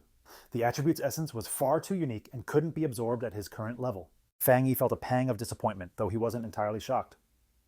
It became clear that even upon reaching the spirit creation realm, this shadowy attribute remained completely beyond his grasp, proving it was fundamentally different and infinitely more complex than any force he had ever encountered. As his options dwindled, a resolute smile formed on his lips. He came to a conclusion. Since he could neither obliterate the tide nor assimilate its energy, he would have to forge another path to overcome it. As the monstrous horde surged toward him once more, he felt a fleeting regret for not bringing his little white flower the desolation bloom. Knowing its life-siphoning ability would have been the perfect countermeasure. He mentally scanned his remaining options. Then, his eyes shot open with a sudden revelation.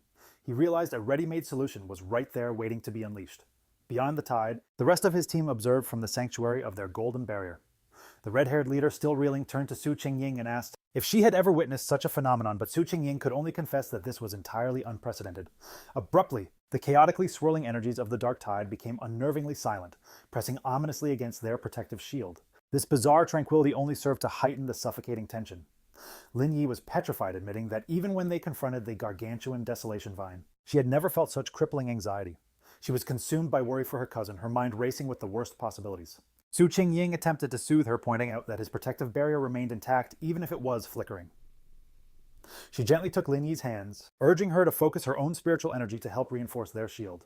She then added with a grim but logical tone that if a pioneer as mighty as Fang Yi were to be defeated, their own fates would be sealed regardless. Su Qingying continued to bolster their spirits, reminding them that Fang Yi was a spirit creation realm cultivator who wielded multiple powerful attributes, and she suspected his true capabilities were far greater than anything they had witnessed, like a protagonist from a reborn Manhwa. She told them it wasn't the place of pioneers at their level to worry about rescuing a man whose power was so far beyond their own. Her surprisingly lighthearted and confident words managed to ease Lin Yi's fears, who offered her thanks. Su Qingying just smiled, admitting that her own squad often complained she was too serious, and then asked if Lin Yi felt a bit better. Just then, their tense vigil was shattered as a colossal pillar of pure flame erupted from deep within the dark tide, violently pushing back the oppressive gloom. From the very heart of the inferno, Fang Yi unleashed his ultimate technique, the Nine Dragons Skyfire Sealing Art. He ascended from the conflagration, his entire being radiating a mixture of brilliant blue and golden energy.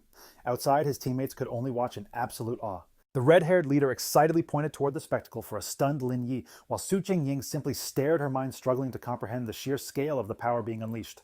The technique manifested as 9 colossal fiery dragons that swirled and danced, their combined luminescence completely overwhelming the suffocating dark tide. Elsewhere, the enigmatic Golan, who had been monitoring the mission from afar, was staggered by the immense spiritual pressure that washed over her. She instantly recognized the power as the legendary Skyfire attribute and the technique as a formidable sealing art. She watched in utter disbelief as the 9 dragons converged, beginning to compress the city-destroying dark tide into a single unstable orb of fiery energy, questioning if he had actually managed to seal the entire cataclysm. But Fang Yi was far from done. Having successfully contained the tide, he gathered his divine thunder power within his hands, unleashing it as a massive vortex of crackling blue energy that swirled around the sealed fiery sphere. With a powerful roar, he invoked the name of his combined technique, the 9 Dragons' Edict. The 2 immense powers of fire and thunder collided, creating a cataclysmic explosion that rocked the very foundations of the extreme dark zone. With a final decisive command to seal, Fang Yi brought his hands together, forcing the chaotic energy to collapse inward upon itself. The vortex of fire and lightning compressed into a smaller, more stable sphere, ultimately settling into a small, brightly glowing orb of perfectly contained pulsating power. Following Fang Yi's incredible display of power, the once arrogant pioneer lay unconscious on the ground. Fang Yi considered that they were safe for the time being, realizing he had unexpectedly rescued someone and now wondered what to do with him. Lin Yi rushed over to her cousin, deeply relieved that he was unharmed. Su Qing, standing by the fallen pioneer, offered to have her team take responsibility for the unconscious man. Shortly after, Su Qingying approached Fang Yi, asking why he didn't seem happy after successfully sealing such a potent dark attribute. In her mind, however, she was completely astonished, thinking that his power was like something from a legendary reborn Manhwa. He was a truly unbelievable person. Fang Yi explained to the group that they had to move quickly. He stated that the seal he had used was only temporary, and that the overwhelming dark attribute energy in the area was still dangerously potent. They needed to hurry and find the Shiai flower before the seal eventually wore off. Su Qing understood and confirmed that her team would take the man back to the association for medical treatment, while her teammates hoisted the unconscious pioneer onto their shoulders. The group paused at a cliff, looking out over the barren landscape. Su Qingying came to the grim realization that none of the other pioneers who went ahead had made it out, sadly concluding they had all been consumed by the dark attribute as not a single trace of them remained. The red-haired leader mourned how people who were living just moments ago had completely vanished from existence. Fang Yi, for his part, thought that perhaps he was cold-blooded, but he felt a sense of relief that he didn't have to witness their final moments. As they approached a menacing dark pool, Fang Yi took command. He instructed Lin Yi and the others to proceed with Su Qing's team, explaining that this pool now represented the most significant danger, and it was better for him to stay behind to protect them. The group agreed and moved ahead. When he was left alone standing on a rocky outcrop, a system window materialized before Fang Yi, informing him that it had detected a new powerful fluctuation of the dark attribute. Immediately, a formidable vortex of purple and black energy erupted from the ground all around him. The system confirmed that the detection was successful and announced it was activating its ultimate computing power to begin scripting a new technique. It was as if his life were a literal reborn Manhwa. Fang Yi was lifted into the air, his arms outstretched as enormous pillars of pure dark energy rose up around him. The system declared that the scripting process was a success, and Fang Yi's eyes snapped open, now glowing with a menacing purple light. A brilliant light saturated with the essence of the power he has just conquered erupts around him as a system window materializes to confirm his acquisition. He has successfully obtained the dark attribute technique Limitless Dark World. The system proceeds to detail how this incredible ability allows him to manifest a sealed dimension of dark mist, a domain where all spiritual energy is drastically suppressed. Fang Yi contemplates the implications of his new power, recognizing the Limitless Dark World as a personal domain under his absolute control. He immediately grasps the immense strategic advantage this grants him. The corrosive nature of this domain will relentlessly drain his opponent's spiritual energy, crippling their ability to replenish it. A vision flashes through his mind, him ascending over a sea of desperate, grasping hands. He realizes that if he were to combine this debilitating new effect with his other potent attributes, his power would become absolutely terrifying. He confidently concludes that he could now annihilate a beast even stronger and more monstrous than the Dark Tide should one ever dare to appear again. As the last vestiges of purple energy dissipate, a disbelieving Su Qingying asks Fang Yi if he can sense the dark mist coalescing around them once more. Her eyes widen in sheer astonishment as she finally processes the immense spiritual fluctuation emanating from him. She can only stare as Fang Yi is bathed in the residual energy, wondering how he could possibly be undergoing another breakthrough without the typical world-shaking omens like a shift in the heavens and the earth. And then, the realization strikes her with the force of a thunderbolt. He didn't just seal the S-Class Dark Tide, he absorbed its very essence. The very concept seems utterly absurd, like a plot from some over-the-top reborn manhwa. In the dawn of the spiritual revival, every pioneer knew that the dark attribute was the most terrifying power imaginable. born from the collective negative emotions and the deep-seated malice of all living beings. For this very reason, absorbing its power was strictly forbidden by the government. A flashback reveals a catastrophic official experiment where researchers attempted to purify the dark attribute, only to pay a grievous price leading to it being classified as a uniquely dangerous existence. The power of these dark entities can range from D-class to S-class, but even the weakest could overwhelm the early pioneers, to say nothing of an absolute S-class threat like the Dark Tide, which could devour even Spirit Creation Realm cultivators effortlessly. Another flashback then reveals the tragic fate of a 3-star Ghost Axe pioneer who, before the ban was enacted, tried to absorb energy from a mere sealed creature. The backlash drove him insane, his body afflicted with necrosis and his mind shattered, leaving him confined to a psychiatric hospital to this very day. Returning to the present, the chaotic dark energy subsides, receding back into Fang Yi's body as he exhales softly. He then calmly calls out into the desolate, misty landscape, announcing that whoever has been observing them for quite some time can finally show themselves. His crimson eyes scan the area with a sharp, knowing glint. From the swirling mists, Jialan emerges. She remarks that if her eyes don't deceive her, it was Fang Yi who single-handedly sealed the Dark Tide. Su Ying is completely stunned by her sudden arrival, gasping her name in disbelief. Jialan gracefully descends, landing before Fang Yi and asking what exactly he was just doing, pointedly questioning if he was absorbing the dark attribute. Fang Yi calmly confirms that he was indeed. Her direct line of questioning sends another wave of shock through Su Ying. Then, in a swift and startling motion, Jialan draws a pistol and aims it squarely at Fang Yi's head. The red-haired leader screams Jialan's name, her voice filled with outrage and demand. Demanding to know what she thinks she's doing, while she and a petrified Lin Yi can only look on in a state of fear and bewilderment. Su Jingyi instantly springs into action, positioning herself squarely between Jialan and Fang Yi and deflecting the firearm with her own arm. She then confronts Jialan with fury in her eyes, reminding her that if memory serves, Fang Yi is the military's #1 recruitment priority. She presses Jialan further, pointing out that the association had also been eager to recruit him before the military intervened, and she demands an explanation for this blatant hostility. Disregarding Su Jingyi's defense, Fang Yi calmly places a hand on her shoulder and speaks directly to Jialan. He notes the strangeness of the situation, asking if their mission wasn't to retrieve the Shizai flower. He observes that while she seems determined to complete the objective, she also appears profoundly displeased that they survived the ordeal. Jialan says nothing, her expression a complete mask as she continues to keep her weapon trained on him, the light reflecting off its metallic barrel. The red-haired leader, however, is far from calm. She explodes in a fit of rage, screaming at Jialan. She reminds her that their squad has always placed their trust in her, and she furiously demands to know why Jialan failed to intervene when they were being overwhelmed by the Dark Tide. She proclaims that without Fang Yi's help, they would have all been utterly doomed. Emphasizing that Yi is still just a kid, she accuses Jialan of merely standing aside and observing, only to now turn her weapon on the very person who rescued them all. Abruptly, Jialan lowers her firearm, a smirk spreading across her face. She brushes off the entire tense standoff as nothing more than a joke, remarking that Fang Yi certainly seems to be quite popular with his teammates. She then congratulates him, formally announcing that he has successfully passed the test. This abrupt shift in her demeanor leaves the red-haired leader and Su Jingyi utterly bewildered by her declaration. Fang, on the other hand, grasps the situation instantly. He asks if her real objective was simply to test him. Jialan confirms his suspicion, explaining that due to his extraordinary talent and power, she was unwilling to rely on cold data. His story is like something from a reborn Manhwa, so she wanted to witness firsthand what kind of person he truly was. She then turns her attention to the red-haired leader's earlier accusation, explaining that the reason she didn't intervene was because pioneers are bound to the brutal laws of this new world. She declares that this is their collective destiny, a life where fortune and catastrophe can pivot in the blink of an eye. However, she tells them they are fortunate to have a reliable and immensely powerful individual watching over them. She then asks if they've noticed that not a single other monster has dared to approach them since. The tide was repelled, with Jialan explaining the creatures were terrified of the immense power Fang Yi had just displayed. Fang Yi simply watches on with a solemn expression, concurring with her assessment. He adds that the Dark Tide itself operates on a primal, simple principle. It preys upon the weak and flees from the strong. With this harrowing test concluded, Jialan offers to lead them directly to the Shizai flower, confidently stating that her knowledge of the terrain is superior to theirs. As they begin to follow, Su Jingyi leans in to whisper to Fang Yi, expressing her deep-seated feeling that something is psychologically amiss with Jialan. She then reveals a chilling and vital piece of information. Jialan's own squad had previously confronted the Dark Tide, and she was the only one who survived the encounter.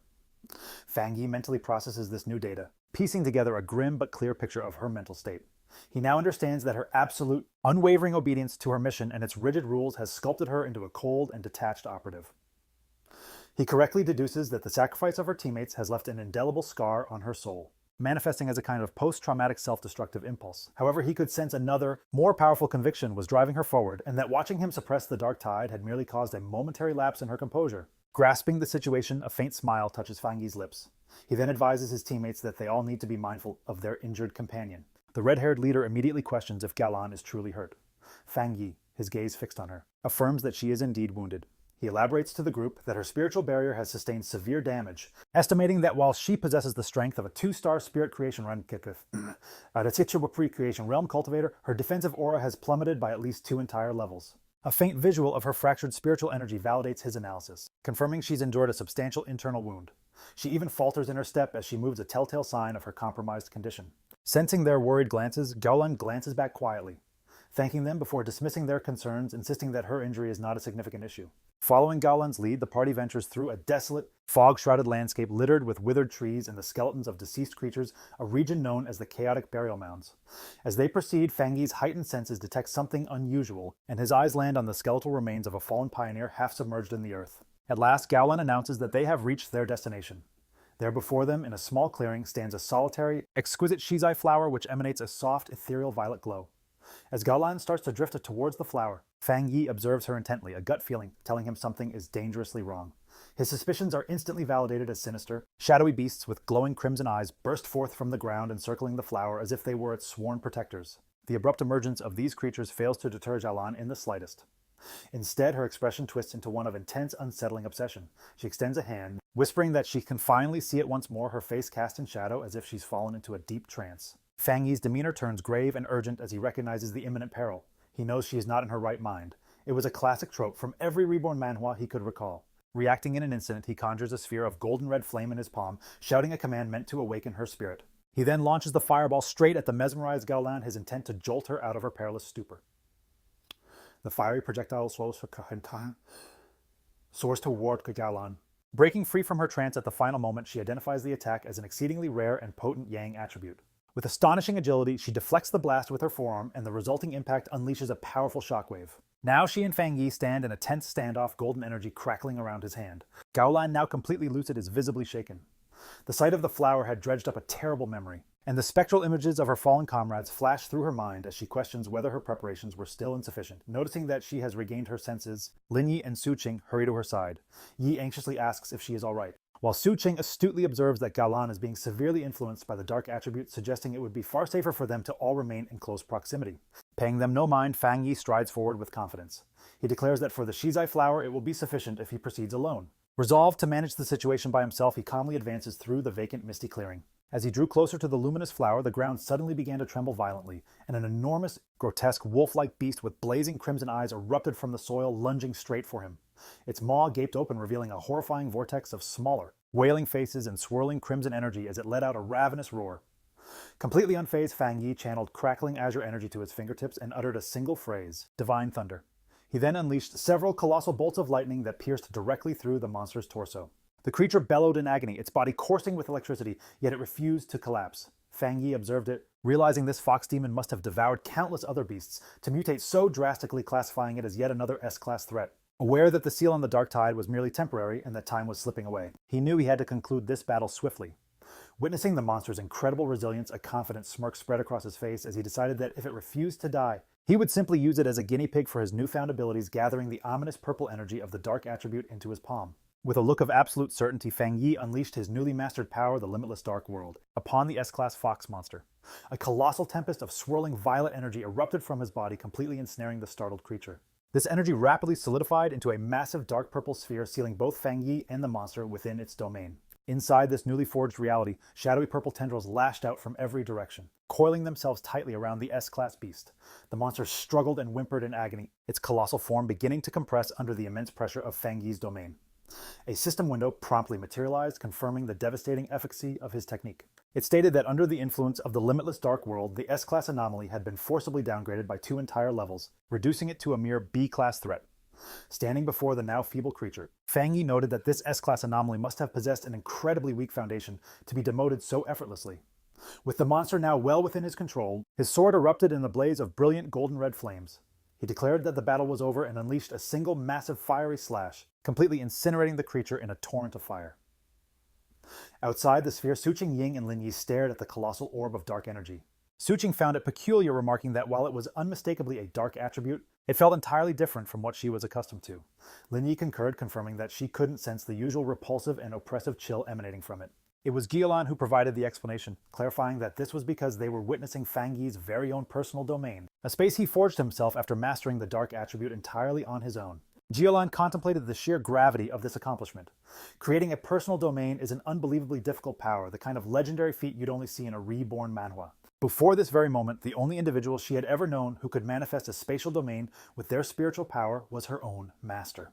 She estimated that aside from him, there were at most 3 other people in the entire world capable of such a feat. A painful memory surfaced in her mind, a vision of a catastrophic citywide disaster. She remembered how her master had attempted to use his own domain to contain the calamity, but had ultimately been overwhelmed. Their thoughts were suddenly interrupted as the purple sphere dissipated, revealing Fang Yi standing alone and unharmed in the clearing. Giolan and Suqing and Ying stood in absolute awe, stunned by the sheer speed with which he had concluded the fight. With just a casual wave and a reassuring smile, Fang Yi declared that the chaotic burial mounds were now clear of any further threats. With the area finally secured, he calmly strolled towards the luminous shizai flower. He carefully cupped his hands around the plant, gently easing it from the earth with its roots perfectly intact to preserve its essence. Holding the glowing prize, he examined it for a moment, concluding that this single specimen would be sufficient to complete their mission.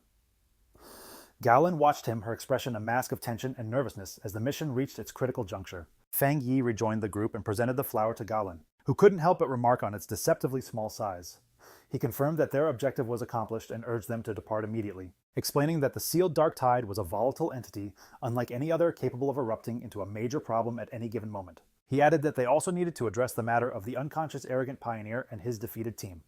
Her tense demeanor finally melted away, replaced by genuine gratitude. Clutching the glowing flower, she sincerely thanked Fang Yi, admitting that his overwhelming power, like something from a top-tier reborn manhwa, was the sole reason they had succeeded against such impossible odds. She then extended her thanks to the rest of the group and announced that it was time for them to leave. As the others started to head out, Gowlan paused for a moment, looking back to offer Fang Yi her gratitude one final time. It was then that she revealed the truly critical importance of their mission. She explained that Elder Wu, the Sea Nation's one and only Jinggang realm pioneer, was on the very brink of death, and this shy flower was the only life-saving medicine capable of saving him. With a faint, grateful smile, she informed Fang Yi that he had just saved the life of the nation's most powerful protector. Fang Yi listened intently, his expression growing thoughtful as he processed this significant new piece of information, quietly repeating the same of the legendary Jinggang realm under his breath. As the group at last emerged from the dark portal of the extreme dark zone, they were greeted by a sky filled with tumultuous, swirling red clouds. The red-haired leader threw her fists into the air in triumph, shouting with overwhelming relief that they could finally see the light and had made it out alive. Lin Yi voiced her agreement, immensely grateful to see the daylight once more. Their return was met with a thunderous wave of cheers from a large crowd of officials who had been waiting for them with bated breath. They celebrated the successful retrieval of the Shi'ai flower, admitting they hadn't quite believed it was possible when Jalan had first sent word. As the team walked through the path cleared for them by the crowd, the red-haired leader was astonished by just how many people had gathered. Someone in the crowd wondered aloud who the individual was that had actually managed to secure the legendary flower. Suddenly, Lin Yi's expression shifted to one of complete surprise as she noticed something looming ahead of them. Parked directly in their path was a massive, heavily armored military vehicle, flanked on all sides by elite soldiers. The red-haired leader immediately recognized the vehicle, and with it, the symbol of the legendary Star God War Zone, the most powerful and renowned military force in the entire Shia nation. The level of prestige was like something from a military reborn manhwa. A wave of stark realization and profound embarrassment washed over her as she understood that Gowlan was a member of this elite unit, making her deeply regret having yelled at her earlier. The Star God War Zone was ranked as the #1 military district in the entire nation. After the spiritual energy revival began, their unique strategic advantages had allowed them to secure the most resource-rich forbidden zones, transforming them into prized grounds for cultivation. As the group approaches, an official meticulously presents the Shi'ai flower now secured within a luminous blue container to a high-ranking officer. This officer is revealed to be none other than Major Han Li, who accepts the container with a faint, satisfied smile. In his stunning and entirely unexpected display of respect, Major Han Li and his entire platoon of soldiers snap to attention, delivering Fang Yi a crisp, formal salute that clearly startles him. Major Han Li then turns his attention to Gowlan, assuring her that he will personally deliver the shizai flower to the hospital without delay, and that she can now be at ease. Gowlan concurs, stating she will follow shortly after. With its precious cargo safely on board, the armored vehicle speeds off into the distance. Now that the immediate crisis has been averted, Gowlan turns to face Fang Yi directly. He cuts to the chase, asking if she hails from the Star God War Zone. She confirms his suspicion and adds that tales of his incredible power, like something from a reborn manhwa, have already circulated throughout her entire military district. With a confident and knowing glance, she informs him that it won't be long before he becomes an incredibly famous and influential figure. Gowlan continues her discussion with Fang Yi, openly acknowledging that she recognizes his individual prowess is so immense it could single-handedly overwhelm even the most elite squads in her war zone. She then extends a formal recruitment offer highlighting his seemingly limitless potential and inviting him to join the ranks of the Star God Warzone, promising him unparalleled access to the very best cultivation resources. She also reassures him that the rewards for this mission, both for his team and for Su Qingyi's squad, will be delivered promptly. Fang Yi listens with a subtle smile, though he appears to be carefully weighing his options. Her tone then shifts, becoming far more serious as she begins to explain the true gravity of their current situation. She reveals to Fang Yi that with the world transforming so rapidly, the nation's most pressing concern is the escalating threat of dark attribute anomalies. A chilling vision of a city being devoured by a massive, ominous cloud of purple and black energy flashes by, perfectly illustrating her point. She warns that the number of these anomalies is increasing at an alarming rate. She elaborates that the influence of these dark zones will only continue to expand, much like a malignant tumor, capable of unleashing catastrophic consequences at any given moment. Due to this immense and ever-present danger, she states that they have no alternative but to establish forbidden zones and have organizations like the Spiritual Energy Association strictly patrol their borders. She clarifies that her intention isn't to pressure him into joining, but rather because she firmly believes that an outstanding and powerful pioneer such as himself has earned the right to know the unvarnished truth of the world's precarious situation. Recognizing her sincerity, Fang Yi offers a reassuring smile and gives her his word. He tells her that he understands completely, and that if he should ever encounter any anomalies in the future, he will not simply stand by and do nothing. He tells her she can rest easy on that particular point. Upon hearing his solemn promise, Galan's stern and weary expression finally melts away, replaced by a genuine, relieved smile. She then formally introduces herself, saying it is a pleasure to finally meet him, and offers him a small dark token. Fang Yi accepts it, revealing a black tablet emblazoned with a dragon symbol and the characters for the Star God Warzone. Golan explains that this token will grant him unrestricted access to any forbidden zone for his personal cultivation, and that the gates of the assuring him the Star God Warzone would always welcome him. She then posed one final crucial question, asking if he might be willing to accompany her to meet Elder Wu. Fang Yi immediately questioned if she was referring to the legendary Jing realm pioneer, to which she confirmed that this individual was indeed her master. She expressed a belief that Fang Yi should meet him, clarifying that it was merely a personal wish driven by her desire to forge a friendship with him. Fang Yi graciously accepted her invitation and the token she offered, tucking it away securely. He readily agreed to accompany her, remarking that one can never have too many friends. To commemorate their newfound bond, he extended his hand, which crackled with an intense blue lightning, and told her he had a gift for her. A look of confusion crossed Jialan's face, but Fang Yi quickly explained that he believed he could purge the residual dark attribute poison still lingering within her system. Before she could even process his words, he unleashed a torrent of azure lightning that completely enveloped her, leaving her utterly stunned. The potent energy coursed through her very being, and she was astonished to discover the thunder attribute possessed a powerful healing effect. The chilling, deep-seated pain she had endured was swiftly replaced by a comforting, warm numbness, and she realized all her discomfort had vanished without a trace. Deep within her, the old wounds inflicted by the dark attribute began to mend as the energy purged her body. She felt like the protagonist of a reborn Manhwa, granted a new life as the rare and potent thunder attribute systematically eradicated every last toxin from her system. Once the process concluded, Fang Yi calmly asked Jialan how she was feeling. Still enveloped by the faint lingering sparks of lightning, she confirmed that she felt incredible, and that the residual dark energy had been completely expunged from her body. Nearby, Su Ying watched as paramedics tended to the unconscious and arrogant pioneer, silently wondering if it was even possible to save someone in such a grievously injured state. When she turned back, she was surprised to find Fang Yi and Jialan still present. However, she immediately sensed a profound shift in Jialan's aura, and her once visible injuries seemed to have completely vanished. Jialan then explained that Fang Yi had utilized his exceptionally rare pure thunder attribute to thoroughly cleanse the dark attribute poison from her entire system. Su Ying was utterly astounded by this revelation, realizing that this was the true dual nature of the young man's power. It could be wielded to annihilate his foes and, conversely, to heal and save lives. She pointed at Fang Yi in sheer astonishment, who simply retorted by asking what she was staring at. A brilliant idea suddenly sparked in Su Ying's mind, and she excitedly beckoned the paramedics over. Approaching Fang Yi, she proposed a partnership, explaining that if they could somehow integrate his spiritual power with their advanced medical technology, they could potentially save countless more pioneers afflicted by dark attribute corruption. To demonstrate the gravity of her plea, she offered a deep, respectful bow, imploring him to demonstrate his power just one more time. Fang Yi remained silent, carefully contemplating her request. Finally, Fang Yi consented and unleashed a controlled burst of blue lightning from his palm, asking if that served as a sufficient demonstration. One of the paramedics witnessing the pure, untainted energy excitedly confirmed that it appeared to be effective, and that such a high-level thunder attribute could indeed combat the insidious dark attribute. Jialan chimed in, explaining that when Fang Yi had treated her, the power was channeled directly into her body, annihilating the corruption from within. Su Ying then suggested that all they would require is for Fang Yi and the patient to simply hold hands. However, the paramedic quickly clarified that not every cultivator, even one at the spirit creation realm, could withstand such an immense and pure energy. He elaborated to a still-smiling Su Jingying that while Jiaolan's condition had been serious, it was comparatively minor next to the other patients. He estimated that healing that an arrogant pioneer would demand a staggering 10 times the usual amount of spiritual energy, adding that simply preserving the pioneer's life would be a monumental achievement, as a complete recovery was considered almost impossible. Without hesitation, Fang Yi consented to the procedure, inquiring with the paramedics about the method for transferring his spiritual energy. They guided him towards the ambulance, where one of the medics instructed him to insert his hand into a specialized device and unleash his spiritual energy, a request to which Fang Yi readily complied. Watching from a distance, Lin Yi observed the scene, her mind reeling with the revelation that Jialan was a high-ranking officer in the elite Star God war zone. She was completely astounded. Her cousin's power was so immense, like a protagonist from a reborn Manhwa, that this legendary military unit was desperate to befriend him. She recalled how the typically aloof Galan had personally requested to be her cousin's friend, even presenting him with her private token as a sign of trust. After some time, Fang Yi turned his attention to Lin Yi and the red-haired leader to check on their well-being. Lin Yi assured him they were both feeling fine. She then announced that she and the red-haired leader had resolved to venture out for more intensive training and to undertake some missions on their own, explaining that they couldn't perpetually rely on his protection and needed to cultivate their own strength. Having completed the energy transfer, Fang Yi wholeheartedly supported their decision, merely advising them to exercise caution. He watched them with a faint, proud smile, thinking to himself that his cousin had truly matured. Meanwhile, Su Jingying and her team readied for their departure, and she waved a farewell, telling Fang Yi and Gao Lan they would meet again on the next mission. Gao Lan then informed Fang Yi that it was time for them to pay a visit to Elder Wu.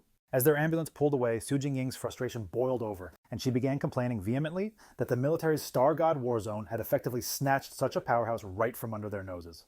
Her teammates attempted to placate her, but her outburst highlighted the deep-seated internal conflicts plaguing the Spiritual Energy Association, which was described as a chaotic organization where the top elite squads were notoriously unwilling to cooperate. Elsewhere, Fang Yi and Gao Lan arrived at a vast, modern medical facility which housed the highest security ward of the Star God war zone's medical base. Fang Yi inquired if this was indeed the place where Elder Wu was being treated. Inside the sterile hospital room, they stood solemnly before the bed where Elder Wu lay unconscious, encircled by a web of advanced medical equipment. Fang Yi remarked on the surreal scene, finding it bizarre that the ultimate powerhouse of the Jinggang realm was now just a frail, shriveled old man. As Fang Yi closely observed the elder's condition, he saw that the old man's face and neck were disturbingly covered in a network of crimson veins, his breathing aided by a respirator. Gao Lan explained that his state had been significantly worse previously, grimly stating he had looked like a walking corpse. She added that even after administering the priceless Shi flower, he had still not regained consciousness. A deep concern settled over Fang Yi as he wondered what catastrophic event could have befallen such a formidable individual, leaving him in this devastating state. Gao Lan then began to recount the story of the harrowing battle that had resulted in her teacher's coma, describing how an immense dark attribute anomaly had materialized high above the capital city. To prevent this malevolent force from consuming the metropolis Elder Wu, her revered teacher had stepped forward to confront and seal it entirely on his own. A flashback sequence revealed the rest of her squad desperately transferring their own spiritual energy to their teacher in a valiant effort to support him. The anomaly they confronted was a cataclysm far beyond any S-level threat. A monstrous draconic entity composed of pure dark energy loomed ominously over the devastated cityscape.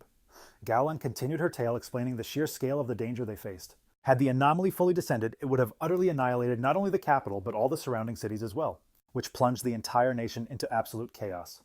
In a final desperate act, Elder Wu deployed his personal domain to seal the S-level anomaly. However, the cataclysm was far more potent than anyone had anticipated. The overwhelming force of the dark attribute turned against him, corrupting his very essence. Gao Lan surmised that if he hadn't been a master of the Jinggang realm, he would have been vaporized in an instant. Returning to the present, Fang Yi gazed down at the comatose hero. A newfound respect washed over him as he acknowledged that for sacrificing himself to save a city, Elder Wu was truly a great pioneer. As Fang Yi stared at the unconscious Elder Wu, his mind drifted back to his previous life. He recalled how countless pioneers had sacrificed themselves just so he could be the last human standing. It felt like the tragic backstory of a reborn Manhwa protagonist, and he realized with a pang of sadness that in his original timeline, Elder Wu had likely already perished by this time. A fresh wave of determination surged through him, and he extended a hand towards the elder. Gao Lan, taken aback, cried out, demanding to know what he thought he was doing to her teacher. Fang Yi calmly reassured her, telling her not to worry. He explained that while the Shizai flower was already taking effect, he wanted to attempt to purge some of the more stubborn, dark attributes still lingering within the elder's body. He placed his hand upon the elder's chest, and a powerful surge of azure lightning began to channel into the old man's form. Fang Yi explained that this would accelerate his recovery. Gao Lan watched in astonishment, exclaiming that the very energy he was trying to cleanse originated from an S-level disaster. After a brief moment of hesitation, she conceded, telling Fang Yi to proceed. Perhaps she thought he was the miracle they had been waiting for. The room was filled with the electric crackle of Fang Yi's power as he channeled his energy into the elder. Gaolan cautioned him to be careful, explaining that the dark attribute residing within her teacher was far more terrifying than any dark tide. She added that even with the Shizai flower's aid, the elder's recovery has been agonizingly slow. Fang Yi, his face now serious, confirmed that he understood. He could sense the immense, suffocating power of the darkness within the elder's body.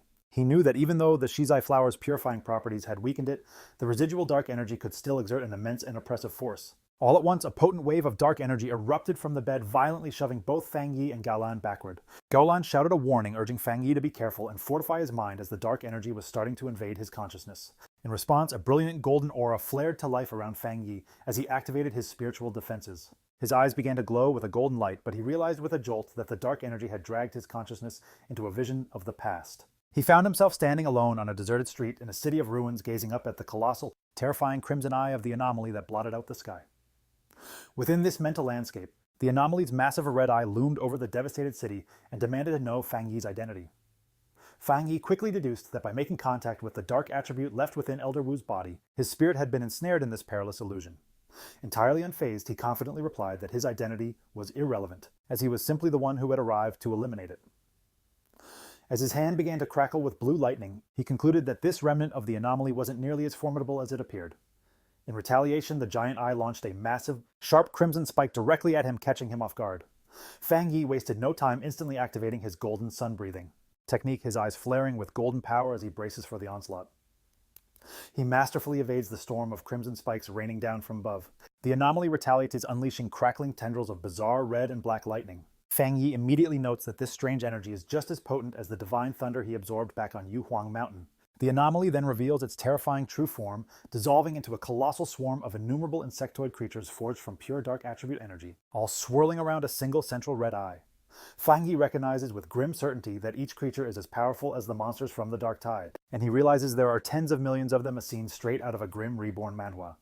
The entire swarm then descends upon him like a terrifying, all-consuming vortex. In response to this overwhelming threat, Fang Yi summons his blazing sword. Facing the monstrous legion, he declares that his only path forward is to eradicate these pests completely. With a resolute battle cry, he surges forward, unleashing a massive fiery slash that carves a brilliant path directly through the heart of the swarm. His devastating attack successfully cleaves the creature's central eye in two. He quickly analyzes the threat, identifying it as an S-level collective anomaly. However, he deduces that its power has been significantly weakened, perhaps because this is an illusion, or due to the purifying effects of the Shizai flower already administered to Elder Wu. The two halves of the bisected swarm plummet to the ruined city below, exploding violently on impact. Fang Yi lands gracefully on a rooftop, surveying the aftermath. He estimates its current power is only around A level, and reflects with awe that this was the city-destroying disaster Elder Wu confronted all by himself. Fang Yi now understands the threat is far greater than he initially imagined. Gathering swirling dark energy into his palm, he unleashes his own dark attribute technique, the Limitless Dark World. A massive vortex of pure, abyssal darkness erupts from his position and begins to consume the insectoid anomaly. The creature is visibly shocked, realizing its opponent is not merely human. With a confident smirk, Fang Yi simply retorts, "You could say that." He then bellows a command to open, and his dark vortex completely engulfs the remainder of the S-level anomaly. As the last vestiges of its energy fade, a final chilling message echoes through the void. "We will return." Fang Yi floats within a sphere of his own dark energy, pondering that the final message must have been a fragment of the anomaly's consciousness. He mulls over the ominous use of the word "we" and wonders if this implies other similar disasters are poised to emerge. As the illusionary world groans and begins to crumble around him, he decides it's best to exit and contemplate this later. His consciousness snaps back to the real world with a sudden jolt. He immediately reaches into Elder Wu's body and begins to extract the corrupting dark attribute energy.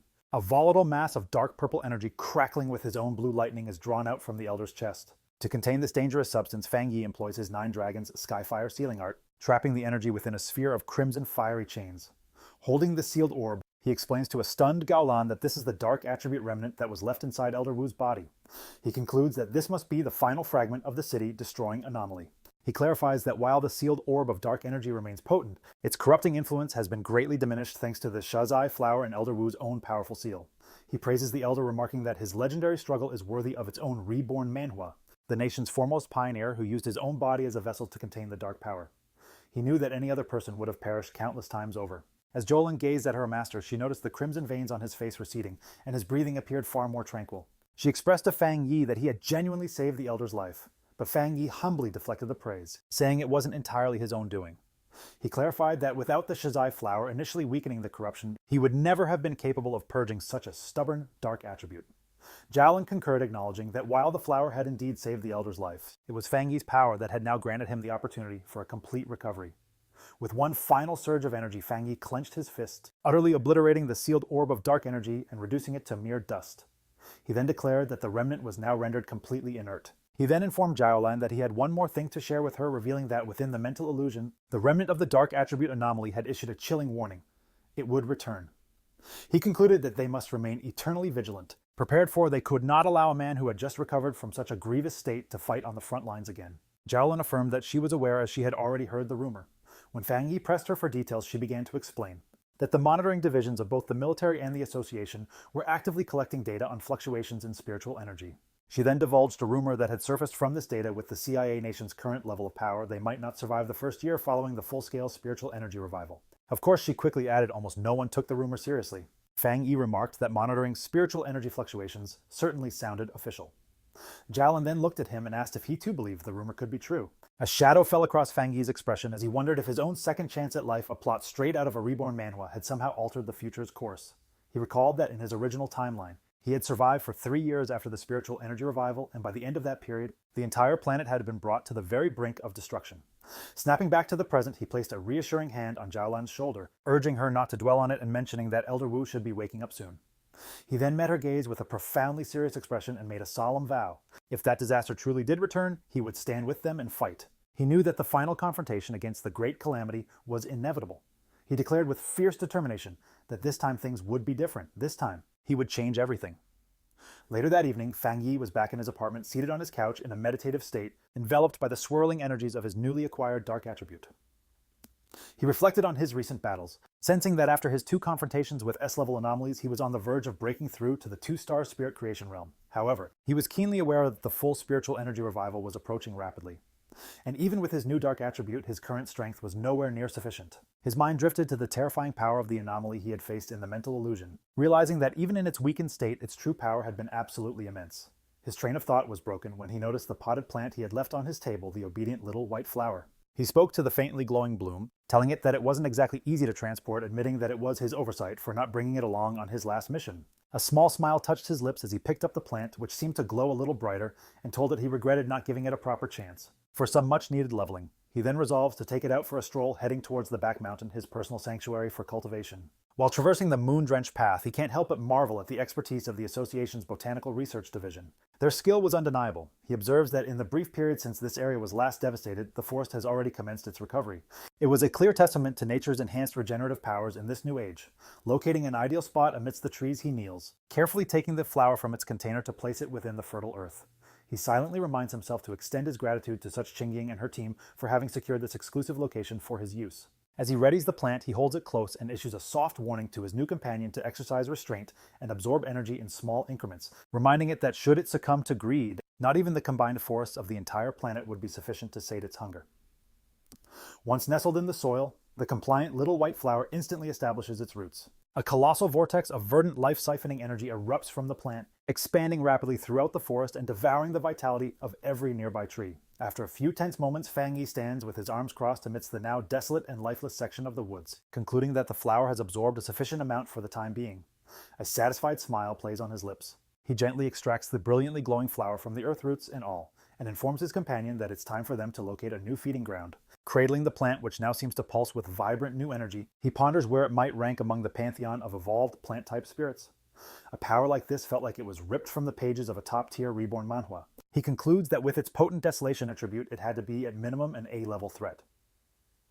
As he proceeds along a darkened ridge, an unnatural silence in the forest registers, and he realizes that every creature that once inhabited these woods must have fled in sheer terror from the flower's overwhelming presence. His contemplation is abruptly shattered by a loud, ferocious howl that rips through the tranquility of the night.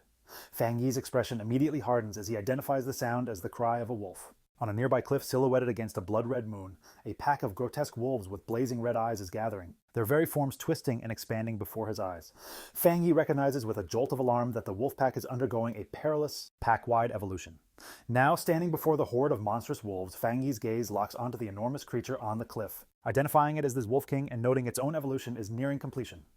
With one final deafening howl, the wolf king completes its transformation, its entire body now radiating a menacing verdant energy. Fang Yi, still holding his potted flower, is taken aback by the sheer volume of spiritual power emanating from the beast. He realizes with growing concern that it is on the verge of becoming an A-level anomaly. The newly transformed wolf pack swiftly encircles him, sealing off all avenues of escape. Fang Yi quickly deduces that the Wolf King has developed a potent new poison attribute branching from its original wood element, a mutation most likely triggered by absorbing the ambient dark energy prevalent in this area. Despite the imminent danger, Fang Yi's composure is unshaken. Dismissing the threat as merely a level 1 anomaly, he carefully removed his obedient little white flower from its pot, informing it that the time has come for them to resolve the situation. Kneeling down, he plants the flower in the earth, thinking that while the anomaly itself is only level 1, the sheer number of wolves presents a significant problem. More critically, the city lies vulnerable just down the mountain, and allowing them to reach it would precipitate a major catastrophe. As the Wolf King lunges forward to strike, Fang Yi commands his flower begin. A brilliant verdant energy begins to surge from the plant. He decides he must test the flower's true power, curious to see how much sheer destruction it can unleash on its own. A colossal beam of green life-draining energy lances into the night sky, visible from far down the mountain where another team of pioneers is keeping watch. This new squad observes the unfolding event with deep concern. One of the men remarks that the Wolf King has successfully evolved and is now unbelievably powerful. He then asks about the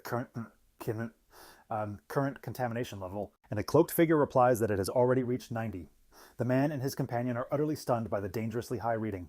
The squad's blonde-haired leader grows tense, realizing the peril is far from over. He identifies the Wolf King's wood attribute as being at least at the 3-star Ghost Axe realm, perhaps even touching the Spirit Creation realm, while the rest of the pack is also dangerously strong. He worries that his team simply doesn't have the numbers to handle such a formidable threat, admitting that he himself only recently broke through to the 3-star Ghost Axe realm. Suddenly, the leader spots the massive pillar of green energy and the unmistakable presence of the dark attribute. It all clicks into place. He finally understands why the contamination level is so high. He shouts an alarm, urgently explaining to his team that the Wolf King has evolved with dual attributes, a phenomenon he knows is exceedingly rare among anomalies, almost like a plot twist from a reborn Manhwa. The contamination reading on the squad leader's watch abruptly spikes to a full 100. The leader grinds his teeth, knowing they must halt the Wolfpack's evolution before the entire area below is lost forever. He recognizes that the beasts, already vicious by nature, will only become exponentially more terrifying with their newly acquired power. He decides to call the Spiritual Energy Association for immediate backup. Just then, the very ground begins to shake violently.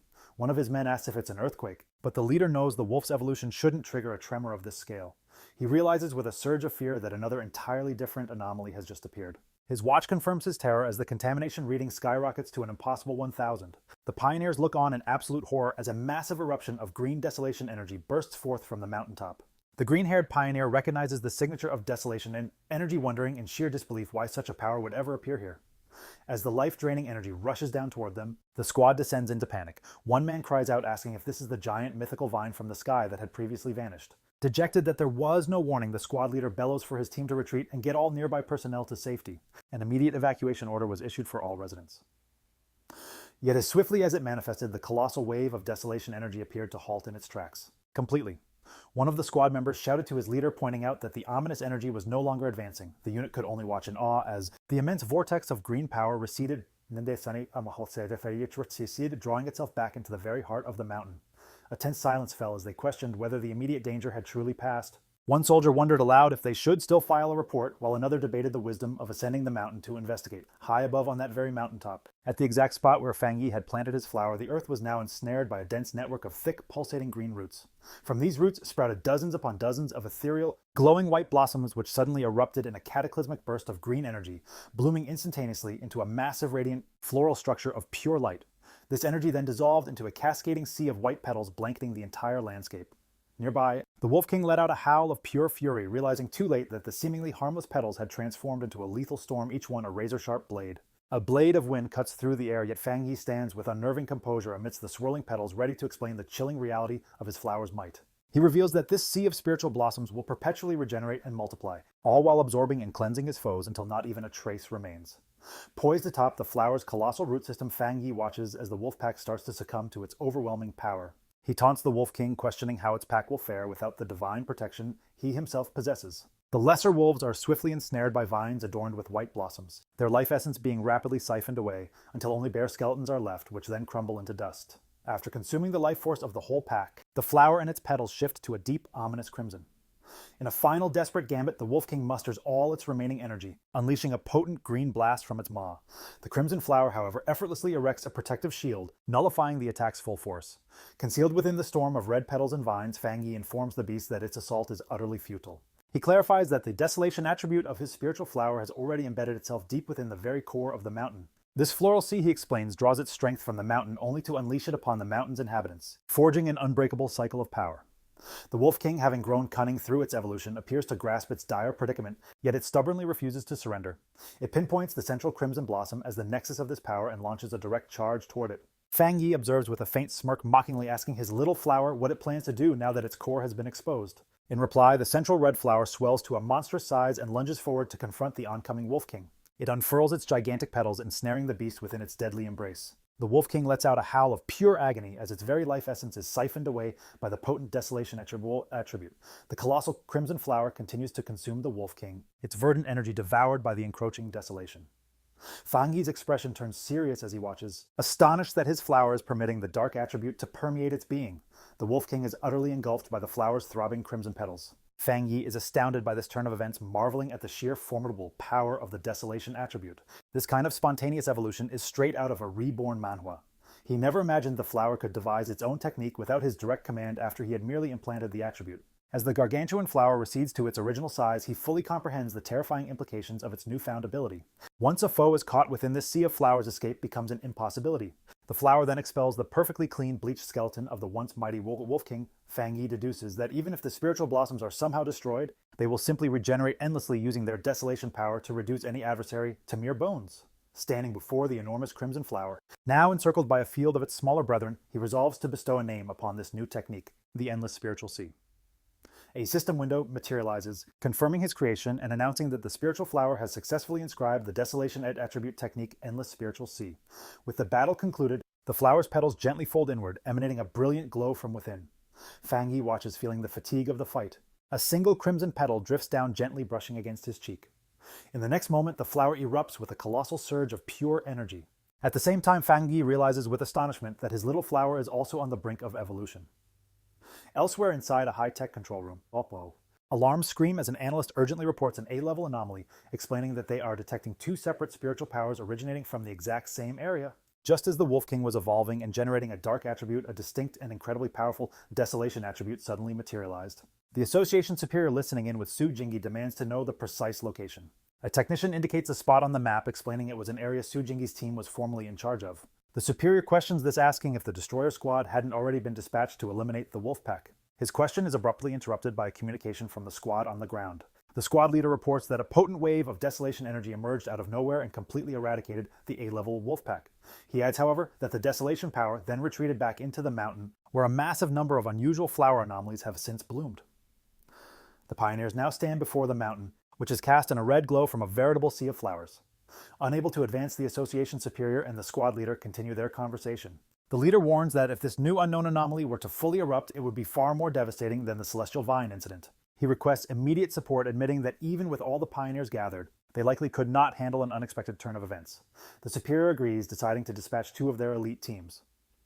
Su Jingi, however, has another theory. She looks at her superior with a knowing gaze, stating her strong feeling that the origin of the desolation power is Fang Yi. She cuts into the call, pointing out that Fang Yi's residence is in that area and confidently declaring that he will be the one to protect everyone. As she speaks, a vision flashes, showing Fang Yi hovering in a fiery aura high above the city. Back on the mountain, the terrain is now completely covered by a sea of crimson flowers. Fang Yi stands before his obedient little flower, which has now grown to a gargantuan size. He observes that, just as he had suspected, after consuming the Wolf King, the flower is preparing to evolve a second attribute. The giant red flower blooms, its center now glowing with a brilliant golden light. Fang Yi is shocked, recognizing that the flower's new power is a fire attribute.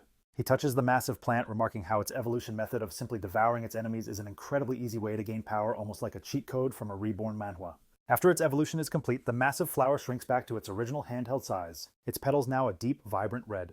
A system window appears, confirming the spiritual flower has completed its evolution. It is now classified as an A-level anomaly named the Desolate Fire Spirit Flower, possessing dual desolation and fire attributes. The notification adds that the flower has a powerful desire to consume spiritual energy and can be placed in the limitless dark world to be nurtured. Fang Yi reads the message, confused by the mention of the limitless dark world, when a new idea suddenly sparks in his mind. He realizes he can place the flower inside his own personal dark domain. He knows that the domain contains a vast amount of dark attribute anomalies and provides a perfect environment. He considers that if the spiritual flower consumes the energy within, it could potentially even evolve a third dark attribute. Just as he holds the orb of his dark domain, a colossal storm begins to gather in the sky. His eyes glow with a golden light as he realizes he is about to achieve another breakthrough, this time ascending to the coveted 2-star spirit creation realm. He settled into a meditative stance to cultivate, and almost immediately, a massive pillar of pure golden divine energy descended from the heavens, enveloping him completely. As he delved deeper into his meditation, he could feel his own power becoming far more malleable and easier to command, the spiritual energy of the world itself merging seamlessly with his body as if they were always one and the same. Elsewhere in the sprawling mountain range, a powerfully built man with spiky hair felt the immense shockwave of energy from the breakthrough. Intrigued, he began to follow the trail of light, astonished when he finally located the source of such incredible power. A thrill shot through him as he recognized the legendary aura of the Heavenly Fireblade, realizing he had stumbled upon a 2-star spirit creation realm. Cultivator, a feat straight out of an epic reborn manhwa. As he recalled the video of Fang Yi's previous battle, the man's own fiery aura began to flare around him. He declared with absolute conviction that he would utterly crush this new fire attribute pioneer, proving to the entire world that he alone was number one. Meanwhile, back at his cultivation spot, Fang Yi's exceptionally sharp senses detected an approaching presence. He called out into the quiet, "Who goes there?" In response, the mysterious man launched a massive roaring fireball directly at him, while demanding to know if he was the new fire attribute pioneer. Entirely unfazed, Fang Yi simply gathered his roiling dark energy and effortlessly absorbed the powerful attack into his own swirling vortex. A small smile played on his lips, satisfied that he had finally baited this hidden enemy out of the shadows. Fang Yi recalled sensing the man's presence lurking nearby for quite some time, noting the stranger hadn't even bothered to conceal his spiritual energy. He quickly identified the newcomer as a wild pioneer, an unaffiliated warrior who lives to challenge others, a classic character trope you'd find in any reborn manhwa. One who had also just recently broken through to the spirit creation realm. The muscular man was now fully revealed, standing amidst a powerful, blazing aura. As he landed before Fang Yi, he remarked that Fang Yi was indeed interesting, admitting that he could feel an immense spiritual pressure emanating from him. He then introduced himself as Zhonglu, and aggressively demanded to know how Fang Yi had managed to so easily nullify his fiery assault from earlier. Fang Yi remained perfectly silent, coolly observing his new hot-headed opponent. With a confident, almost arrogant grin, Zhonglu stated he had forgotten to introduce himself properly. He declared his name was Zhonglu, and that Fang Yi would do well to remember it, because it would be the last name he'd ever hear. With that, he surged forward, his entire body wreathed in roaring flames poised to strike. In response, Fang Yi calmly raised a single hand, pointing 2 fingers toward the heavens, and uttered 2 simple words: divine thunder. In an instant, a colossal bolt of brilliant blue lightning tore down from the sky, aimed directly at the charging Zhonglu. The fiery warrior was caught completely off guard, his mind reeling as he wondered what kind of new power this could possibly be. The divine thunder struck him head-on with devastating force. Immense force. A pained cough escapes him, a plume of smoke issuing from his mouth after the devastating impact. He staggers to his feet, his entire body wreathed in crackling blue electricity and covered in fresh scorch marks. He wonders what just transpired, questioning how his adversary could possibly wield a thunder attribute when he was known to be a fire pioneer. He grinds his teeth, his frame still trembling from the raw electrical power of the shock. Fang Yi looms over the defeated Zhonglu, who is now on his hands and knees, utterly immobilized. With a cruel grip, Fang Yi seizes him by the hair and viciously smashes his head into the ground, causing the very rock beneath them to shatter. As crackling blue lightning continues to dance around him, Fang Yi mockingly asks his fallen opponent to repeat his name, claiming he couldn't quite hear it the first time. Zhonglu can only stare in mute shock, his face pressed hard against the fractured earth. A wave of disbelief washes over Zhonglu, who cannot comprehend how he could have been so effortlessly defeated. He had only just broken through to the 1-star spirit creation realm and had always been the swiftest cultivator he knew. He couldn't fathom how he lost, particularly since he never even got the chance to unleash his ultimate technique. His mind flashes back to a time when he was lauded by his peers, his rare and potent fire attribute establishing him as a genuine powerhouse. He had been convinced that in time everyone would be forced to submit to his might. A small, dismissive scoff escapes Fang Yi's lips as he channels another agonizing surge of electricity through Zhonglu's body, eliciting a piercing scream of pain. Zhonglu's mind reels, wondering how his opponent could possess a thunder attribute when he was supposedly a fire user.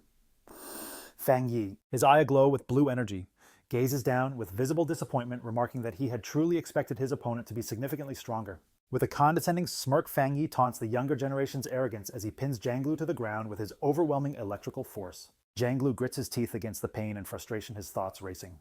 He realizes that even though his opponent is clearly at the 2-star spirit creation realm, his spiritual pressure feels as if it surpasses his own by at least 2 entire realms. A power gap straight out of a reborn manhwa. A final terrifying realization dawns on him. It feels like a staggering difference of 3 full realms. Convinced his demise is imminent, Zhonglu thinks to himself that this is the end, that he, the great Zhonglu, is actually going to perish right here. Prostrate and terrified on the ground, Zhonglu begs Fang Yi not to end his life. With a cold, silent stare, Fang Yi releases him. He warns him that a pioneer's power should not be wielded so carelessly against others, and suggests that with so much time on his hands, he should focus on clearing some of the newly emerging anomalies. After one last dismissive glance, Fang Yi turns and walks away, leaving a bewildered Jianglu on the ground. Jianglu watches him depart, contemplating Fang Yi's immense spiritual power and questioning if the chasm between them exists because Fang Yi is a prodigy or simply because he himself is far too weak. Later inside a luxurious apartment, a dejected Jianglu enters a room where two men are waiting for him. One of them welcomes him back sarcastically, commenting on his new hairstyle, while the other, a man with fiery red hair, immediately begins to berate him, saying he had explicitly warned him not to pick fights. The red-haired man continues his lecture, telling Jianglu that his aggressive nature is far too reckless, especially since the spiritual energy revival has not yet officially begun, and that his actions will only invite unnecessary trouble. To his friend's astonishment, rather than erupting in rage, Jianglu just crumpled onto the sofa, the very picture of defeat. Utterly bewildered by this bizarre reaction, one of the men questioned what had transpired, asking if he was even the same battle-hungry Jianglu they all knew. The redhead pressed him for details, reminding Jianglu that he had marched off confidently to challenge the wielder of the heavenly fireblade. Still reeling, Jianglu confessed in a hushed, broken tone that the fight was over in a single moment.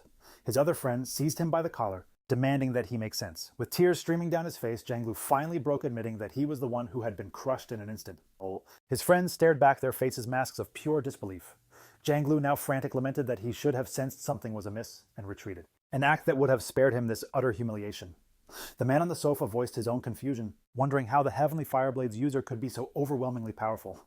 It felt like a plot twist from a reborn Manhwa, especially since Jianglu himself was a prodigy who'd already ascended to the spirit realm, creation realm, in a matter of months. Jianglu then vividly relived the battle, recalling how his ultimate technique, the meteor flame, was utterly obliterated in a single instant by his adversary's overwhelming thunder assault. His companions struggled to comprehend the loss.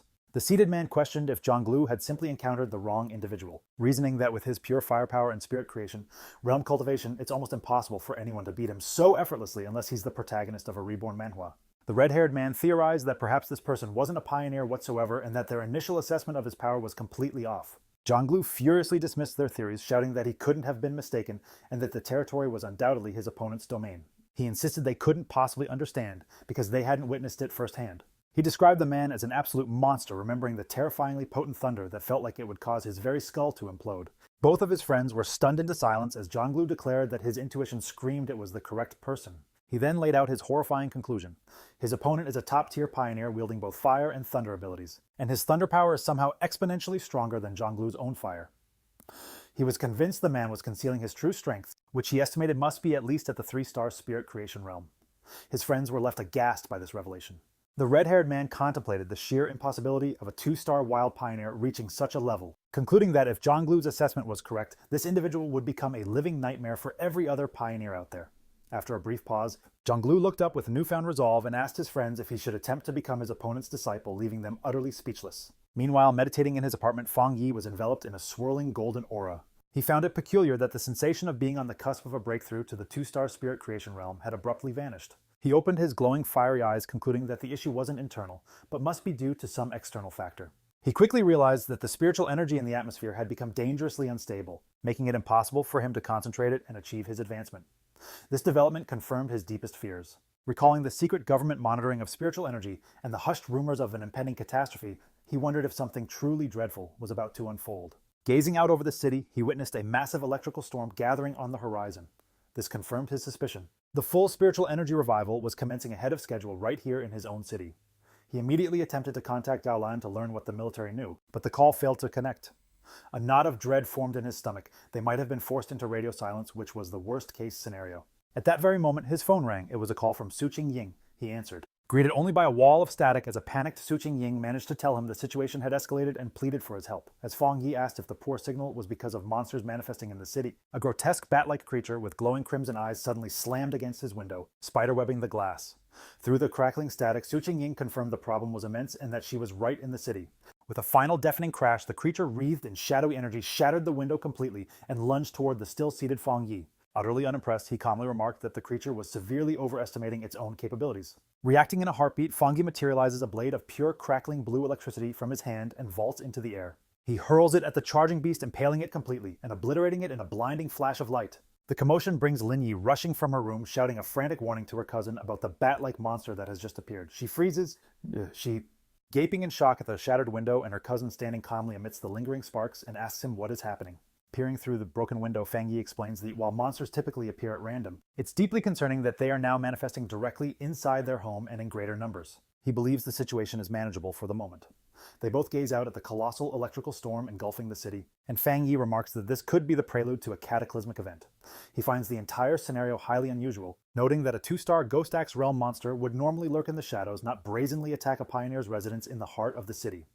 Realizing a grueling battle is imminent, he tells Lin Yi to contact every pioneer she knows and have them assemble at the apartment, and she agrees without a moment's hesitation.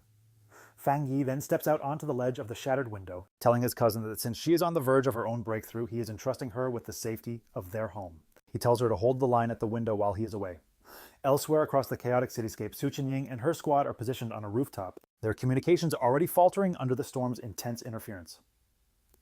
One of her teammates, Zhang Xiaoya, wonders if their equipment has simply malfunctioned. Su Qinying grimly states that if a genuine catastrophe unfolds, they will be forced to fend for themselves. They all look up at a massive swirling vortex tearing open the sky, and Su Qinying prays it is just a false alarm. Taking charge as captain, she gets on her communicator checking patrol statuses and ordering all units to remain on high alert. Her command is abruptly cut off as Zhang Xiaoya and the other squad members stare upwards with expressions of pure, unadulterated terror.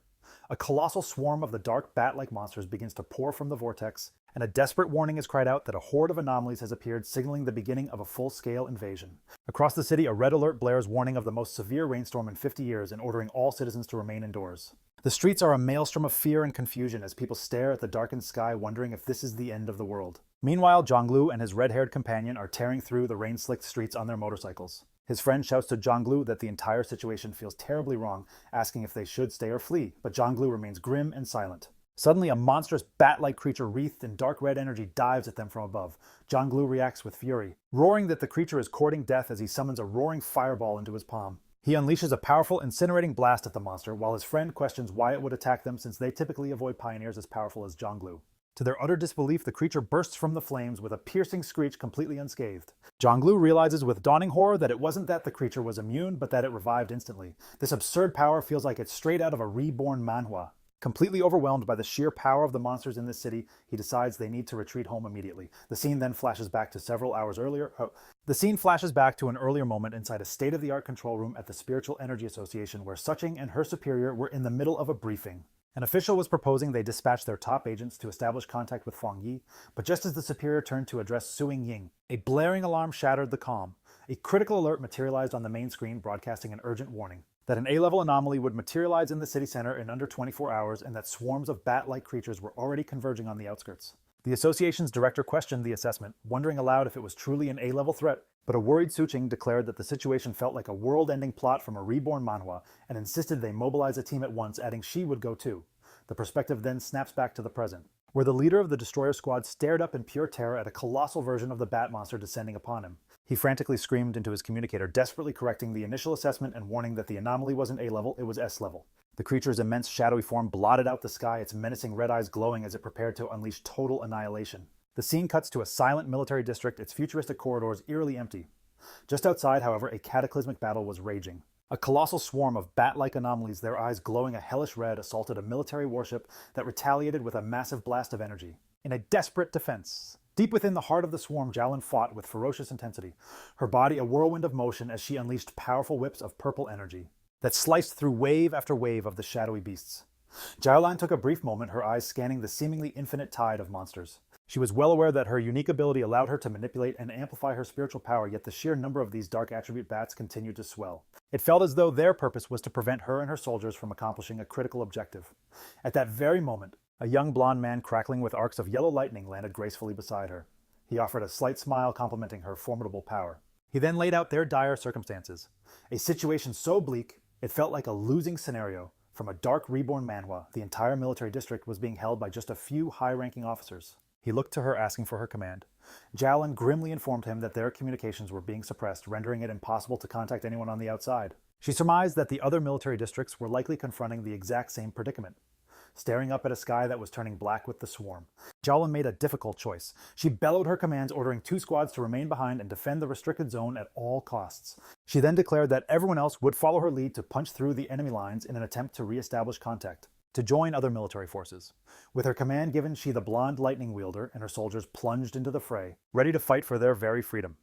As they soared towards the city, a horrifying realization dawned on Jialan. Gazing at the metropolis, now completely consumed by the blood-red swarm, she finally understood their true objective. The anomaly's ultimate target was never the military zone. It was the entire city. In the pouring rain, citizens desperately scrambled for any available cover. At a bus stop, the live streamer Malala and a man waited, but she was buzzing with excitement instead of fear. She told the man that this bizarre, heavy rain was the perfect chance for a viral stream.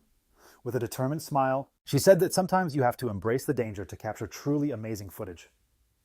Her thrill, however, quickly curdled into abject horror. In the next instant, a shadowy bat-like monstrosity lunged from the darkness and devoured the man whole as Malala watched. Screaming, the air erupted into chaos as a massive swarm of these creatures descended upon the street and Malala ran for her life. Hearing the horrified screams of people crying out that the bats were draining them of their blood, one of the creatures closes in on her and lunges to attack, and she lets out a piercing scream, certain this is the end. Just as the monster's claws are about to connect, a brilliant blue blade of energy cleaves through the air, instantly dispatching the creature and saving her life.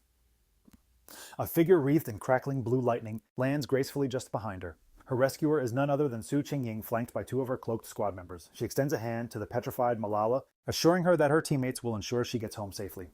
As the two squad members begin to guide the shaken girl away, one of them warns Su Qingying that the population of sea-level bat anomalies is rapidly increasing and they appear to be evolving. With a furious expression, Su Qingying declares that if they know these creatures evolve by preying on humans, then their top priority is to evacuate all civilians to a secure location immediately. She then issues her final order instructing her team to rendezvous with her back at this very spot later, since it's the epicenter of the anomaly outbreak. Her teammates acknowledge the command as they lead Malala away, leaving Su Qingying to stand alone against the burgeoning blood-red swarm. Meanwhile, high above the city, Fang Yi leaps across buildings and lands on a rooftop, coming face to face with a colossal multi-eyed version of the bat anomaly. Gazing down at the endless swarm below, he's shocked to see that the entire horde has already evolved, their collective power now approaching the 3-star Ghost Axe realm.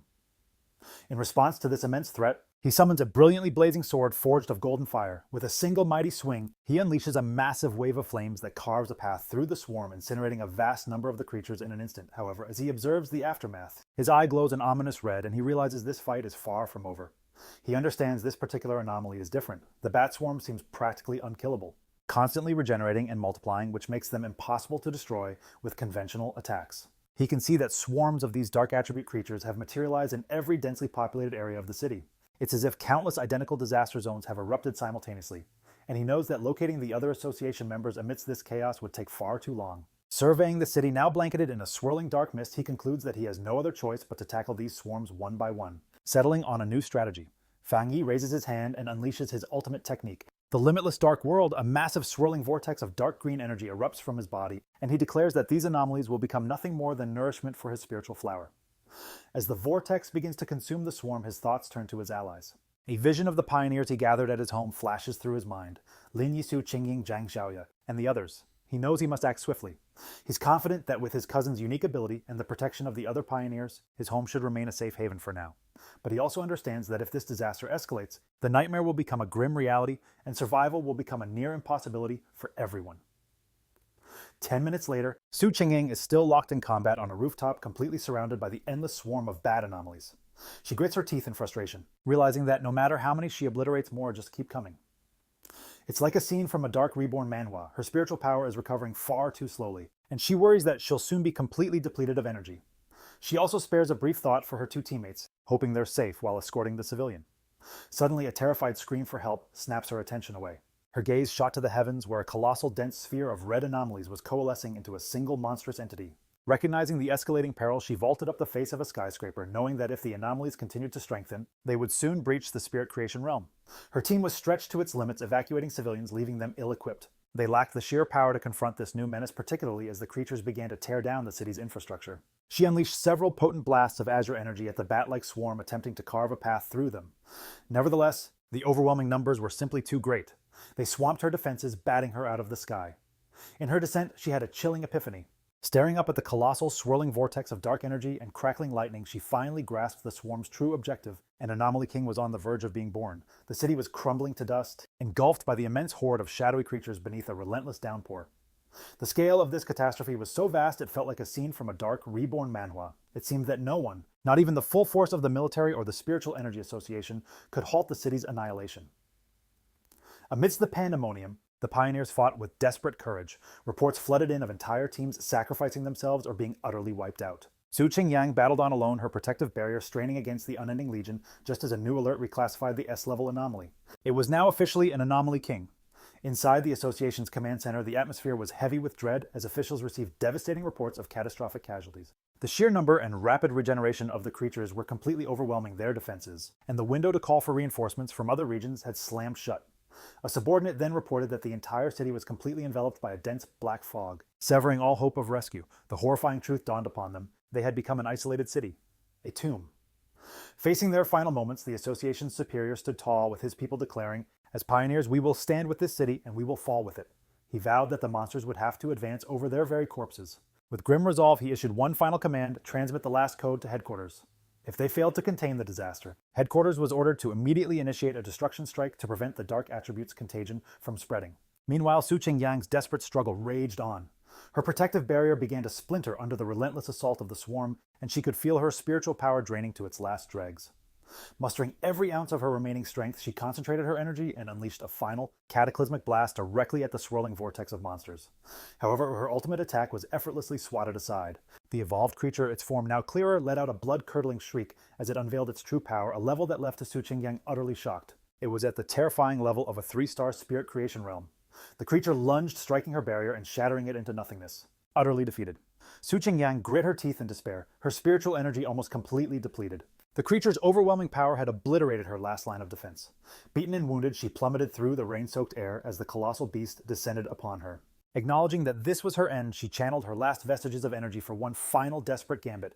Just as she was about to strike, a blinding streak of brilliant fire blazed past her, erupting in a massive explosion that halted the monster in its tracks. Through the fading light of the blast, Su Qingyang was stunned to see Fang Yi standing protectively before her, his sword still wreathed in flames.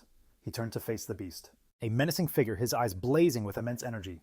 One a fiery orange and the other a stark electric blue, declaring his power as divine thunder as he surges ahead, imbuing his blade with the fury of both flame and storm to meet the creature head-on. With a single devastating swing, he cleaves the colossal beast cleanly in two. The severed halves of the monster then detonate in a chain of fiery blasts that brilliantly illuminate the dark city skyline. In the aftermath, Fang Yi and Su Qingyi land on a rain-slicked road where he casually apologizes for the delay in finding her, explaining there were too many identical swarms of monsters. Her strength still depleted, Su Qingyi warns him to be careful as these things can regenerate. True to her words, the scattered remnants of the monster begin to coalesce again in the sky, but Fang Yi merely glances upward, confirming he's already aware. Confronting the reforming horde, Fang Yi reassures Su Qingying not to worry, as he always sees a job through to the end. He gathers a tremendous amount of purple dark attribute energy into his palm and unfurls his limitless dark world. A potent vortex designed to consume his foes, vowing that his promises are never broken. Witnessing this unbelievable display, Su Qingyi is filled with a renewed sense of hope, realizing she had forgotten the city still has a peerless pioneer whose power feels like it was ripped from a reborn Manhwa. The immense violet maelstrom expands across the cityscape, inexorably pulling in the entire swarm of bat-like creatures. With a single command, Fang Yi compresses the vortex, crushing the innumerable monsters into a single, stable sphere of pure dark energy. He then turns to Su Qingying, inquiring about her condition. She expresses her gratitude for the rescue and assures him she's all right. Possessing medicine to aid her recovery, but noticing her injuries, Fang Yi's expression turns grave. He places a hand on her shoulder and a cascade of blue lightning envelops her, prompting a startled cry of surprise. He explains that he's purged the dark attribute corruption from her system and instructs her to bandage the wound. Su Qingyi is astounded by his potent thunder attribute, observing that the pain in her wound has subsided and it's mending faster than even the Association's most advanced medicine. Meanwhile, inside the Association's command center, an operator exclaims with excitement that the number of monster clusters appears to be dwindling. However, a superior officer grimly corrects his assessment. He clarifies that every rescue pioneer team has been ambushed and all contact has been lost. The monster count beyond the city walls hasn't diminished in the slightest. He concludes that the swarms within the city are consolidating because the Anomaly King is on the verge of manifesting. He reflects mournfully on his desire to see his parents, a wish he now knows is impossible, resolving that all that remains is for him to carry out his final duties. As both of them gaze at the colossal green vortex dominating the sky, Fang Yi asks Su Qingying if she possesses any concrete intelligence about the adversary they're facing. She reveals it is a Super S-class anomaly that intends to devour the entire city, with a power level on par with the entity that the Star God Warzone was forced to seal away. With a somber expression, she tells him that an event of this magnitude is classified as a cataclysm, and these monster swarms are merely a prelude to the true calamity that awaits. She explains that within that horde, a terrifyingly potent spirit is gestating, and if it should fully emerge, the entire city will be annihilated. Su Qingyi then proceeds to relay the Association's findings.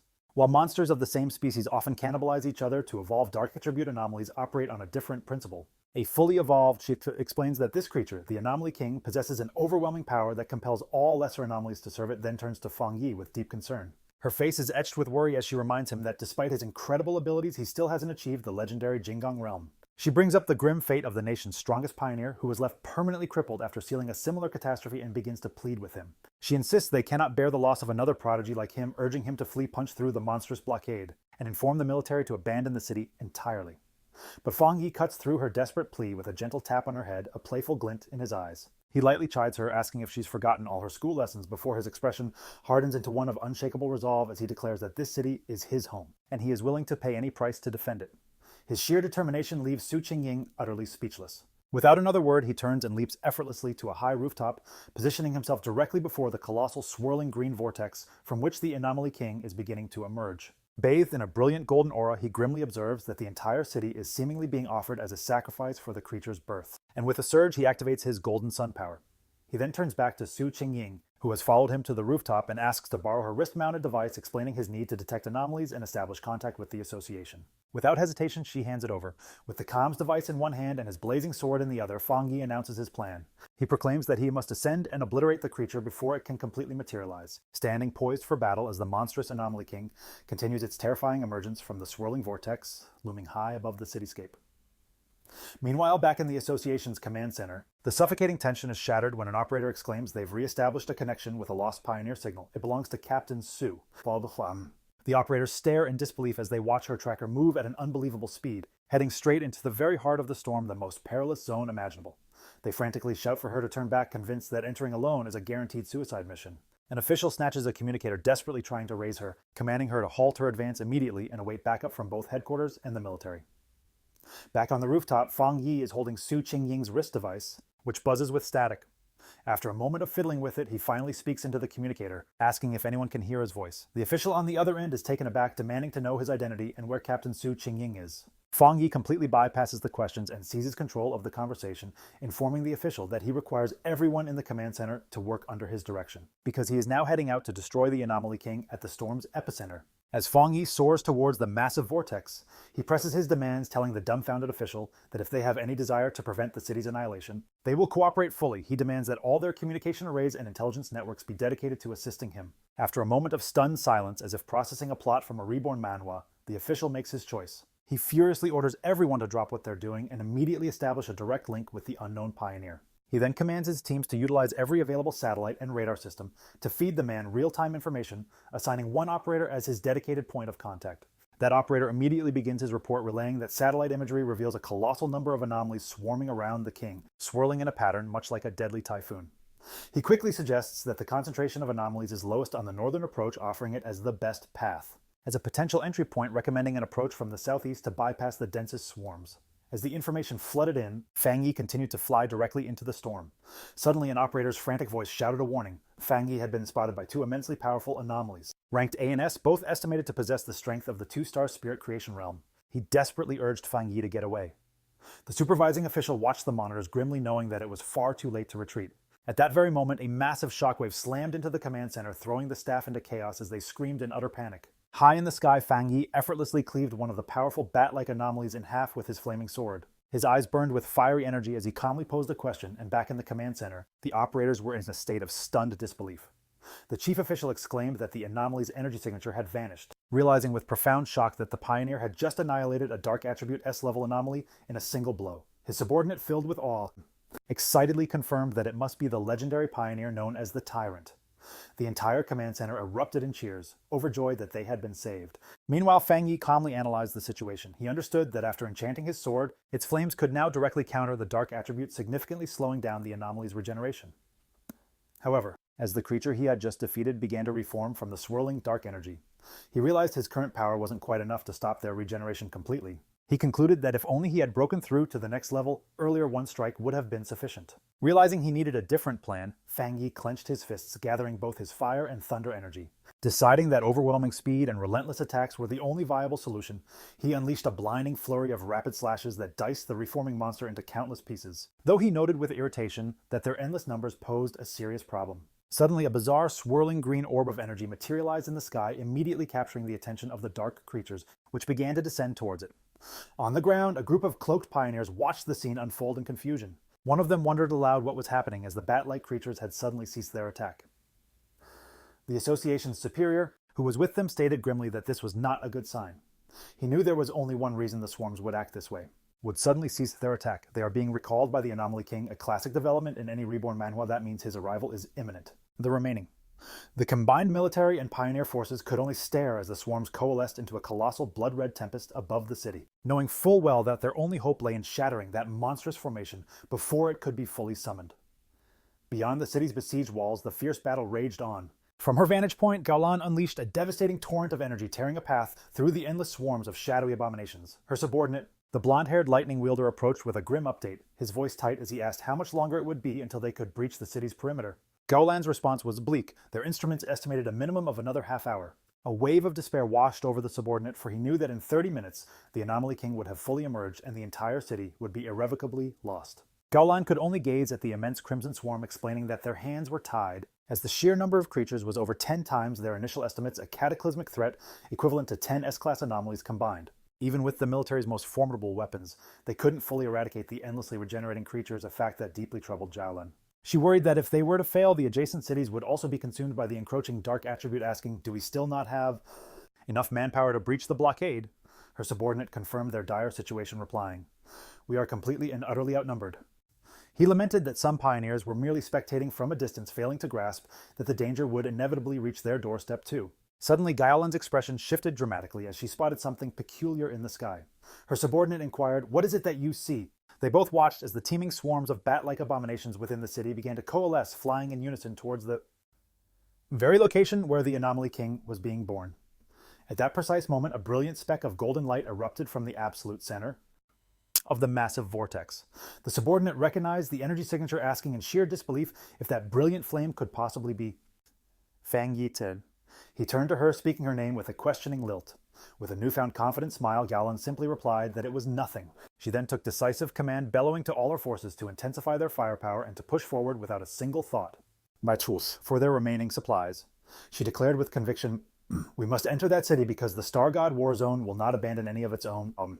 As her forces surged ahead, a single fiery figure ascended into the heart of the tempest, a lone beacon of hope against the oppressive darkness. Gaolan and a thoroughly stunned such Qingying could only stare mesmerized by the immense sea of flames he had conjured from nothing. From the relative safety of a shattered apartment window, Lin Yi excitedly recognized her cousin's blade technique, her heart pounding as if watching a hero from a reborn manhwa come to life. Meanwhile, the red-haired leader could only look on his face a mask of pure astonishment at the spectacle unfolding. High above the ravaged city, the remaining swarms of bat-like creatures converged on Fang Yi, making a desperate attempt to halt his advance. Unimpressed by their overwhelming numbers, he noted coolly that they had all gathered to meet their end. With a look of fierce determination, he proclaimed, this is exactly what I was hoping for, and swung his colossal blazing sword. The attack unleashed a monumental fire explosion that radiated across the sky, carving a massive path through the endless horde of dark creatures. As his eyes burned with an intense fiery energy, Fang Yi was struck by a sudden profound realization. The feeling of being on the verge of a breakthrough was returning. It was the same sensation that had vanished earlier. He understood now that despite the thin spiritual energy in the air, he had found the perfect conditions to break through once more. With a confident smile gracing his lips, he decided to accelerate the entire process. He raised a hand and summoned forth a swirling vortex of deep purple, energy unleashing his limitless dark world, which opened like a gargantuan, shadowy eye in the sky with him as its brilliant, shining core. Reaching out his hand, he called for a spiritual flower to emerge from the void. A glowing red orb appeared at its surface, rapidly covered in spreading cracks. From within it, the massive red, desolate fire spirit flower emerged in its full glory, crackling with untamed dark energy. It immediately began to assault the swarms, draining their very life force as Fang Yi issued a command, absorb every last one of them and help me achieve my breakthrough. The newly summoned desolate fire spirit flower began to act without a moment's delay. The crimson flower erupted with tremendous power, sending out countless dark tendrils toward the swarm of winged monstrosities. The tendrils pierced through the creatures with ease, and the flower began to feast upon them, using their dark energy to fuel Fang Yi's breakthrough. Once the swarms were completely annihilated, Fang Yi landed gently on the ground below, at the very heart of the now colossal crimson flower. From this vantage point, he observes the swirling green and red vortex in the heavens, the very crucible where the Anomaly King is still taking shape. With his eyes blazing a menacing red, he muses that while the behemoth is visible, it possesses a strange, ethereal quality, like a mere reflection on water's surface. Yet a confident smirk curls his lips as he realizes he can perceive the creature's very core. He can hear its pulse, a deep resonant thrumming akin to the beat of war drums. Fang Yi knows all too well that the king's influence can dredge up the darkest and most depraved desires within a person, making it an existential threat. His eyes begin to burn with an intense crimson light as he deduces the king is concealing its true power, holding back. Perhaps its evolution is not yet fully complete. Poised upon his living throne, Fang Yi queries the flower, asking if it has pinpointed the king's precise location. The great blossom seems to affirm its success, transmitting the coordinates directly to the device on Fang Yi's wrist. Instantly, the apparatus glows with a scarlet light, projecting a targeting beam into the sky that illuminates the Anomaly King's core deep within the chaotic vortex. With the target acquired, Fang Yi's eyes begin to shimmer with incandescent golden energy. As he unleashes his golden sun breathing technique at maximum output, a cataclysmic explosion of pure solar energy erupts from his being, ascending towards the heavens like a second sun, intent on purging the creatures of darkness for all time. Far below in the ravaged city, Zhenglu and his comrades can only stare at the sky in utter astonishment. They question what kind of ability could possibly generate such a blinding radiance, speculating it must be a fire attribute. However, one of them astutely points out that a conventional fire attribute could never be this potent, nor could it counter the dark attribute so effectively. This leads them to the one and only logical conclusion. It must be a high-tier yang attribute, the ultimate natural predator of all things born of darkness. Meanwhile, inside the Association's command center, the suffocating tension is shattered by jubilant shouts. An operator reports that the monster count is plummeting rapidly, and the containment field is actively contracting. Staring at the monitors in stunned silence, the officials can scarcely process how the dire situation has reversed itself so dramatically. Beyond the besieged city's perimeter, a military convoy grinds to a halt. A subordinate reports to Gaolan that every single swarm obstructing their advance is now retreating back towards the city, as if recalled by some new command. Gaolan's gaze is fixed on the colossal pillar of golden light from Fang Yi's power, which now illuminates the entire city, understanding that he must be striking the Anomaly King's core. Her blonde subordinate rushes to her side, affirming that this incredible power belongs to the tyrant, exclaiming, "It's like a scene from a reborn Manhwa." He recognizes it as the absolute purest form of the yang attribute. Gaolan, however, expresses grave concern for him facing such a formidable adversary all by himself. Her subordinate, gripped by a sense of urgency, insists they must breach the city's defenses immediately to provide aid. But Gaolan holds him back, her eyes locked on the sky as she commands him to look. Her expression is one of unadulterated horror. Within the colossal vortex, a grotesque, spiny green sphere resembling a monstrous virus has materialized. Gaolan realizes with dawning terror that the Anomaly King is beginning its incubation prematurely. Down on the streets below, other pioneers witness this horrifying development. One man stares, his eyes wide at the pulsating green mass, recognizing it as the very font of all this malevolence. Overcome with rage and grief for their fallen comrades, he and the surviving pioneers roar in defiance, vowing to eradicate every last one of these abominations. Meanwhile, inside a dilapidated building, Lin Yi, the fiery-haired leader, and another pioneer observe the unfolding crisis. Yi declares with grim certainty that they cannot simply wait to be annihilated, slain. They knew they had to act to save her cousin, understanding that the Anomaly King's birth would demand the entire city as a sacrifice. In another part of the chaos, Suqingying channeled her powers to heal a fallen pioneer, a testament to the desperate battle raging across the city, while Lin Yi rallied the other pioneers inside the building. She reminded them that the very creatures attempting to overwhelm her cousin were the same abominations that had harmed their families and friends. As she spoke, an idea suddenly ignited within her. She recalled the colossal flower her cousin had summoned, the one that devoured entire swarms of bats. She realized its devastating power was just like the desolation attribute of the ghost vine they had witnessed before. This led her to a breathtaking conclusion, a plot twist worthy of a reborn Manhwa. Her cousin also possessed the power of the desolation attribute. With this newfound knowledge, Lin Yi proposed a bold and daring plan. She instructed everyone that they would transfer all of their spiritual power into the network of vines manifested by her cousin's flower, feeding it their collective energy to make it overwhelmingly powerful for the final battle. The other pioneers agreed without a shred of hesitation, raising their hands as one and sending their combined power surging toward the flower. From his position on the ground, the Association Superior noticed the brilliant streams of blue energy soaring toward the sky. At first, he wondered if other pioneers were foolishly gathering their power to attack the monster directly, but he quickly cast the idea aside, knowing they lacked the strength to land a blow from such a great distance. It was then he understood their true plan.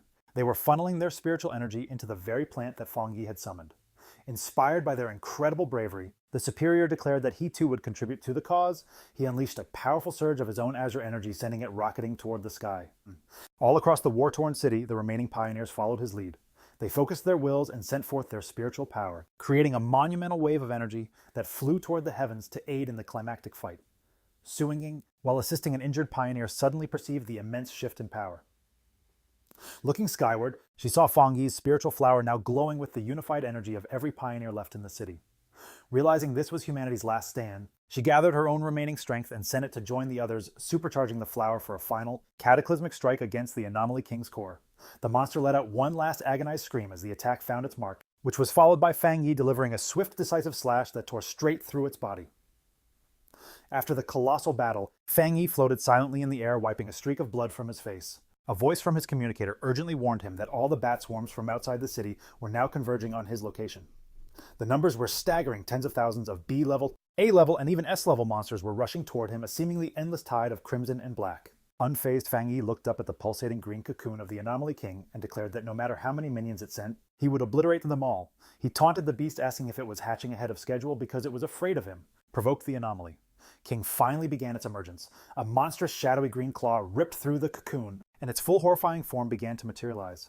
With his hand enveloped in golden flames, Fang Yi watched with a grave expression as his true enemy finally revealed itself, the fully formed Anomaly King, a terrifying beast. Its single menacing green eye blazing, it unleashes a final horrifying shriek, signaling the start of the ultimate confrontation. The fully formed Anomaly King coalesces in the sky, a terrifying vortex of dark green energy and shadow centered around a pulsating verdant orb of immense power. From its core, an immense power immediately radiates, shaking the very foundations of the city.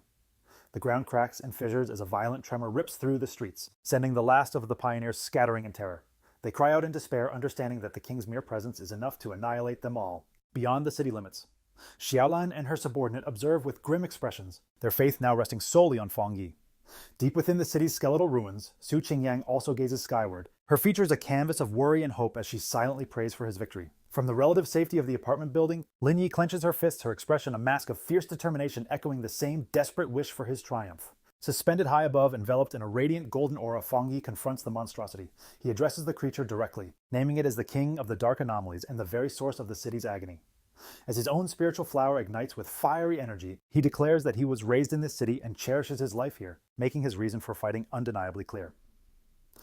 In response, the Anomaly King unleashes a furious, deafening roar. With a final, resolute glint in his burning red eyes, Fang Yi delivers his ultimatum, informing the monster that for the sake of his home, its existence must end. Their two colossal powers then collide in a cataclysmic explosion of crimson emerald and golden light. The very fate of the city now hangs precariously in the balance.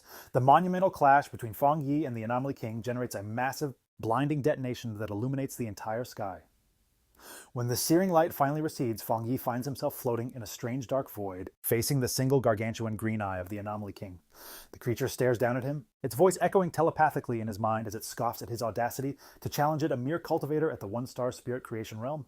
Before Fang Yi can even formulate a response, the Anomaly King opens its cavernous, shadowy maw, conjuring a powerful vortex. Fang Yi senses the imminent danger immediately, but is powerless against the irresistible force that begins to pull him in. As he is dragged toward the monster's mouth, he realizes the Anomaly King is unlike any adversary he has ever encountered. Even after taking the full brunt of his most powerful attack, it still possesses the strength to swallow him whole. He crash lands inside the beast's grotesque interior, a cavern of pulsating pink flesh and viscous, slimy purple digestive fluids. He instantly recognizes that the liquid is not only highly corrosive, but also saturated with a tremendous concentration of the dark attribute. He surmises that any ordinary pioneer would be dissolved in a matter of seconds. He finds it peculiar that such an evolved and intelligent creature would make the classic mistake you'd read about in a reborn Manhwa swallowing its opponent alive. With a determined glint in his eye, he realizes the monster has just made a fatal miscalculation. He wonders if it truly isn't afraid of an attack from within, given that a creature's interior is almost always its most vulnerable point. To test this theory, he summons flames to his hand and slams his fist into the fleshy floor. The inner walls of the beast immediately sizzle and scorch upon impact. Fang Yi assesses the situation, noting that while the corrosive fluid dampens his spiritual power, he can still inflict a significant amount of damage. He concludes that as long as his attacks are effective, he can overcome this predicament. With renewed confidence, he summons his desolate fire spirit flower to his side, only to be surprised by what he discovers. That the Anomaly King's assault hadn't just consumed him, it had also dragged his spiritual flower into the belly of the beast along with him. This turned out to be a stroke of luck, as the flower was now supercharged, having feasted on the dark energy of the bat swarms and the spiritual power from every pioneer in the city. Yet as he clutched the crimson blossom, he sensed a strange hesitation. He questioned what was wrong, wondering if it was repulsed by the Anomaly King's dark attribute. To his astonishment, the desolation. Attribute flower, which typically thrived on dark energy, was now actively repelled by the Anomaly King's unique power. Fang Yi found this completely unexpected. His entire strategy hinged on using the flower's life-draining ability to drain the monster dry from within. Realizing he needed a new plan, he secured the flower in one hand and once again slammed his other fist into the grotesque, fleshy walls of the creature's stomach. In the aftermath, the Anomaly King's physical form dissolved, only to immediately begin reforming in the sky, coalescing into a massive vortex as it summoned back all the remaining bat-like swarms. Down below, Lin Yi and the red-haired leader could only watch in a mixture of confusion and terror. The leader demanded to know what was happening, but Yi could only admit she had no idea, her primary concern being the whereabouts of her cousin, elsewhere. Su Ying was courageously leading the civilian evacuation, urging them to move in an orderly fashion and promising that the pioneers would do everything in their power to protect them. When someone asked where Fang Yi was, she explained with a look of sheer panic that he was still battling the Anomaly King from within its very body. Just then, the military led by Galan arrived with a significant force. An officer reported that the swarms and the Anomaly King were attacking the city, indiscriminately ordering a swift evacuation to minimize casualties. Gaolan stood atop a military vehicle issuing firm commands to her soldiers, yet she couldn't help but gaze at the terrifying creature in the sky with an expression of pure dread. The Anomaly King began to absorb all the swarms, drawing them into its swirling mass to reclaim its full power. Inside the monster's gut, Fang Yi was stunned by this development, realizing the creature was far from defeated. As the monster began its digestive process, its potent, corrosive energy bore down on him, and he could feel his own power dissolving as his very body was being broken down. He noticed the dark energy fading from his surroundings and closed his eyes for a brief moment. When he opened them again, he was no longer inside the monster. Instead, he found himself standing alone amidst the ruins of a completely decimated city, surrounded by shattered skyscrapers, beneath a dark, ominous sky, leaving him to wonder where he was and what had just transpired. Within the ruined cityscape of the illusion, Fang Yi stood with a grim expression. Behind him, a colossal, shadowy beast with glowing crimson eyes began to materialize from the darkness. The monstrous creature immediately lunged forward, slamming a powerful fist down upon Fang Yi. Fang Yi focused his senses only to realize with dawning horror that his spiritual power was completely gone. The beast continued its assault, bringing its massive fist crashing down towards him once more. Leaping aside with incredible agility, Fang Yi narrowly evaded the blow as the impact shattered the very ground beneath him. He landed safely on a slab of rubble and had a sudden realization. He noted that even without his spiritual power, his physical body remained incredibly strong from his relentless training. He now understood the situation. This was an illusion, a classic trope straight out of a reborn manhwa created by the Anomaly King to make him believe he had returned to his tragic past, his past life before he became a trailblazer. The colossal beast attempts to obliterate him with a thunderous stomp, but Fang Yi masterfully evades once more, clearing the impact zone. As he lands, a crucial realization dawns upon him. The Anomaly King is not omnipotent enough to completely nullify his abilities. Its power doesn't truly surpass his own. He now understands that his powers were merely suppressed, not erased. All he needs now is a way to shatter this psychological prison. He reasons that every illusion has a crack, a fundamental flaw that will expose the Anomaly King's own weakness, which it is bound to reveal. But just as his strategy forms, the creature moves with blinding velocity, ensnaring him within its massive palm. The monstrosity pulls him close to its snarling maw, its voice booming as it taunts the foolish human, declaring that once one enters this domain, escape is impossible. Trapped in the creature's grip, Fang Yi's predicament appears utterly dire, and yet a confident smirk plays on his lips, for he has just discovered the very key to shattering this grand deception. The Anomaly King's illusory form starts to meld with his own, flashing a grotesque, mocking grin before the creature opens its cavernous mouth, proclaiming the end and declaring this to be the inescapable destiny for him and all of humankind. To shatter his will, it conjures a horrifying vision of his fallen comrades Gaolan Su Qingying and the others all lying lifeless, driving home its belief that humans are merely stepping stones for its evolution. Feigning defeat, Fang Yi holds his silence for a beat, then looks up with a subtle, defiant smile, calmly asking if that is truly what the monster believes to be true.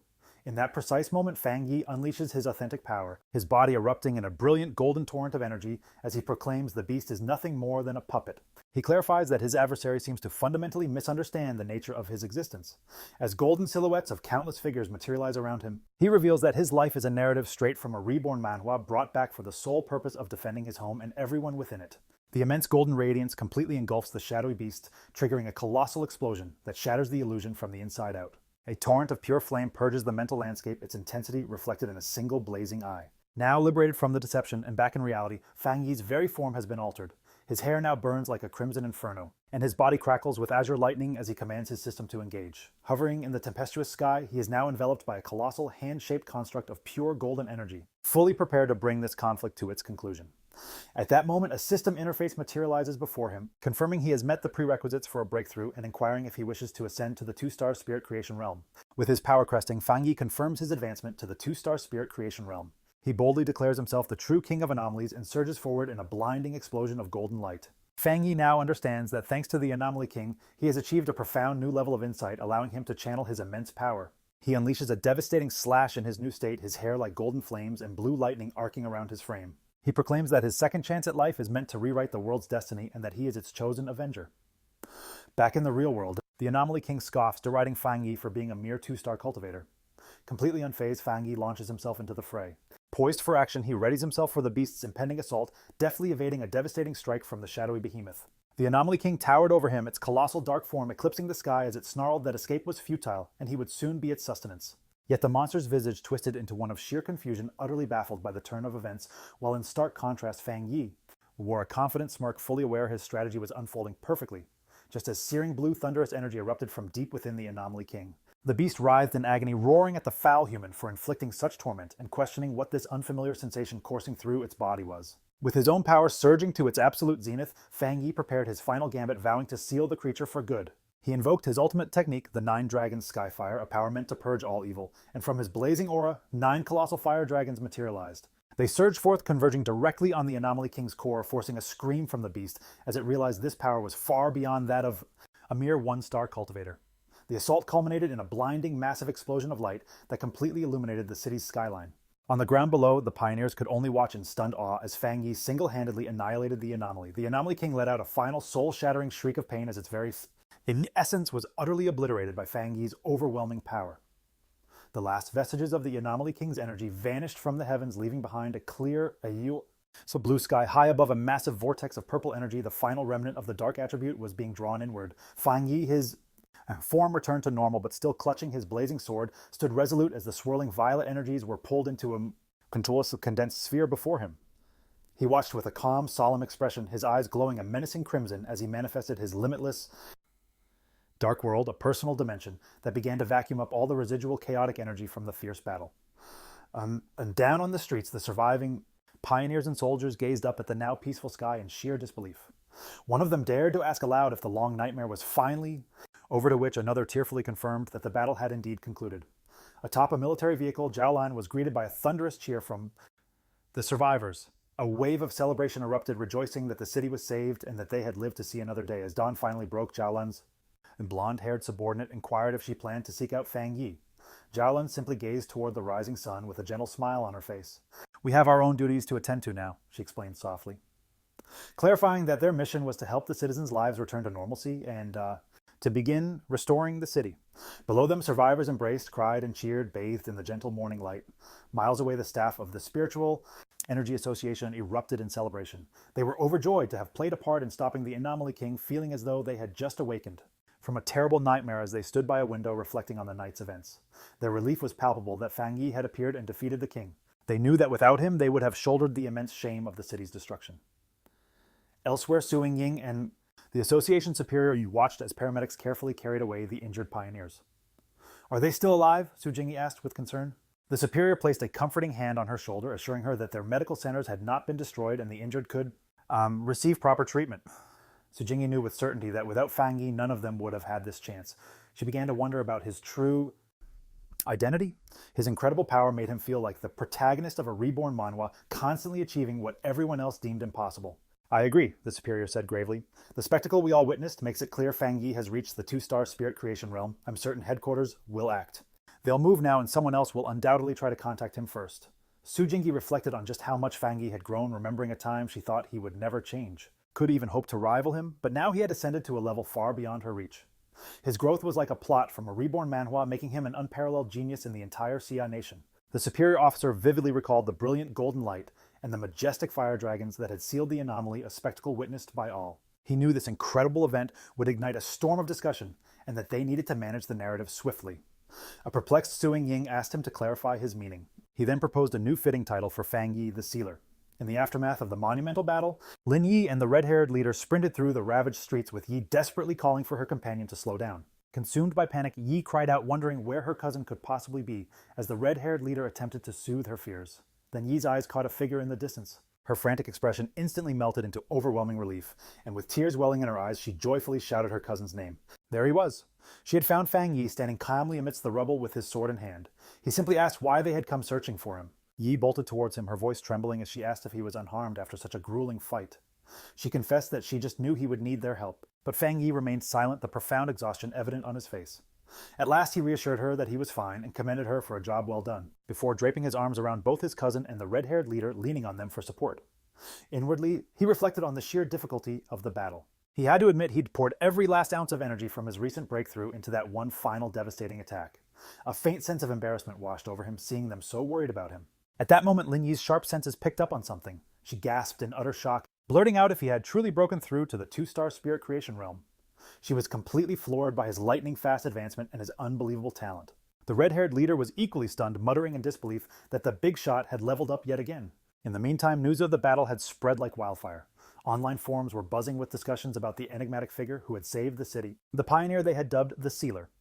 People were desperate to know the identity of this mysterious hero, questioning if he was a god or a character from a reborn manhwa for felling the Anomaly King with a single slash when the combined might of the Association and the military had failed. Theories ran rampant, with many guessing he belonged to a hidden organization, perhaps a secret weapon cultivated by the Jia nation itself. Elsewhere, Jangle's red-haired friend jabbed a finger at a computer screen, absolutely certain that the man in the video was the same person who had utterly defeated Jangle. Janglu, however, watched the footage with a look of pure, unadulterated excitement. He proudly declared that it was an honor to have been defeated by someone of such immense power. Springing from his chair, he announced his intention to find this man and beg to become his disciple. His friend, however, quickly advised against it, pointing out that many others would have the exact same idea. Right now, countless eyes will be searching for him. The scene then transitions to the grand capital of Xia, deep within a shadowy secret chamber. Enigmatic figures convene around a luminous table dissecting the latest developments. One of them, nonchalantly smoking, expresses his disappointment. He laments not witnessing the military and the Association annihilate one another during the calamity. In response, another member proposes a new course of action. They should procure a pawn, perhaps an assassin, to eliminate this formidable new individual. However, a mysterious woman, her fingernails long and dangerously sharp, has other ideas. She scoffs at the suggestion, declaring that such a simplistic tactic is unworthy of the one they call the Chosen One, the supposed savior of their world. Holding up a photograph of Fang Yi, she sneers at his newly acquired title, the Sealer. Then with a lightning-fast movement, she impales the image. Her nail punctures the picture right at Fang Yi's throat, ripping it. There's no need to be hasty, she states with chilling calm as the photograph in her grasp erupts in a sinister purple flame. She proclaims that any who dare to obstruct their path will face utter annihilation, as her words hang in the air. The purple flames coalesced into the shape of menacing eyes, broadcasting their threat in a terrifyingly clear display. Meanwhile, Fang Yi and Lin Yi were attempting to rest in their apartment after the grueling battle when a sharp knock at the door startled them. Fang Yi cautiously opened it to discover Su Qingyi and the Association superior standing there, Su Qingyi's arms laden with several large gift boxes. The superior immediately expressed his most sincere gratitude on behalf of the entire Spiritual Energy Association. He began to explain that they had made a truly grave miscalculation during the S-Class Anomalies invasion, and it was solely thanks to Fang Yi that they averted unimaginable consequences. Su Qingyi excitedly thought to herself that he was a genuine powerhouse. Fang Yi simply told them it wasn't a problem and invited them inside. After Fang Yi served them water, the group convened around the table with Lin Yi also taking a seat. The Association Superior thought to himself that the Association absolutely must secure a better home for Fang Yi before getting straight to the point. He stated that the Association had another important matter they wished to discuss. He revealed their plan to publicly promote the title of the Sealer.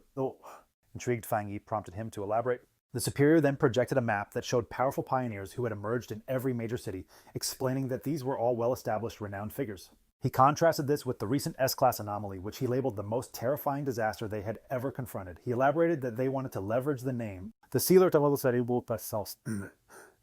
elevate their city Tai Tai into a key strategic hub. Fang Yi listened intently to their proposition. The Superior clarified that following the disaster, they came to the firm conclusion that their city required a powerful pioneer to act as its leader. Su Qingyi added that in the future, anomalies are expected to occur more frequently, and they could not risk their city being nearly wiped out again. When Fang Yi questioned the phrase abandoned city, Su Qingyi explained bluntly that without his intervention, everyone in the city would have been lost.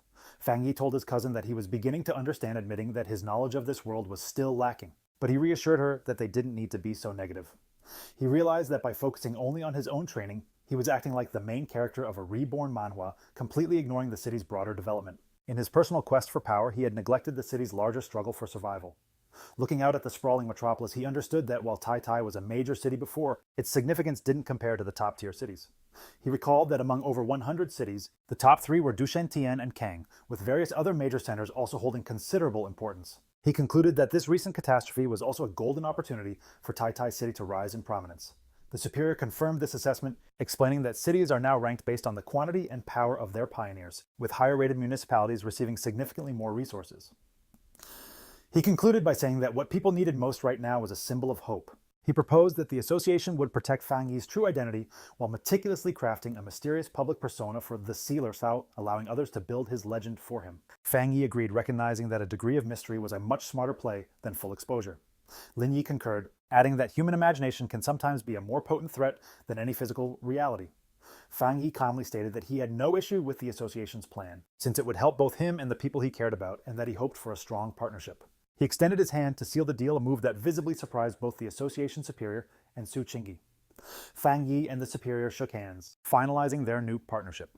The Superior formally welcomed him, addressing him by his new official title, the Sealer. In the days that followed, thanks to the seamless cooperation between the association and the military, Tai Tai City began its rapid recovery.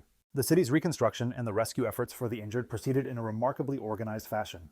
This great catastrophe had inadvertently accelerated the formation of a new world order, as the scene transitions to the state-of-the-art headquarters of the Spiritual Association in Dushan City, where reports of Fang Yi's heroic deeds had already arrived.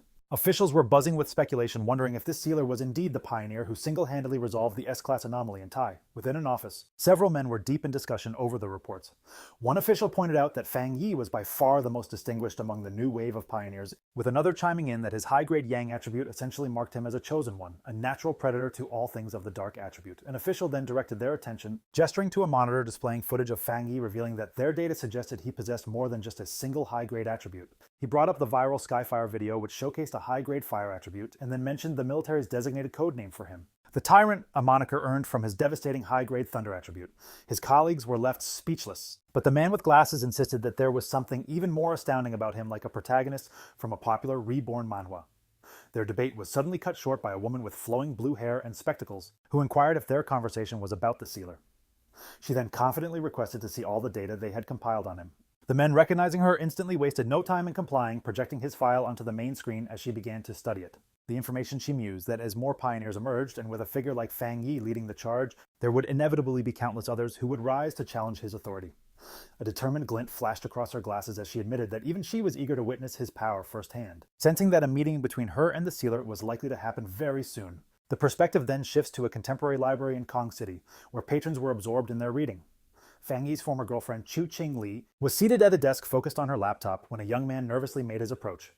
Blushing, he began to stammer as he attempted to ask for her contact details, only to be cut off by Chu Ching Li's icy interruption. She reminded him that they were in a library, and his behavior was disturbing the others. Utterly dejected, the young man retreated, while Chu Ching Li immediately returned to her work. Inwardly, Chu Ching Li scoffed at the man, dismissing him as painfully dull, and reflecting on how people like him were completely oblivious to the monumental changes reshaping their world. She then contemplated her own recent transformation, recalling how after a recent examination, she had unexpectedly awakened her spiritual power, becoming a one-star Ghost Realm pioneer. She was acutely aware that becoming a pioneer was an exceedingly rare occurrence, solidifying her status as one of the chosen few. A smug smile graced her lips, believing this newfound power was the very reason she had managed to escape the recent cataclysm that had devastated Tai Tai City. She scoffed at the very notion of ordinary people even attempting to contend with anomalies. Her mind then drifted to certain inferior men from her past, wondering what they could possibly achieve in this perilous new era. A sudden flashback brought her back to a memory of Fang Yi telling another girl that he and Chu Ching Li were nothing more than classmates. Chu Ching Li's face twisted into a grimace, utterly convinced that the Fang Yi she once knew would have been swiftly eliminated by the monsters during the invasion. She questioned how she could have ever perceived a similarity between a pathetic man like him and the unbelievably gifted sealer. On her laptop screen, an article about that very sealer was currently displayed. Convinced he's 1,000 times the man her ex-boyfriend ever was. With a resolute expression, she decides that only a powerful and handsome pioneer like him is truly worthy of being her partner.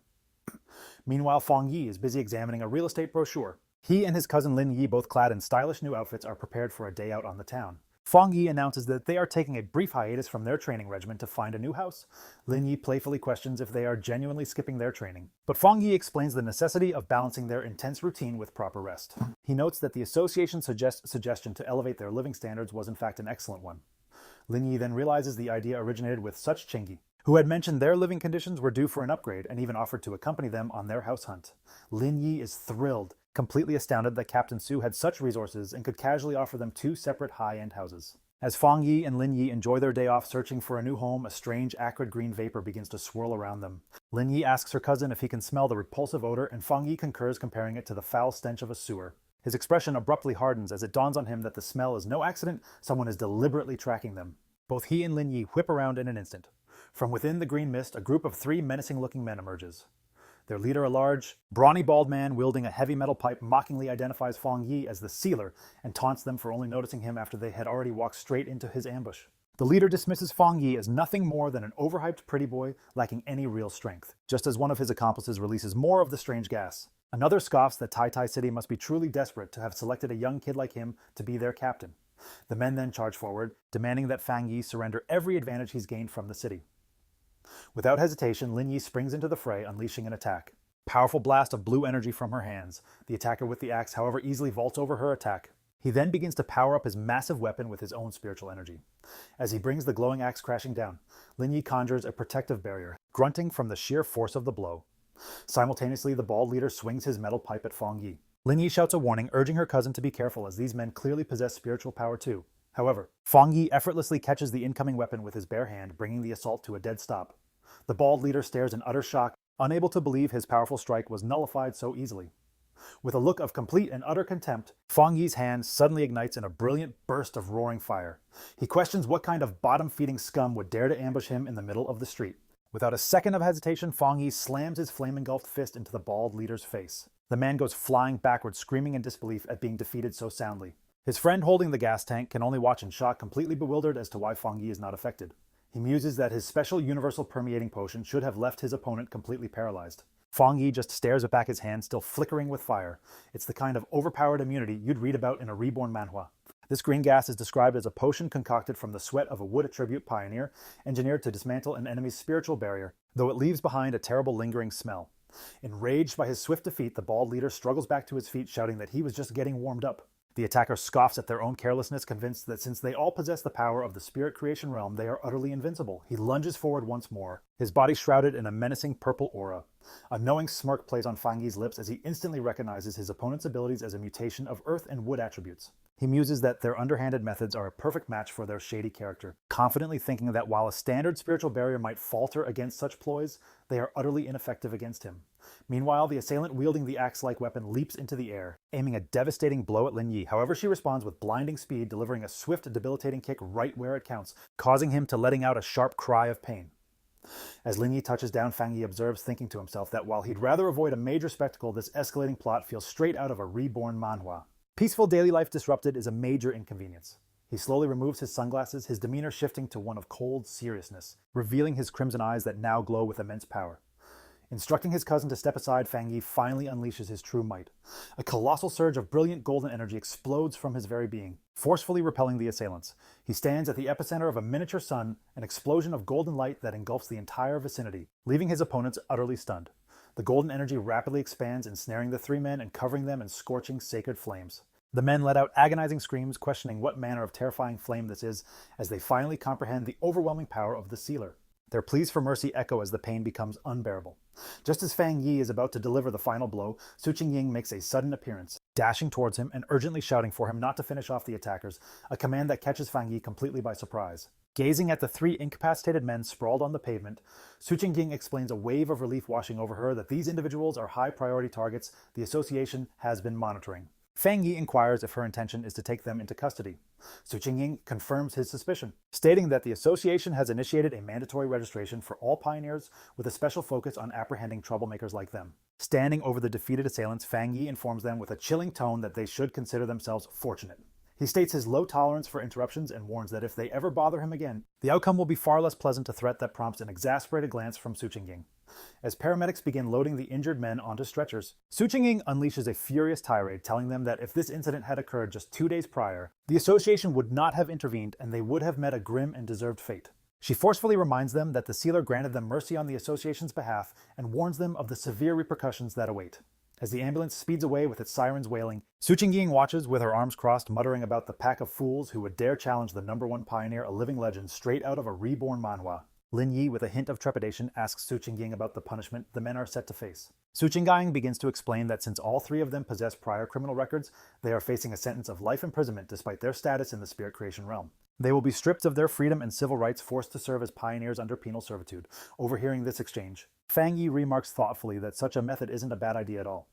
Su Qingying pivots to face Fang Yi, her expression one of pure exasperation, as she calls him the association's prized asset and the very future of the Jia nation. She laments that despite all their exhaustive efforts to build his reputation, so many ignorant fools still try to challenge him, making her question if their promotional campaigns have been far too subtle. She continues, stating that it is the association's solemn duty to recruit exceptionally powerful pioneers like him and to nurture their growth. She is adamant that they cannot allow these imbeciles to jeopardize the positive rapport they have only just begun to build with Fang Yi. Shifting the topic, beaming with a radiant smile, Su Qingying excitedly informed Fang Yi and Lin Yi that she was taking them to select a brand new villa and a new car. Positioned before a towering modern apartment complex, Su Qingying declared that they needed to make a powerful statement to deter any future aggressors. She presented them with two distinct housing options: a lavish top-floor penthouse located right in the heart of the city, and an exceptionally private 3-story villa nestled in the mountains which was ideal for training. Presenting a gleaming golden model of the villa, she clarified that both properties were fully furnished and immediately available. Lin Yi remarked that both choices were exceptionally appealing. With a self-assured smirk as if he were the protagonist in his own reborn manhwa, Fang Yi simply raised two fingers and stated he would take both of them. His audacious decision left both Lin Yi and Su Qingying utterly speechless. Fang Yi then cheekily inquired if that was permissible, adding that he had complete faith in Captain Su's sincerity. Momentarily flustered but visibly pleased, Su Qingying quickly consented, assuring him it was absolutely no problem at all. Following this, the trio made their way to a high-end luxury car dealership. Su Qingying explained that the association maintained a special partnership with the showroom, allowing them to select any vehicle they desired. As they browsed the selection, onlookers began to comment on Lin Yi's radiant complexion and graceful appearance. From outside, a group of men observed them, noting that despite Fang Yi's ordinary attire, it was undeniably Fang Yi who commanded the most attention. They speculated whether he might be the scion of some influential family. Meanwhile, inside, Chu Qinglei's friend was also there, and her companions gossiped that Fang Yi must be purchasing a car for his girlfriend. At that moment, Chu Qinglei's friend was completely stunned as she recognized him. She recalled that he was Chu Qinglei's ex-boyfriend, the very same young man whom the university principal had personally welcomed. Her mind instantly flashed back to her last confrontation with him, and a wave of anger washed over her at the thought of him buying a car for another woman. Without hesitation, she pulled out her phone and began recording Fang Yi, Lin Yi, and Su Qingying while they admired a sleek sports car. Her phone buzzed moments later, confirming she had sent the picture to Chu Qinglei. She excitedly messaged her friend, reporting that she had spotted her ex-boyfriend at an exclusive VIP dealership buying a car for a stunningly beautiful girl. Chu Qinglei, however, responded with a curt and dismissive "so what?" attempting to feign complete indifference. Seated in a lecture hall, Chu Qinglei was visibly agitated. She couldn't help but wonder where Fang Yi had acquired such wealth, scornfully assuming he must have gotten lucky to survive the cataclysm and was now being sponsored by some wealthy benefactor. A cold, disdainful smile crept across her face as she concluded that the chasm between their worlds was now far too vast to ever be bridged. As she strode confidently through the lecture hall, she mused that once she ascended to the pinnacle of the pioneer world, such trivial matters would be far beneath her notice, writing him off as nothing more than a crass simpleton. Having finalized their new living arrangements, Fang Yi and Lin Yi arrived at the sleek modern villa. Lin Yi was absolutely ecstatic, dashing up the stairs and shouting in joyful disbelief that they now owned a real villa. Stepping inside the opulent living room, she gazed around in utter awe. Fang Yi, carrying their luggage, playfully teased her to wipe the drool from her chin, reminding her that they also had the penthouse in the city waiting for them. Brimming with excitement, Lin Yi announced she was going to explore the upper floor, immediately racing up the grand staircase. Fang Yi watched her go with a fond smile, thinking to himself how wonderfully childlike she was behaving. But as he watched her disappear upstairs, his expression turned more contemplative. He mused that she was finally acting her own age. His thoughts then drifted to a haunting vision from his past life, a harrowing memory of a fallen pioneer, and he realized that before this new life in a story not unlike a reborn manhwa, things were tragically different. After his rebirth, a twist of fate straight out of a reborn manhwa, he had never laid eyes on his cousin again. He could only assume she became a trusted pioneer who perished in the line of duty. With grim determination, he inwardly vows that in this lifetime he will not allow her to die. His somber thoughts are abruptly cut short by the ringing of his phone. The screen flashes the name Zhaolin. He answers, and Zhaolin's cheerful voice congratulates him on his promotion to Captain Fang. She teasingly mentions hearing a rumor that the association had recently gifted him 2 houses. Lounging comfortably on a sofa, Fang Yi replies with a smirk that he considers it an excellent habit they should be encouraged to continue. Zhaolin tells him not to bother with the empty flattery, knowing full well a pioneer of his caliber couldn't care less for such material possessions. However, she does admit that for the purpose of improving one's living conditions, there is currently no finer reward available. She then adds that soon, when the very first spirit fruits from the spiritual energy revival are harvested, she will make sure to send some his way. Zhaolin's internal thoughts reveal her astute understanding of this new world order. She contemplates the vast chasm separating ordinary people from the pioneers, a chasm defined by sheer power. She knows there is an even greater gulf between common pioneers and a top-tier individual like Fang Yi. Getting to the true purpose of her call, she rests a hand on a top-secret folder and informs Fang Yi that she has an internal mission she hopes he will join. Fang Yi, immediately grasping the situation, simply tells her to explain. Zhaolin asks if he is familiar with the Tianbao building located in Kang City. Fang Yi recalls that it's the largest shopping mall in the entire city. Zhaolin confirms this, but clarifies that it was recently sealed off after a monster invasion resulted in many casualties, sparking public outrage. She reveals that the building has now transformed into a literal ghost building. Kang City has become the center of public attention, with the colossal Tianbao building looming ominously over the area. It was once the city's most celebrated landmark and a bustling hub of commerce. Recently, however, due to frequent strange vibrations and unsettling events, the building has become a place of terror enshrouded by a dark, swirling miasma of red and purple energy. The situation escalated to the point that the Kang City Spiritual Association had no choice but to place it under a complete seal. Fang Yi arrives in Kang City to provide assistance for the mission. At the rendezvous point, he waves to the group awaiting him, introducing himself as the person who accepted the mission. The group consists of 4 other people. Fang Yi remembers Jialan's warning not to reveal his true identity or power level just yet, so he resolves to maintain a low profile. Fang Yi begins to quietly analyze his temporary teammates. He notes that the team is a rather eclectic mix.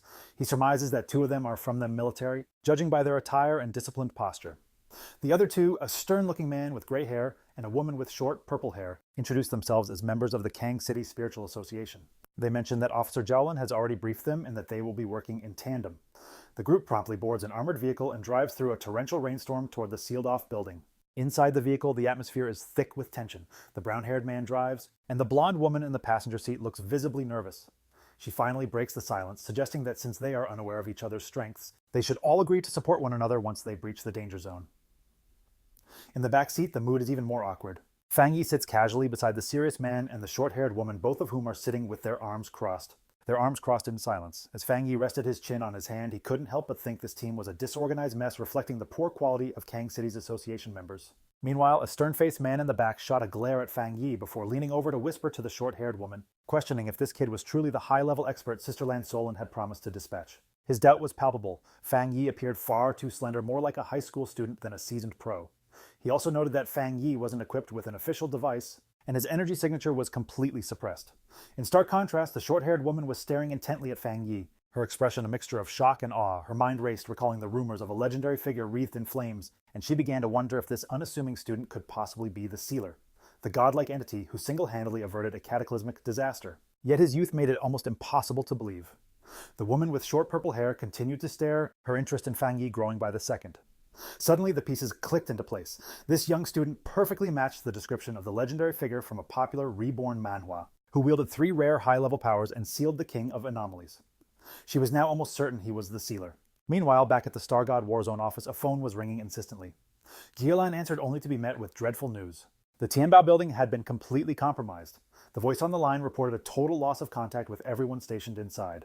The anomaly level had skyrocketed to a staggering 12,000 with 53 confirmed fatalities. Jialan's expression tightened with stress as she realized the situation was deteriorating far more rapidly than anticipated. Nevertheless, she assured them that the individual she dispatched, Fang Yi, would be perfectly fine.